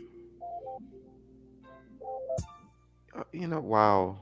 I did not ask for this. This is the one solution, but I wish it was painless and free in order to get what I wanted. This is just the route I had to take. That's what it is. Money comes and goes. To me, this feels like I'm truly, like the phrase, investing in yourself. And I'm planning to live for a long time. So really, when you break it down, it's like $1,000 a year to not hate myself. Really, I feel I've been playing living on it. I'm about 5'9", so I would consider myself average height. You know, I was a late bloomer when I was younger. I still remember in 8th grade, I was like the shortest kid in my class. And you know, I would get all these short jokes. And that's why I even have 60 to 65-year-old guys that have come to me to undergo the procedure. Why? You're basically dead. Like short jokes.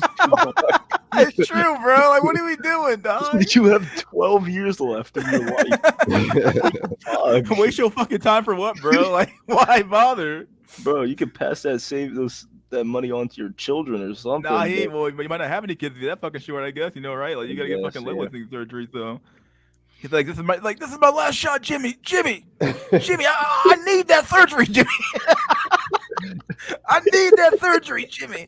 I got Medicare. I got Social Security. I swear to God, I'm gonna be showing up, Jimmy. I swear to God, when I die, I want a big casket, Jimmy. You ain't getting shit. I'm gonna fucking cremate you. You gonna give me that casket, Jimmy? I want to have a short casket. I want that full-length casket. I'll have them chop you into little pieces so I can put you in a short fucking I won't be casket. so tall. You gotta get a second casket for my legs, Jimmy. No, and then, you know, they feel inferior. So I know what my patients are going through. Dr. Mabubian says the surgery's popularity. I think it's becoming less taboo and more accepted. Oh, what the fuck we got here? Mabubian. My boobies, what? That name is hilarious. Where is it? Oh, the dude's fucking name. I think it was something else. I know it's Schadenfreude, but it's really sad. Men truly don't know how to manage women on realistic standards. True. They don't know how to do shit, bro. 65-year-olds got arthritis anyway. Why even get surgery? It's true. Why even bother, bro? Why even fucking bother, bro? His name is Dr. Mabubi. That's exactly. It's hilarious. Mabubian. Imagine getting cremated and voice know you were short because your urn is too small. It's like, wait a second. There's not enough dust here for that shit, bro. Like, he was larger than life. By the public. But I think we still have a ways to go before it's accepted by the general public. I consider this procedure a life-changing procedure. And it I sure ask my fucking is. patients, would you do this again? All of them say yes, without hesitation. It's a big perspective change just in general. Like when you go to like a coffee shop, you expect the counter to be like at a certain height on your body. And now it's like more like at my waist as opposed to like up on my stomach. One study found the psychological state of patients improved consistently after their limbs were lengthened. And experts say the surgery is safe as long as it's done by an experienced surgeon. I don't have any regrets about it. There's certainly you fucking better not with downsides 75K down the to it. fucking Like, drain, as bro. You great better as fucking it's not. been for me and like My man using the wheelchair, bro. What the fuck? Oh, dog. legitimately life changing as it's been for me. There's Fucking a wheelchair Jimmy here. certainly things I miss out on. Jimmy, I'm in the wheelchair anyway, Jimmy, but you don't understand, Jimmy. I need that surgery, Jimmy. You gonna pay my check, Jimmy. You gonna get the fuck back to work. Being in a walker and on a cane for the better half of I mean, the thing about Grandpa, he's already on the cane, so it wouldn't fucking matter, right? 2022. In terms of proportions, yes, like my femurs are now significantly bigger than they're like meant to be, but I don't feel insecure about it. That's the whole reason I got the surgery. For a second, that time my man got so broke that he had to wear fucking newspaper Look around like the he house. took it up the ass the way he walking. You're wrong. That walk is pretty bad, dude. So when I look at myself in the mirror now, I'm like, that's right. Like, it's like what I wanted. This morning, Alex is finally getting the rods out of his legs. I do want people to know it's safe and you're not a psycho for getting it. If it seems like a crazy surgery that only an idiot would do, like you just might not be aware of all the reasons that people would want to get this, the actual effects that it has on your life. Bruh. Wow. What about his arms though? They have to be proportionate with the rest of his body. They don't give a fuck, bro. Yeah, they don't care at all. People don't give a fuck at all, dude. Oh, That man, reminds me of that SpongeBob episode when he had the still song. Yo. When he took a prom. Wow. Oh my fucking god. Let's You do some got quick long memes. ass legs but T-Rex arms. Kind of crazy. Clown world we live in, bro. Wow. Honk. This is the two a quick meme here. We got some memes from China here. I was talking about China earlier, bro. Oh, yes. China's got some. I did put China's some battle royale mode, bro. I put some of this shit in the Discord chat, but my fucking god, bro, I cannot believe some of this shit even fucking exists. Being Chinese is hazardous to one's health. It is like I can't tell if this is like real or like deliberate. I don't know what's going on here. What is this? Like, look at this shit. What the fuck is that? That's not even. Yo, a wasp built that. What the hell? A wasp built that shit. He doesn't look at the building. He's like, what the fuck? Wait, I'm sorry. What are we looking at here? It's a Chinese building. Look at this shit. Hold on. Look. Let's start from the beginning here. Hold on. Look at the guy. He's like, Bro, these like, bug men. He's dog. like, what did he fuck? These bug men, dude. Oh my gosh, it's over for the bug cell. He's looking around like, he's like, are all these bricks fake? Like, Wait, are they all fake? It's made out of bamboo. Bamboo and cardboard, bro. Like, he swear to God, dog. Paper mache. Dog. Oh Okay, my thank you, America. God, bro. I thought. Chinese brick made out of cardboard. Bro, but dude. that's how America's gonna end up with diversity hires, bro. Damn. Here's another example of the genius Chinese engineering or genius Chinese Here's how they save money on lawn care, bro. This is how they save money on lawn care. Here we go. Oh, no. Painting it. I was like, what the fuck? Bro, how do these Chinese niggas not have cancer, bro? What the fuck? I mean, it's just painting the fucking grass. I'm like, what Bro, the fuck? these bug men, dog. I can't stand them. China. I don't know what's worse, bug men or Maramuts. It's just. Oh man, I feel like America must have them beat by a little bit. Yeah, I think so. They don't have troons in China, at least, you know, running their government, at least. So, you know. Wow. Here's another good meme. We're doing a few quick memes here. Put the music back on. We'll just keep going. Like Zoink Scoob? That doesn't feel like military exercise. Yeah, You don't fucking say, right? I don't believe that shit for 1 minute. Oh, we thought it was a military exercise. Nigga, you're storming an entire country. How stupid can you be, bro? You have to be like sub IQ to believe that shit. Like, oh my gosh, we have live ammunition and this is a military exercise. What the fuck? You're Got the V on it too, with the nuke on Wow. top. It's like, what the fuck? so retarded. Wow. Z for xenophobic. Z for xenophobic. Xenophobic thing. Oh my fucking god, bro.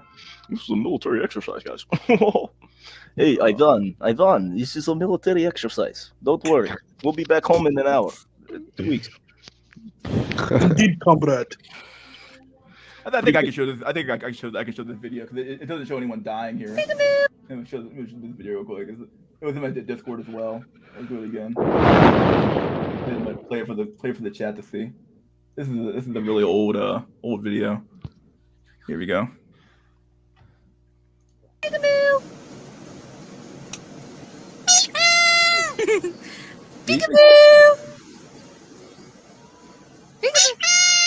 He's saying, see Kyle.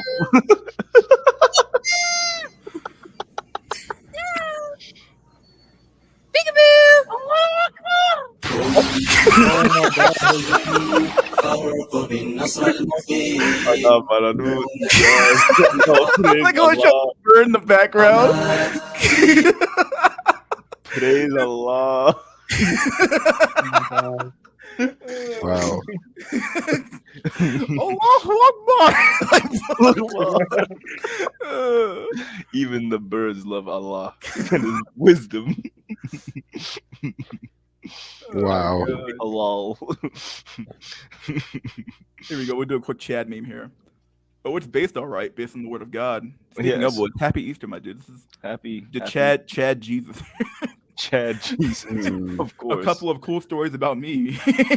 A couple of cool stories about me. So true. By Oh my what's that say? By my friends. I can't even what it even says, but yeah. My students. Oh man. Hilarious. I feel like there was one more video I wanted to watch. I wanted to go over today, but I can't find it. Demographics video. What's that? The demographics video? Oh yeah, it's like an hour long. I don't want to do that video right now. So we only have like an hour long to listen to the stream, so I don't want to do that video. It's too long. Well, I have 2 articles we can go over, I guess. We can do this one. We'll do one that Drawlux left in my Discord. We'll do that video, not video, do that article now, I guess. Oy vey, don't take the name of Allah in vain, infidel. Oh yes, don't worry about F. Yeah, I don't want Muhammad to come haunt me. I'm good. Absolutely halal. I'm based.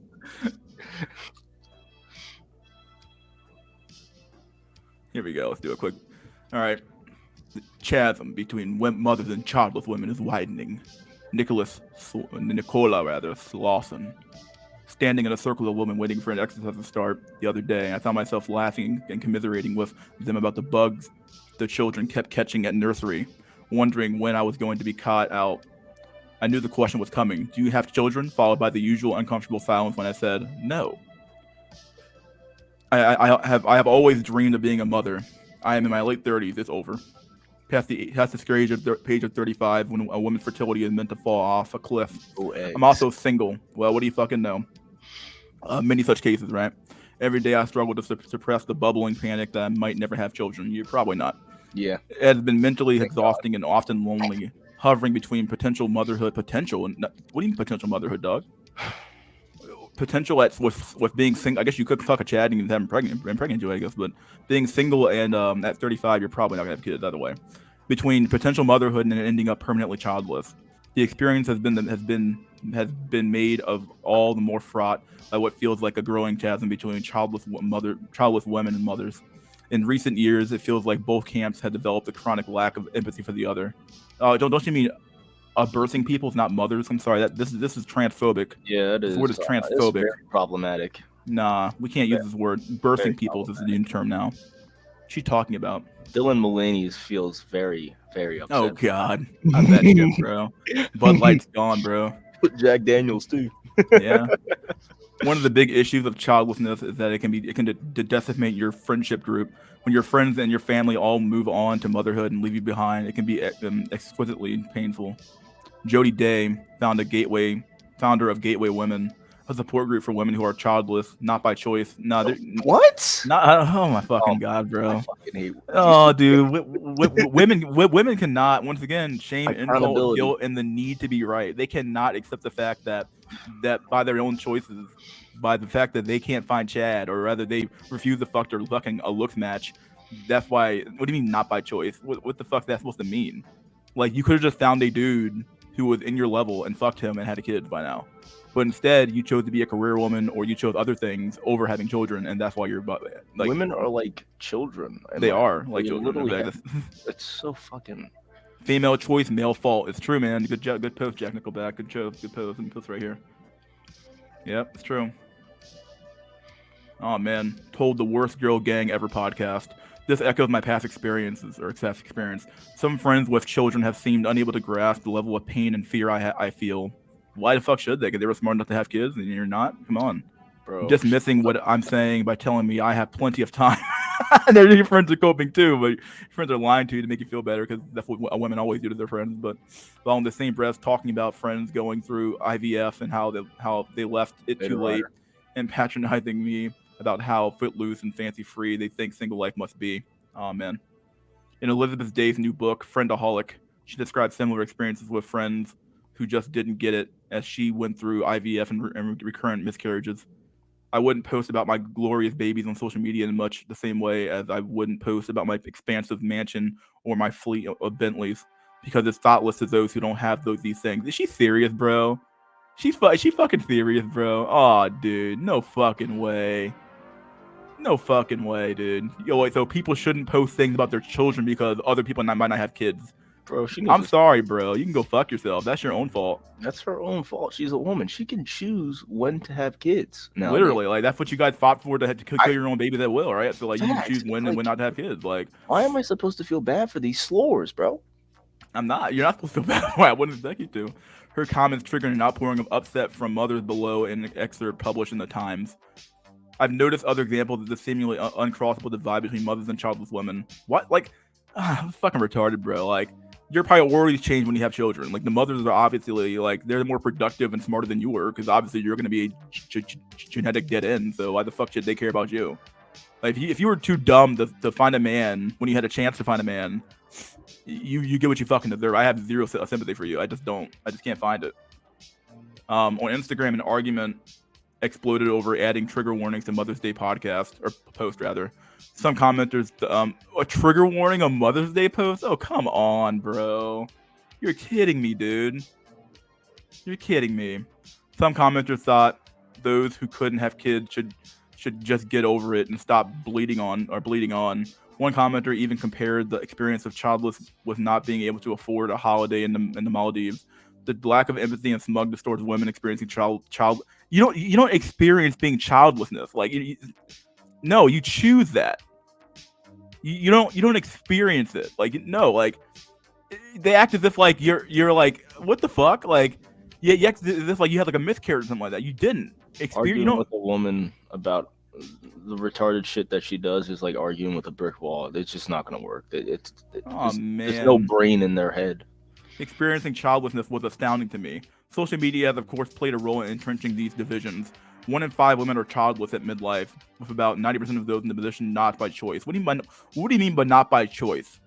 What do they really mean by not by choice? Alpha widow. Like if a woman can't have kids, okay, I understand that. You have all the sympathy in the world. If you literally have a genetic deformity where you can't have kids, okay, I feel for you. And you actually want kids, okay, I feel bad for you. But like, if you're just some fucking roasty who spent your 20s and 30s, fucking around, and you didn't have kids, you get what you fucking deserve.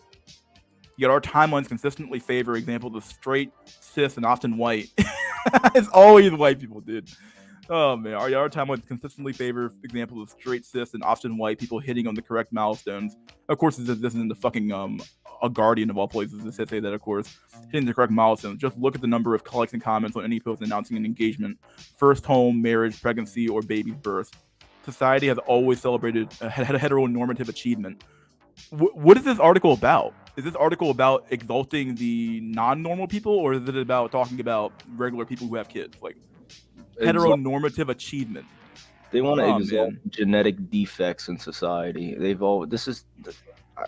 I don't get it, man. Is this how they destroy civilization?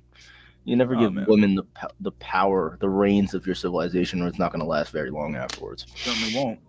But social media has borderline fetishized it. Motherhood is still seen as the ultimate success, and lots of childless women feel this acutely, myself included. Like, look, women are all about feelings until it's not about feelings, right? It's so weird because, like, if you feel it, there might be something true about it, right? Like, if somebody says something that's like not true about you, you're probably not gonna feel much about it, right? Because you might be like, okay, whatever, it's gonna fall off your back like a duck, like water off a duck, right? Yeah. But like, somebody says something true about you, you're probably gonna hurt a lot more than something not true, right? You might have to get more angry at the stuff that's like not true than the stuff that's true, right? But at the end of the fucking day, like, being a mother used to be and probably still is, I mean, like, the ultimate success for a woman, and really the ultimate success for a lot of men too. At the end of the day, having children is like the whole point, one of the few points of us being down here. Depending if you're religious, you're not going to heaven, but like, you can't even fucking do that shit, bro. You're just fucked up. Like, you just fucked up. Yeah. Now you fucked up for incels. In incels cases, it wasn't them, but for women, dude, women have all the opportunities to have kids in the world, and they just don't do it. So I have zero sympathy for these women. I just don't care. At the same time, others often don't feel this way. My mom, friends talk about the mental load of everything they have to do. Others whisper that they have completely lost themselves in motherhood, or speak of grueling postnatal depression or permanent physical damage after labor. They are still the ones to bear the brunt of child rearing. Childcare has only just made it on the political agenda. Dude, oh man, childcare is such a fucking weird agenda anyway, dude. Like, why is it okay for us to throw our children into fucking like daycare systems where the people, they don't really care about them at all? You throw them into a soulless building where people don't care about them at all, and they expect that you expect those kids to come out of that system okay? You're fucking out of your mind, dude. I was in the child care system. Fuck. Yeah. What? Discrimination against mothers still happens with disturbing regularity in the workplace. Perhaps because of all this, when women such as Day speak up, some others feel personally attacked. Writing about my own experience, I've realized there is a well of pain surrounding the question of motherhood among childless women who want to be mothers, child-free women who face stigma, and even mothers too, who feel chronically misunderstood. The real culprit in all of this is, of course, the patriarchy. Dude, they can't not blame men, bro. Dude, they can't not blame men.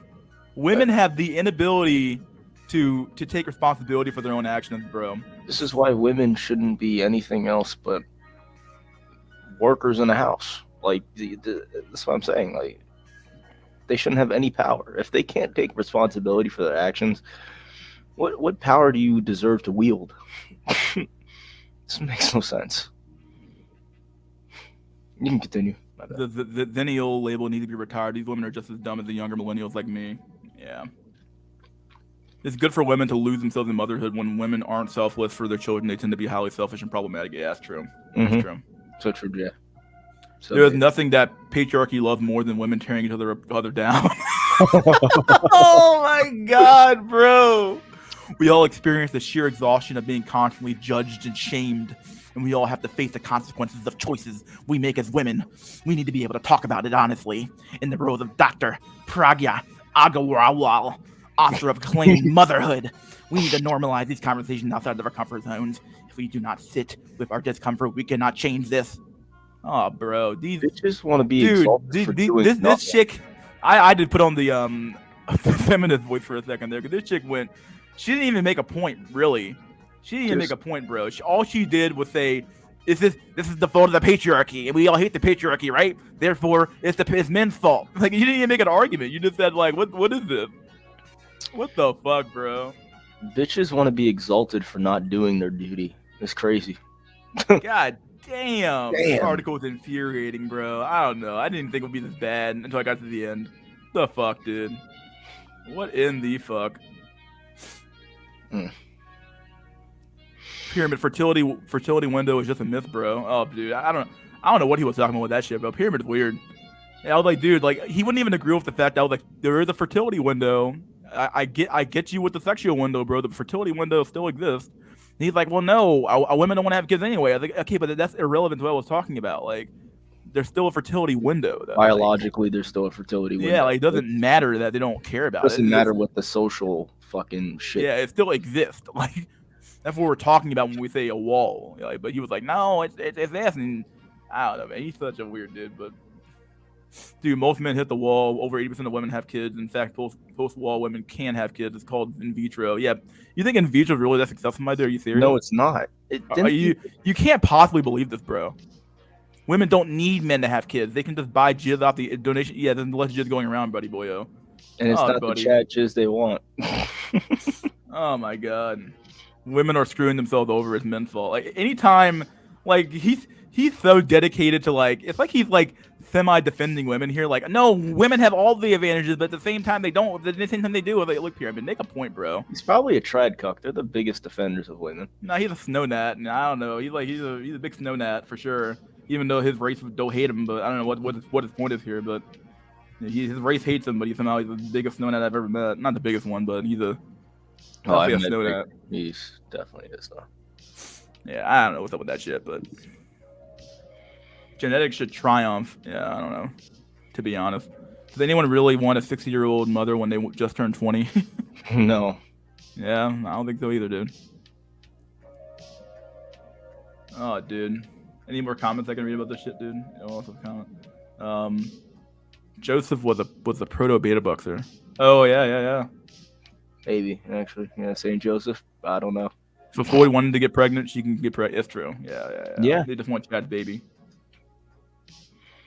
Usually these kids serve as an extension of these women's ego. My kid is special and intelligent. Yeah, but like, it does. That's what my mom says. It's better that they have that to, like, I think one of the biggest issues that we have in today's society is that women don't have an outlet to put their maternal instincts into, so they put that maternal instinct on all of society because they have nowhere to place that maternal instinct onto. So if they had kids, a lot of this weird shit we see in society wouldn't exist because women would have the ability to input their own, they would have their own children to put that maternal instinct onto.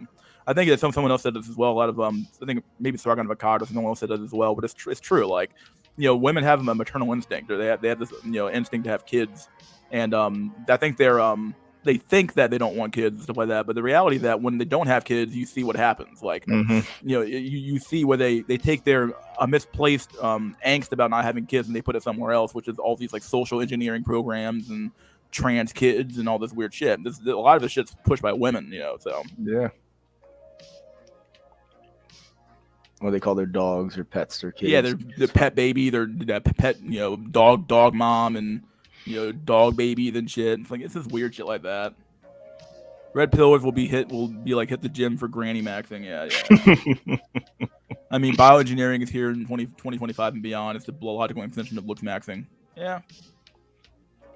Alexander, Jesus, king of the incels.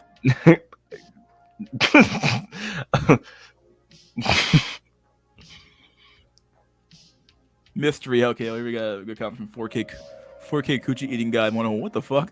Mystery. Have you seen Mr. Lucario's videos from a few days ago? He was saying men must pay for a mentor in order for them to get a wife to go swinging, and that men must pay for his coaching. Of course he would say that, bro. Society is their eternal child. Government is their eternal husband. That's a good post. So good post. true. Really good post. Yeah. Yeah, really good post. I think I'm gonna play a Rom Wills video. Oh yeah. I think he had a video I wanted to cover a few days ago. Anyway, I'll probably do that video. Then I'm probably gonna get out of here.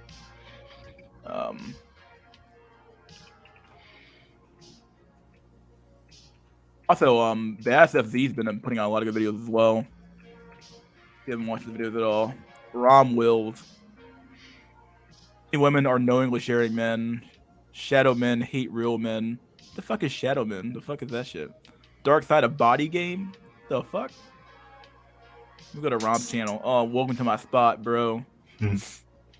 Don't embrace negativity. Women don't want a man who looks better than they do. They want a man who's going to be a man. Oh, buddy. All right, let's watch the real 1% man. The danger of being a trick. If all it takes is money to get women, how many money men are having trouble? I always got support from players, pushback from lames. Your style game can enhance your physical appearance. Ooh. Which one should I do, buddy boy? Which one should I do? I don't know. Ooh, there's so many good videos. Can enhance your physical There's so many good videos here I can just cover. Let's do this one here. Fuck it, we'll do this one here. This one has a good intro too as well because you walked up the fucking stairs. This one here is pretty funny. Let's do some fucking intro shit here. Here we go. Let's do this shit. Oh my god, bro! I swear to God.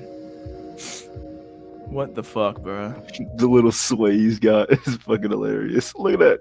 Oh my fucking god, bro! You ever see fucking Spice Adams when he does the old head shit, right? Look at this shit, dude. What the fuck? Oh. Hello there. This is Rom Wills coming back at you with yet another video. Your style game can enhance your physical appearance. Now, this is very important. Your physical appearance? Important. See, understand something. One of the main things if you're trying to attract a woman is your bait.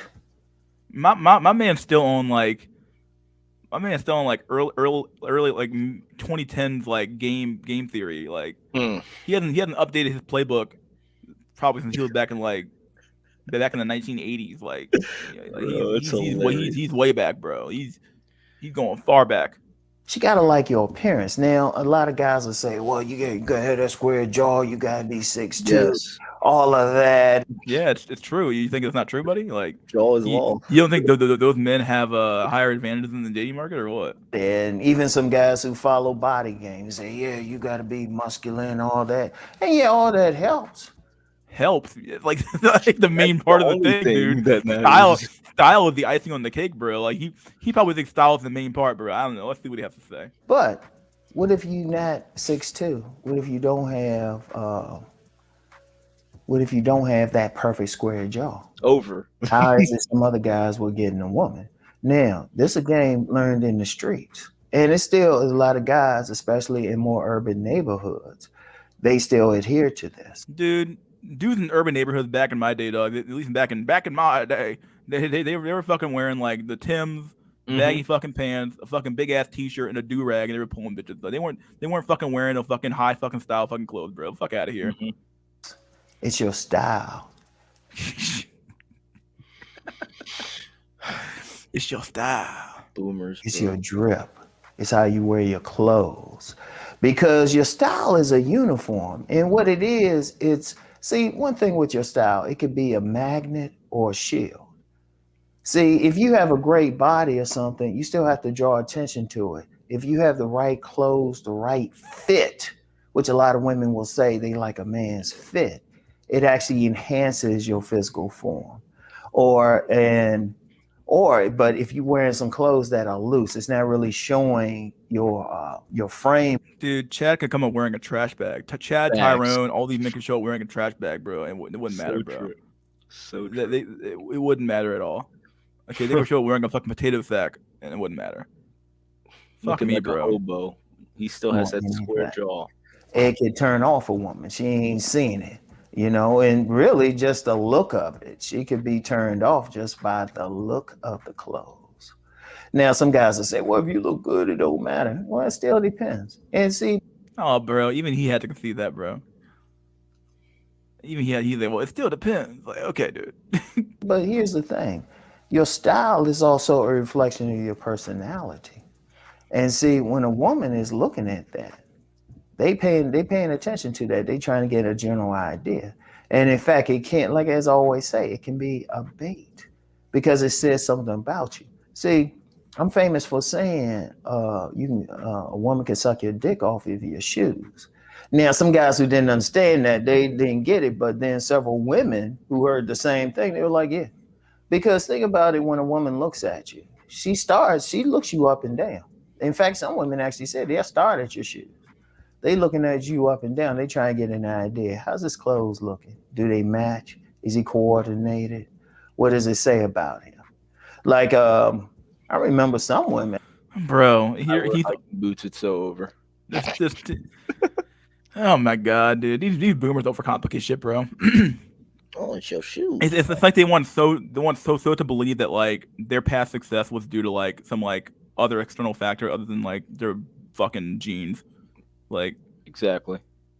And, like, it has to be something else. Like it can't possibly be something I can't control, right? Yeah, it has to be something I can control all the time. Like no, dude. That's my dad's thinking. He's like, son, you could definitely get laid today in this day and age. Nothing has changed since the 80s. And I'm like, Dad, like, what the fuck are you talking about? You were a D1 football player, played for Nebraska and everything like this. You were basically light skinned, basically. So he's a light skinned black guy, had good eyes, good jawline. Just like, what the fuck? Like, dude was like the light skin face meme, literally. And I'm like, what the fuck? I don't fucking know. Like these old boomers, bro, they just don't see shit, bro. They don't see anything, dude. Because their minds are like stuck in the 1980s and 1990s. Like they even their early 2000s, dude. Like it doesn't make any sense. I've known some women, they look at a guy if he don't have a watch on, they're like, I don't have a watch on. Yeah, I guarantee you, bro, that it wasn't that watch that turned her off, bro. It wasn't. It was probably like, oh, I'm gonna use this as an excuse to not talk to this guy, even though I probably wasn't liking the way his face looked or the way his body looked. Probably one of the two, but definitely his face. Either way. But that's just their nature. And we do the same thing, not to the same extent, but what, dude? Men let women walk around with anything on, bro. Men don't give a fuck, dude. Men don't give a fuck, bro. Men don't give a fuck, bro. But how many men will go crazy over that woman with those tight jeans, I but will. ignore that woman who's wearing like those loose clothes? Those You think men would give a fuck, bro? Nah, Yeah, dude, I you're don't want my wrong, wife bro. to Men don't give a fuck, bro. Like, okay, yeah, the chick in the fat ass, you can see it, but you can still kind of tell that the chick in the fucking loose ass fucking sweatpants are the fat ass, right? It wouldn't matter, bro. Like, Yeah, come it wouldn't on. matter. Yeah, it wouldn't matter that way. Yeah. Pyramid, the show's not for you, buddy. Just leave. Like, you don't have to stay here, bro. Go somewhere else. Oh, BPJ's back. Here we go. What's up, buddy? Yeah, what's up, man? Sorry, dealing with family stuff. Yeah. Yeah, man. This is just so funny. It just is like some retro game. And here's the thing, man. I'm not even gonna negate that what's his Ron Wills wasn't maybe successful in his own day, right? Yeah. I can. Yeah. Yeah, but the thing about it is, it's just like ultimately, yeah, this is Old Testament, right? I mean, we're in the Book of Revelation right now. It's like, So true. So it's kind of like, and the thing about it is, like, I talk to my folks and some older men who actually get it, and this man kind of just honestly does not really understand. And he's also, you gotta understand too, and I said this before, he's also more than likely dealing with women that are in their 40s and 50s. I mean, game did have its quote unquote day. They did, but now with obviously with dating apps and social media installations. Go ahead. I'm sorry. I had to put it up on the screen. Right, but now with dating apps, I mean, it's you cannot play the game unless you press the start button. And I say this all the time when I get into debates, where it's like, well, you got to learn how to talk to women in game and all this other stuff. And I'm like, okay, cool. But if we're playing a video game, if we're playing Halo, if you cannot press the start button to even begin the game, what good is your quote unquote gaming skills if you can't even participate in the game? Yep. If you can't even make it to the starting line of a race, you can't even run the race. Like like the same idea. And I'm look, bro. Like it's I know for me. I mean, because the thing about it is, and most men, if you tell me if I'm wrong, like you're kind of tracking how bad the dating market is based on your own personal like experiences. So put it like this, right? So I know for me, I'm pretty tall. I'm a very tall guy, and I used to be an athlete and all that. But Tinder and Bumble and even Hinge was still tough, but it wasn't so tough to where you couldn't get let me speak for myself, where I couldn't get anything. So like, but now it's gotten to a point where it's like, damn, like it's like, okay, am I getting uglier? And now sure, like that you can make a case for that, but it's going so rapidly now. It really is the race to the bottom. Like it's really getting, it's fucking insane, man. Sorry to rant, but it's insane now. You're not right. Insane. Have you ever been called old when you were 21? It's so over. Well, I mean, but also too. But here's the thing too about the whole money thing, and I think that the red pill did such a disservice to a lot of men, because the red pill basically lied to a lot of men and basically said, "Hey, you are going to get more valuable as you get older." I mean, you look at, I mean, even Wheat Waffles is still talking about this, when in actuality, and people, look, if you're listening to this and you're in college, if you're in college, this is going to be a black pill, but also could be a white pill for some of y'all. If you are in college, that is the prime opportunity for you to have your quote unquote sexual prime. This notion that a man's sexual prime is in his 30s and 40s is complete fucking cope in its cap. Most men's sexual prime is in college, when they had a streak or two where they slept with maybe 2 or 3 girls within a month. That is the closest that your average guy gets to having his sexual peak. That time in May in his sophomore year, when he was able to fuck 3 or 4 women within a relatively short span of time. That is the peak of most men. Never happened for me. Damn, it's over. Yeah, I would agree. Yeah, college is because college is I think even insomatics in this as well, where college is it's like basically like it's a secondary. It's your second artificial environment. The first one was high school. That's your first artificial environment where you have have a bunch of women and a bunch of men around the same age in the same area. So it's very easy to pick women typically, or easier than real life anyway.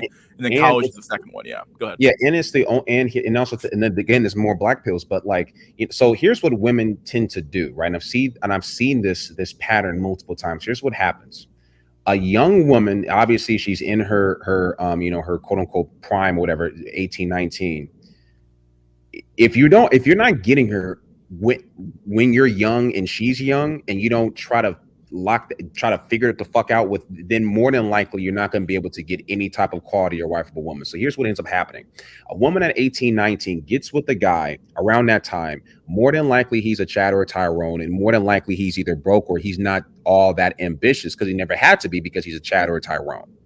This woman sticks with this guy for 3 years, 4 years, 5 years, and more times than not, he's abusive. More times than not, he's not really trying to work or really better himself, and she is having to bear the load, so to speak. Then once that relationship dissolves, most women, they go toward the opposite side of the spectrum, meaning that it's like, okay, well, I got with the few guys who cheated and did me wrong, so now I'm gonna go all the way to the extreme of you got to be a millionaire because my last 2 guys were unemployed. But wait a minute, how the fuck are you gonna go from going with the guy who was unemployed, not doing shit to himself? Then now it's not like you go from, okay, well, he has to have a really good job. Nope, he literally has to be a millionaire or a guy who was making around $300,000, $500,000, because now she wants a lifestyle to overcompensate and for you know what I'm saying, a mystery. So it's kind of like women go through these weird shifts where because of the sins of Chad or Tyrone, and I forgot who talked about this. Now, oh yeah, I basically said this in one of my videos about I think it was the Apex College or something like that. One of the videos. Yeah, go ahead. Yeah, we all pay for the sins of Chad or Chad's Tyrone and everybody else. Yeah, and everybody else, they get to do whatever they want. So not everyone have to do whatever they want, but yeah, Chad and Tyrone, they get the fuck up, and we pay for it, right? Yeah, I mean for the most part, but yeah, no, this guy, I mean, I talked to some, I think it was BGS Idmore I talked to, but yeah, most of these guys are just completely. I mean, even and Rolo talked about this a little bit about how a lot of these, not guys in this camp, but these trad cons are now starting to enter the manosphere and they're starting to talk about the manosphere as well. So you have like Ben Shapiro, you have like that other cop guy talk about the Matt Walsh. Matt Walsh, yeah, exactly. So now you have these guys who maybe got lucky. These are guys who got married when they were 18, 19 years old, guys who were able to find, even the Jordan Petersons or whatever, right? But they don't understand. It's like, yo, if you didn't find your wife at age 18 or 19, more than likely it's a wrap. Most quote unquote good wife of a women are already in a relationship before they take it off the market. They're already off the market. Yeah, I would absolutely agree with you there. Yeah, I mean, it really is a matter of like, this is why I like the trad cons. I don't know why they're even here, because like a lot of the men they're talking to are already, it's over for them. Like they think that they can like roll the clock backwards. They expect these men to take deals that they themselves wouldn't take. They expect these men, oh, you're gonna wife up that 25 or 30-year-old woman who has 85 fucking bodies on her. And it's like, look, dude, like would you take that deal? Like you were lucky enough to find your wife in Catholic high school or some shit, and you happen to make it out of there unscathed. Like, but a lot of men, like, you expect these men to take a shittier deals than you ever had to take, and it's like, this is bullshit. It's a weird expectation to put on a generation of men. Right, and on top of that, but also too, but here's the differences between the Matt Walshes and the Ben Shapiros. These are guys who are the exceptions to the rule, in that these are guys where obviously they're not super famous, but they still have a high amount of status and money among their peer group, right? So Matt Walsh is he's like a little bit under 40, I believe. He got like about 3 or 4 kids. So you know what I'm saying? Ben Shapiro is like they're on the same age, but they make really good money, obviously, and they're very well known. So these are men who are not just met their woman early, but are also status max and even money max, right? So obviously they're playing the beta position. So time will tell in order if their wives is blow up the marriage or not. But they're doing far much better than your average quote unquote conservative male. This is about like TradCons really they piss me off to a large extent, because I'm not as much as I want to live the trad life or want to live a traditional life, it's like I just know it's not feasible in today's in today's world. Like, you know, the laws are not in your favor. The laws alone should stop you in your tracks, right? But beyond that, beyond the laws, like the market in and of itself is not in your favor.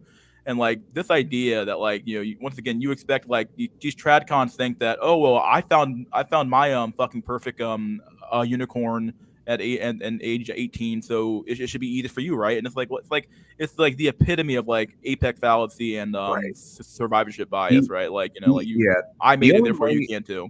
The only way that here's what I'll say: if you're an average man, or even an above average man, right? So the only way that you can truly have like a decent chance, I'm not saying a good chance, but a decent chance at getting a relationship where with a woman who treats you like half a human being. This is and I'm not saying to do this at the fuck all, because I don't believe in it. But the only way that your average or above average man has a decent chance is with getting with a single mother. That's really in regards to, you know, a woman who is at least open to getting with just an above average like man who's making some good money. Single mothers are the, and I'm not saying to actually do this, but I'm saying that those women at least have a need to have a quote unquote a male around. Whereas if you so it's kind of it's sort of fucked up thing is it's like you see a guys, like I talk to dudes and they're like, oh yeah, my girl, she treats me right, blah blah blah blah blah blah. Okay, how many kids do you guys have? Oh yeah, well she has one kid, and you know I decided to adopt him. I'm like, well, do you understand? I told the guy, you do understand that if she wasn't a single mother, she would not be with you. Yeah, that's a hard pill for a lot of men to swallow. Though they don't want to swallow that fucking pill. They're like, well, yeah, that's true. She was I'm the guy that she picked at the 13th hour. What the fuck? It's like, yeah, well, she picked you because you were stable and you had resources and money, and she fucking needed you. You know, alpha seed, beta need, right? You know, the beta need is there still at the end of the day. So that's so true. And it's weird, and it's so weird how women are like, it's like women basically have the standards that they should have only after they become the single mother. Yeah, I forgot who said that. I think it wasn't you, but I know someone else said it as well. I forgot who said that. But either way, yeah, you're absolutely fucking right. They have the you know, they go for what they need after they've acquired like the child they need. Like I said, alpha seed, a beta need, right? So okay, well, now that I have what I wanted, I want to go with what I need now. So, you know, like, kind of weird because there's been a lot of pushback against the whole alpha seed, beta need nowadays, because people think that, well, it's not really true, but it's like, I don't know how. Who pushback from who? There's been the guy who actually coined the term, coined the phrase, has been saying that statistically it's not necessarily true, but I do wonder, you know, if he's doing it for political reasons or if he's just saying it. I don't know. I think I saw a Rollo Tomasi covering it, talking about how it's not necessarily true to some extent. So I'd have to like look into it again to figure out what exactly the arguments were for why it's not true. But listen, here's what I'll say, man. If you're in college right now, that this is, and it might look, man. I know that it more than likely it's still a fucking shit show. I know that it is. I know that if you are a male in college, more than likely you are an inkwell. Right. Yep. More than likely you're not being invited to parties or whatever. More than likely you will show up and you can try to talk to a woman. You know, I know that there's a high likelihood of a rejection, or even more so that, you know, for her to maybe even, you know, call the campus police on you, or, you know, report you, or, you know, talk to the counselor, say that you're making her uncomfortable. I understand that. That being said, however, it is still, believe it or not, the most optimal environment. So if you're able to somehow, whether it's getting into like just somehow, college is not the place to give up. I don't think that college is necessarily the place to give up. I mean, it is your best bet. So you're better off, like your best bet. Like it might not work out in the end, but it is your best bet. It's kind of like getting a college degree for a job. Like you might hate going to college, but it's still your best bet compared to trying to like huff it out in the regular market out here for, you know, working some retail. Right, the regular market is not. Yeah, so the regular market is just not. It's just not it. Y'all are right, but I just literally wasted my entire uni experience. I'm a senior now, so it's fucking over. And I'm still I'm still an inkwell. Actually, but I went to college during COVID, so we were basically online half the time. So it's like fuck. So it's like it's kind of fucked. A little fucky. Oh god, pyramids here again. Fuck me, bro. I don't think I can handle you pyramid today. I don't think I can do it. We're almost over. Just end the stream real quick. I could, but do you guys want to finish this video or no? It's up to you. Yeah, sure, I guess. Yeah. It's up to you, man. Yeah, sorry to Oh, you're fine. They don't really show her body or something. Let's just be real. What are the clothes doing? They enhancing it. And see, when we talking about style, it's not even just the clothing, but it's everything else. Like I've always said, fix your face up. You know, depending on your beard game, your beard, your mustache, how you cut your hair, all of that matters. Like, look, a beard game definitely matters more in the black community than, and maybe I'm seeing beard game maybe get pushed a little bit in the white community as well, somewhat. But black community having a good it's beard, more so in the black. it So definitely does count for a lot. Here's having as you always say, Jay, it has to connect to the hairline. if the beard's not connected, she won't feel protected. But oh man, that's good. no, but basically, no, it's this, right? It's so look at Ron Wills, for example, right? We got a man who does have a beard, you know, he's rocking the white or whatever, but he's bald. Beard is only really necessary as a man if you're bald or if you don't have like, you know, like the fucking hunter eyes and all that. If you have a good face, if you have a good face and you have a good hair, you don't need a beard, right? You know what I'm saying? Like it's like Chris Brown doesn't need a beard. Like there's a few guys where you look at like, okay, that guy doesn't need a beard. But if you're a black man and you're bald, you're gonna have, let's be honest, you're gonna have to be at least in somewhat good shape and then have a beard, and then the beard needs to connect. If you're a white guy, however, white guys don't necessarily need beards really. You know, really, I mean, it helps obviously if he's bald or whatever, but having a like basically black men, all of the stuff where it's style, because he's not completely wrong on the style aspect of it, like not completely, but when it comes to style, when it comes to your beard, when it comes to your look, your drip, like all of these things that he's talking about are only more important for black men, not because is important, but because you as a black man is already a deficit to the opposite sex. So you need all those things to compensate for the fact that you're black. That's so you'll never come across you won't come across too many white pickup artists talking about your beard and like sure maybe, but not really. Even John Anthony Lifestyle isn't necessarily talking about like your shoe, at least not that I've seen. You know what I mean? Yeah, I would agree. Yeah, there's, you know, as Jack Nickelback just said here, eternal ethnic tax. Yeah, the ethnic tax is real. You know, whether we like it or not, it's just true. You know, like eternal ethnic tax. Yeah, have to be clean shaven. I went. Oh, you think you have to be clean shaven? Okay, I wasn't sure what was going off there. Okay. Wait, so it has to connect to your hairline, or does it have to connect to your mustache? Because it just either or. I mean, the more it connects, whether it's to your mustache or to your you know your. Dude, I got it both. Hair. Bro. Like, I got both. Exactly. Yeah. So you're good to go. But I'm saying like, but ultimately, you know, but a lot of guys don't. Like, I don't have that. A lot of guys just don't have that. So it's and black women will they will knock points off. Like black women are highly sensitive to you not having your hairline. They love to shit on guys for that, or for guys whose hairline is receding. They will talk about your lack of beard. So black women are highly, to his point, they're highly sensitive to those things. Now they're not necessarily sensitive to hunter eyes. See, like the funny thing is like hunter eyes, the jawline, the cheekbones. These are appealing to all demographics of women, but you rarely hear women ever talk about, well, see, you got them ugly. Like they don't really know what they're attracted to. You know what I mean? Like they're not really aware of those things, but they are aware of the other things like okay, he's balding or he has a beard or whatever. Yeah, it's so weird when I'm still talking to this Nigerian chick on I met off of Hinge, and we kind of took it off the app obviously at this point, and when I asked her, like, you know, I asked her like later on, because this isn't the question you want to ask them like on the first few conversations, but I asked her like, okay, so why'd you swipe on my profile, or why'd you push hard on my profile? She's like, well, you know, I like, she never once said anything about my looks. It was so weird. All she said is that, oh, you look very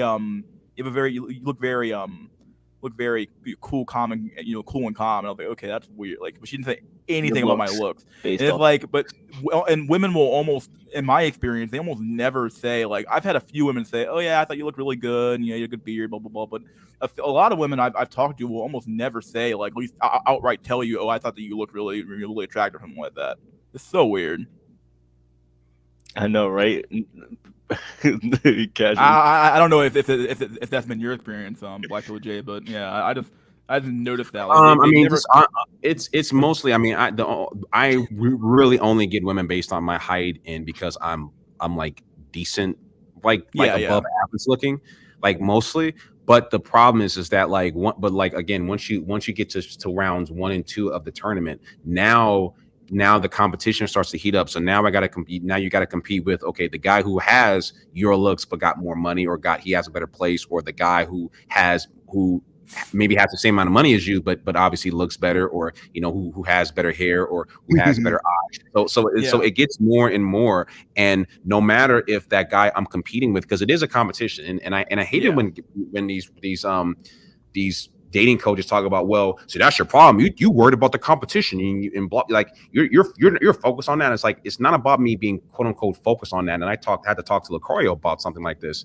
It's more so about, yes, you are aware of what is out there. When you look at a woman's phone, she has over 50 to 60 to maybe even 100 or more unread text messages in her phone. Bro, it's only the telemarketer calling me, bro. Oh my god! Like, it's just like, I mean, like I don't know, like women's standards are just too fucking high. Like, so like the amount of like hoops you have to jump through, and the amount of requirements they have for men is just absurd. Well, not only jump it, but also here's the thing too, man. It's like, because I was dealing with a woman somewhat recently where it's like I found myself jumping through hoops, and I just knew it wasn't worth it. Because even if you do find yourself in a relationship with a woman that you are able to get into a relationship with, more than likely you are going to be miserable. As long as if she holds up a hoop for you to jump through, that will not be the first that will not be the last hoop that you will be jumping through. Oh no, you're gonna be a circus animal your whole life. Yes. and as you move in, you have your woman move in with you, or you get married, or you have kids, the hoops are only going to get smaller. She's going to light the motherfuckers on fire. You're going to have to jump higher. You're going to have to jump faster. And this is what some of these guys will call, well, that's the game. You got to pass through the fucking shit test. These chads are not being shit tested at all. And I'm not saying that what I'm not saying either. I'm not saying that I want to be quote unquote treated as a Chad, right? It's not really necessarily about that, but just more so about just knowing like, yo, this game is rigged. And I want at least these fucking PUA coaches, these game coaches, just to at least acknowledge the whole inflation, if you will, at least be able to acknowledge it and acknowledge that, you know what, at a certain point, the game is not going to be where the game is going to be so tough for men, where if only 5% of men are able to truly score in this game, the game is broken. The game needs to be fixed. The problem with that, if they ever acknowledge that, though, it's kind of like we waffle. We talked about earlier. I talked about earlier anyway. Is that, if they ever acknowledge the fact that it truly is over for you, and if men actually truly accept that, then it destroys their entire model of like how they make money, basically, right? So like they almost need the hopium there to keep making money and keep grifting and keep making videos and stuff like that. Because like the moment you accept truly in your heart of hearts that something is truly out of your reach, you just stop trying for it. Why the fuck would you keep going for it if you know it's out of your reach? So. That's literally me right now. I'm just done. So, yeah, like, Alaskan, how old are you? 21, sir. How tall are you? 5'10". How tall was your dad? He's 6'1". My brother's 6'4". Fucking damn. Shit. But my mom is like a Spaniard, so she's like 5'2". You didn't inherit like your dad's looks or anything like that? Not from what I can tell. Yeah. Yeah, I mean, look, I say a significant. Do you have any tattoos? No, sir. Yeah, that would give you a boost if you have and you're black. I'm assuming, right? Or yeah, I'm mixed. Yeah, black due to being American. Yeah, if you were to get some and look, I'm saying this as a person who needs to get some tattoos themselves, but that I'm not saying that it's going to like be night and day, but getting the nigga points if you was to get just some nigga points, especially some tattoos, that can kind of up it. Maybe I don't know, like 0.5 points at the very least. Oh, wow. Yeah. I would say because as a black man, like, and we were talking about this in Pluto stream, if you're a white guy, see, being white, and I've said this before, is the default mode for women. So if you're white, as a man, you this default. But if you're a black man, then if you don't have tattoos, that's going to be -1 point. Yeah. So whatever your natural SMV is, so let's say, for example, you're a black dude who's a 5 out of 5. If you don't have tattoos, then you are actually more so a 4 out of 5. Excuse me, 4 out of 10 because you don't have tattoos. Getting tattoos will kind of keep you out of 5, but even plus it depending on how many tattoos, what they look like, and that other aesthetic. But as a black man, it is imperative that you should have some tattoos. It's imperative. Yeah, Kuma asked if my brother was older. No, I'm the youngest, dog. He's 34. And it's not all by the same. Like, my dad had different wives, so. Oh, well, there you go. My brother. Yeah, it's kind Keep of. going with this video. I'm probably gonna end the stream in like 10 minutes anyway. I'm gonna let my lab pyramid in here the last 5 minutes and leave, but yeah, I don't got time for this shit today. So, and no matter what, see, and here's the thing, though, your style it really needs to fit whatever you're presenting, even if you're average looking. That's why I say it can enhance that. Some guys think, well, I don't look good. I don't look like that model. Okay, work with what you got. Like a big one is the whole hair thing. The whole hair thing got a lot of guys, they going crazy because they like, I'm going bald. I'm balding up here. You got an industry like to try to restore men's hair, but if you're going bald, you can enhance that style by just shaving it off. oh God, the shave it off meme, Christ. bro. The shave it off meme. Jesus Christ. You can enhance the look by just shaving it off, bro. Christ. You're not look. You are not enhancing anything. It's by you gave up, buddy boy. I just gave up. It's over. Yeah, but here's the thing though. Like he is wrong objectively, but by shaving it off, basically you are surrendering, but you're saving a little bit of face because balding to his point does look objectively worse than a shaved head. But a shaved head is still bad for 90% of even and I'm gonna give you a little bit of a black pill, a personal black pill. Give you a personal black pill. The Rock. Mm-hmm. My aunt used to love The Rock back in the Scorpion King days, the Tooth Fairy days. Back when they did that movie, Be Cool, look up Be Cool. Back in the early days when The Rock was doing movies, my aunt loved The Rock. Then I started to notice lately that my aunt, because I will take my aunt to go see the Rock's movies. I started to notice that my aunt wasn't too into The Rock as of late. And part of it, I think, is because The Rock just said fuck it and went bald. Damn. Yeah. But The Rock had the Chad jawline, so it's like, fuck.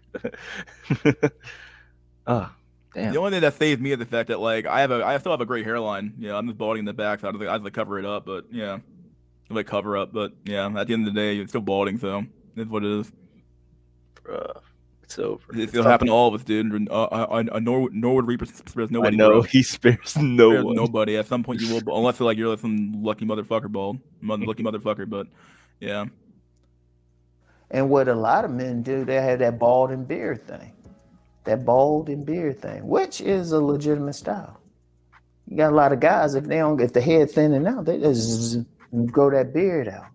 In fact, the whole beard game thing, and I ain't saying it years ago, I thought it was just a fad. I did a video. I will say this though, like if it's between having the a Dr. Phil haircut and going bald, I'd probably just go with bald. Honestly, Dr. Phil haircut's pretty fucking bad, or Dr. Phil fucking hair is pretty fucking bad, dude. Not gonna lie. I'm gonna change your life today. Like, okay, yeah, who wants to be that guy? Like, come on. I actually left it up. Somebody was like, "Hey, you should take it down now." No, I don't take down. I can count on my hand how many videos I've taken down. But I'm gonna stick with it because I was wrong. I didn't think beard king would. They think it would last, but it's big. And you know what? That's cool. I don't mind being wrong. I ain't perfect, but a lot of men, like say they don't have that like square jaw or something. You get that beard, get those cuts. You know, He's not wrong there, dude. If you don't have a good jaw, a beard can definitely help you a lot. I mean, Yeah. it's true. Like, especially if it's the thick beard, okay, you're doing okay. Yeah, it can help you a lot. I mean, like, I doubt she's gonna be like fishing for that jawline on the beard too much, but yeah. Well, I mean, but here's the thing, though. I will say, I think it depends.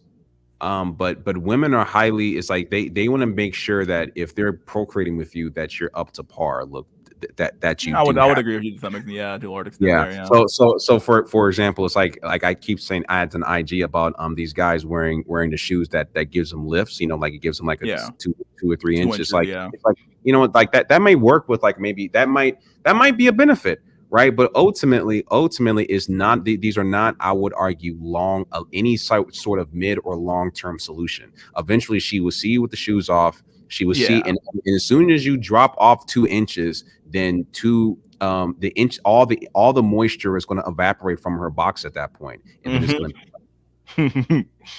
Yeah, it's over. I was at a hair expo, natural hair expo the other day, and I'm gonna tell you what, you had some guys selling products just for the beard, even some T-shirts just for the beard, but it's style. See, your style is just your overall presentation. It's your clothes. It's how you cut your hair. It's the how you take care of your skin. All of that says something. And I'm gonna tell you the beauty of style and the beauty of the style game. As I've said before when I've talked about it, you got 100% control over it. You control what you wear. Like your genetics, you can do body game and all of that, but you can only go so far with it. Or just use the bald example. Sometimes genetically you're just gonna lose, especially as you get older. Indeed, there's some younger men, they might start going bald. Shave that shit. Fucking brutal, by the way. My God. Brutal. The Norwood Reaper Shave comes that to you shit. at 18. Damn. Shave you know. It's brutal, and it's 18, also, bro. My but God. it's also brutal. It's also brutal seeing if you were. Here's what's really brutal: when you start. If you were doing okay on a dating app, because you know what I'm saying, you take pictures with your crisp hairline and all that, and seeing oh shit, let me cut it short, really short, or even dare I say it, go bald, and seeing your what few matches you have go from, I don't know, 4 matches or 5 matches a week go to like 1 to 0. That's what's really brutal. Yeah. Bro, pull up the Jack Nickelback quote that he just posted. Because it's literally I just realized men are preening themselves more than women and for far less return. We are not far from going full South Korea and using makeup. This Yeah. literally reminds me of the Beautifuls of the Mouse Utopia experiment. Yeah, it's true. Yeah. The beautiful ones, yeah. Not wrong. Just like what? Shit, if you can grow that beard out, if you can't, just say, okay, what's the best for me? All right, maybe you can't grow out that beard fully. Okay, do what you can. I don't any harm, but like women, they can spot that kind of like fucking Tim Pool with that patchy ass beard he's got, bro. That patchy beard, it doesn't look good, dude. If your beard's patchy, you might not even have it, bro. You might as well just cut it off. My There's no beard's point in having a patchy ass beard. Thank God, my beard's full. My beard's really full. So I'm good to go. But like, yeah, if you have a patchy beard, just shave it off. Don't bother. Like, maybe you can rock a mustache or a goatee. I don't know. Even I don't think a goatees are in right now, but I wouldn't bother. Do what you can. You can still fix your teeth. Do what you can. You know? You want to really fix it up. And also how you even keep your nails. Some women look at it. That's true. I had one girl I went on a date with. She looked at my nails and said, "I like how clean your nails are." I'm like, "Well, that's weird. Never thought you would notice that." But weird shit like that, bro. It's weird. I don't know. They do notice weird shit like that, though. It's true. You know what type of watch you wear. What type of watch? And let me be clear. When you have, depending on the clothes, it don't have to be expensive. There's some people they wear non-name brands and still get a woman because that's their style. Because your style represents who you are.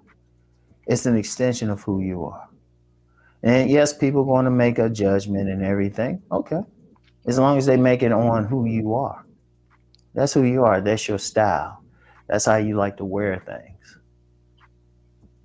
You know? Now, if it's a style that it's you, but it don't seem to attract women or something, well, that's up to you to change it. You might be like, nah, I'm just looking to attract a certain type. Indeed, your style can like really, because it's a uniform, it can say what social class you're in and everything. In fact, if you really get adept at it, you can look at someone's style and have a general idea about their social class, their background, their cultural mores, everything. Everything. That's how important it is. But on the bottom line is, if you want to fix up, like you say, okay, you don't look like that model, or you don't have that height, or you don't have that like totally cut body or something like that. Do what you can with it. Like, let me use the body example. Also, but let me say this real quickly. But so let's just say you are a normal guy, relatively doing a little bit above average income, and you do take the Kevin Samuels course, and you start to dress better, and you do meet a woman, and this shit does work. Like, let's say for whatever reason you take the Kevin Samuels 101 dress course, and it works. The issue is that it's not, and you talk about this all the time, Mystery, it's not maintainable. because no one is even fucking Kevin Samuels, you're not dressed like that. You're not going to look like that the majority of the time. Yep. Yeah, you can maintain that level of prestige, I guess, if I want to call it level of performance. No. Yeah. If that's not, I mean, if you're not actually making that really, if that's not what you actually are, and you are wearing it, because I mean, look, most dudes, tell me if I'm wrong, most guys maybe have like 4 or 5, if that, legit fits in their closet. Tell me if I'm wrong. People in the chat, if you actually go on a date, and remember, you know how, like, in Mystery, tell me if I'm wrong. If you go on a date and you put on like your jeans, your shoes, maybe a chain or a shirt or some shit, and then you gotta go out with that woman 2 or 3 times, you're like, dang, I already wore this. Like, I got a few good jackets, but I already wore this. I'm about to run out of. If I keep taking it around, I'm gonna run out of fits. You're not wrong. Yeah. About the leather Like, jacket. damn, like already, like shit. I wore these shoes. Well, damn, I wore these good. Like, most do. And I'm not to say like you. Obviously, you can spend more money on that. But even if you have like 10 good fits in your wardrobe, she's still gonna have to see you in that that raggedy t-shirt that you wear when you're about to go to bed, or what. Like, if this is going to evolve, and obviously like you're gonna see like her real side of it. But ultimately, women, if you can't keep up whatever the fuck it is going to drop off eventually. She is going to see the other side. She is going to see the who the Wizard of Oz really is, and then you're going to start to see the decline from there. Yeah, I only got my fits are literally a leather jacket, some jeans, my boots, and a shirt. That's about it. That's it. I can't impress these women. I dress simple and plain, and it's just me. So it's fucked. I hate suits. I can't wear suits. And the reason why, and here's the thing too, the reason why a Chad is able to maintain a relationship is because his face is the uniform. Mm-hmm. Yeah. His So face, do his shit, height, he doesn't exist. right. That's really it. So when Chad actually dresses up, he looks real good. But he doesn't have to. He could still just wear just some raggedy shit, and it's all good. Yeah. No drugs, no alcohol, no style or tats. Literally over. Bigger men. What they do, they'll fix up what they have. They'll still look good. They'll still fix up everything. Even if they are, another situation wearing glasses. There's plenty of guys, they'll just have stylish glasses. And I remember when I used to wear glasses on a regular, other than for driving. I had a few women say when I stopped wearing them on a regular, say, I really liked you in those glasses. But it said, It's so weird because I've had women tell me I look completely different in glasses compared to when I wear my contacts. So which is why I wear my contacts most of the time now, other than at night when I go right before I go to sleep. So I got the vision of a hawk, but it's okay. my eyesight's fucking shit, bro. I have like -6 in one eye, like negative. Holy shit, bro. Yeah, I'm like You're wearing blind. fucking bottle caps, bro. Fucking horrible. Literal fuck. Like I literally have the high quality glass, right? The high quality shit, and that shit's still thick, bro. It's unbelievable. Like if I would have got plastic, bro, I'd be fucked. Like my shit would be like literal bottle caps. You're like my not little mom. She got fucking shit glass eyes, bottles in bro. my eyes. My They're mom horrible. has terrible eyes, bro. She can't see shit. It's something to them. So remember, the thing with the style is, regardless of your your bone structure or your height, regardless, you can still use your style, how you wear your clothes, how you cut your hair, everything about you that you can control, type of watch you wear, type of jewelry you wear, even with tattoos, what type of tattoos you might get. You can still use that. In fact, I remember when I was working at this department store, right? And 1,000 jobs. And I remember the son of one of the workers came in, and the women were going crazy. All these young girls were going crazy over this guy. And he was tall. Okay, we'll give him that. But he drove the women crazy, not so much about his height, but his style. Because, bro, I don't know, man. Yo, that's not like the mad copium, bro. Like, okay, like he's trying to like say, oh, it wasn't his height, bro. It was more or less his style, bro. It's like, dude, no. Can we just be real here for a second? Again, they got it. They literally got it. He has it backwards. He was a good-looking guy, more than likely, and was tall. The fact that he had tattoos, which I think he's probably going to say, or his style rather, whatever, was just the icing on the cake. But so I mean, we know. Yeah, we all know what's going on here, but they were very specific. They were calling him like a 9.9 and stuff. They were asking about him and everything. But the style he had beard game going. He had a look. He had kind of that lumberjack look. Come on, bro. Come on, bro. You gonna try to convince me that like all these things you're describing, which is all looks based, genetic based, is not the main reason why these women were attracted to this guy? A lumberjack look, where sure, you can argue that working out is not, well, it's somewhat genetic. Getting good muscle. Either way, bro. What the fuck? This is weird. I don't know why he would even bother to bring up the fucking style. The style was the main thing. I mean, a BPJ already said it. It's like it was the icing on the cake. It wasn't the main attraction, At the time, he had a few tats on. He had some tats on his arms and everything. He had a nice watch on. They were like breaking this down. They were looking at his shoes, everything. The women were breaking it down because they didn't just say, "Oh, he's tall." They were looking at everything else. He had a thorough haircut. All of that. That's what they didn't use the word thorough, but they were like breaking him down piece by piece. And it was mainly his style. Oh my God. Very important. All right. So anyway, that's all. All right, I'm gonna let Pyramid in here for like 5 minutes. We're gonna end the stream. So, all right, let Pyramid. All right, here we go. Fucking Christ. All right, Pyramid. What do you got to say? Hello. Yeah, we hear. What's up? I hear you. Okay, my audio's good. It's good enough for what you have to say. Go ahead. Okay. I have one of those lightning rods or something for my iPhone. Am I roboting or is it? No, you're fine. Okay, cool. Yeah, I don't know if BPJ is on here, or I don't know if he is, but yeah, I mean, no one talks about this. College is the best time. Like, if you fuck it up or, waste your time with Manosphere stuff, it's over. And I had women show interest in me, but I blew it because I was watching Manosphere stuff. So I'm just saying, guys, at least, I don't know, who's the Spaniard guy on here? I forgot, but at least for him, like, COVID was happening, so he has an excuse, but I have no fucking excuse, so, I mean, yeah, just don't be me, don't be Pyramid, so, but yeah, college is the only time to meet prime women, and after that, I mean, it's just, it's over, but, I mean, my condolences, mystery. I mean, you admitted you were balding in the back. I mean, that's rough. I wouldn't wish it on anyone. Yeah, well, it happened to all of us one day.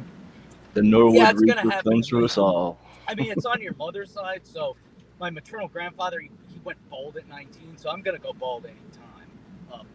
Hasn't happened yet, but it could be tomorrow or anytime. So you're probably balding now. You just don't know it yet. You don't really know that you're bald until like it's over. Like at the end of the day. So. Yeah, I mean, probably. I mean, it's any time. I mean, I kind of expect it. I mean, but I mean, I'm not bald yet. But I mean, it could happen any time, pretty much, because it's on your mother's side. You know, that's what's funny. I think all the bad genetics are on your mother's side, right? I mean, Actually, not that is on your really father's true. side. Actually, Yeah, now yeah. I think about it. Yo, actually, you might be onto something. Well, I don't know. Maybe this is weird, but it's like maybe this is kind of fucked. But like, should men choose more masculine women? I know it sounds gay as fuck, but like, should men choose like select more I mean, And I'm sorry, Pyramid, did you have you're any? gonna Because I gotta go, Pyramid. Because did you have anything to say to me before I left? Yeah, no, I was just saying I agree. Like college is the only time, really. I mean, you don't get any better opportunities than that. You know, after that, it's over. You know, especially for jobs or internships or you know, especially women. You know, I mean, you may not like going to college, but And I mean, I should. you're dealing Yeah, with. yeah, But here's what it is. You're dealing on. You're dealing with. Even though it's still shit, it's still a shit show. But you're dealing with lesser.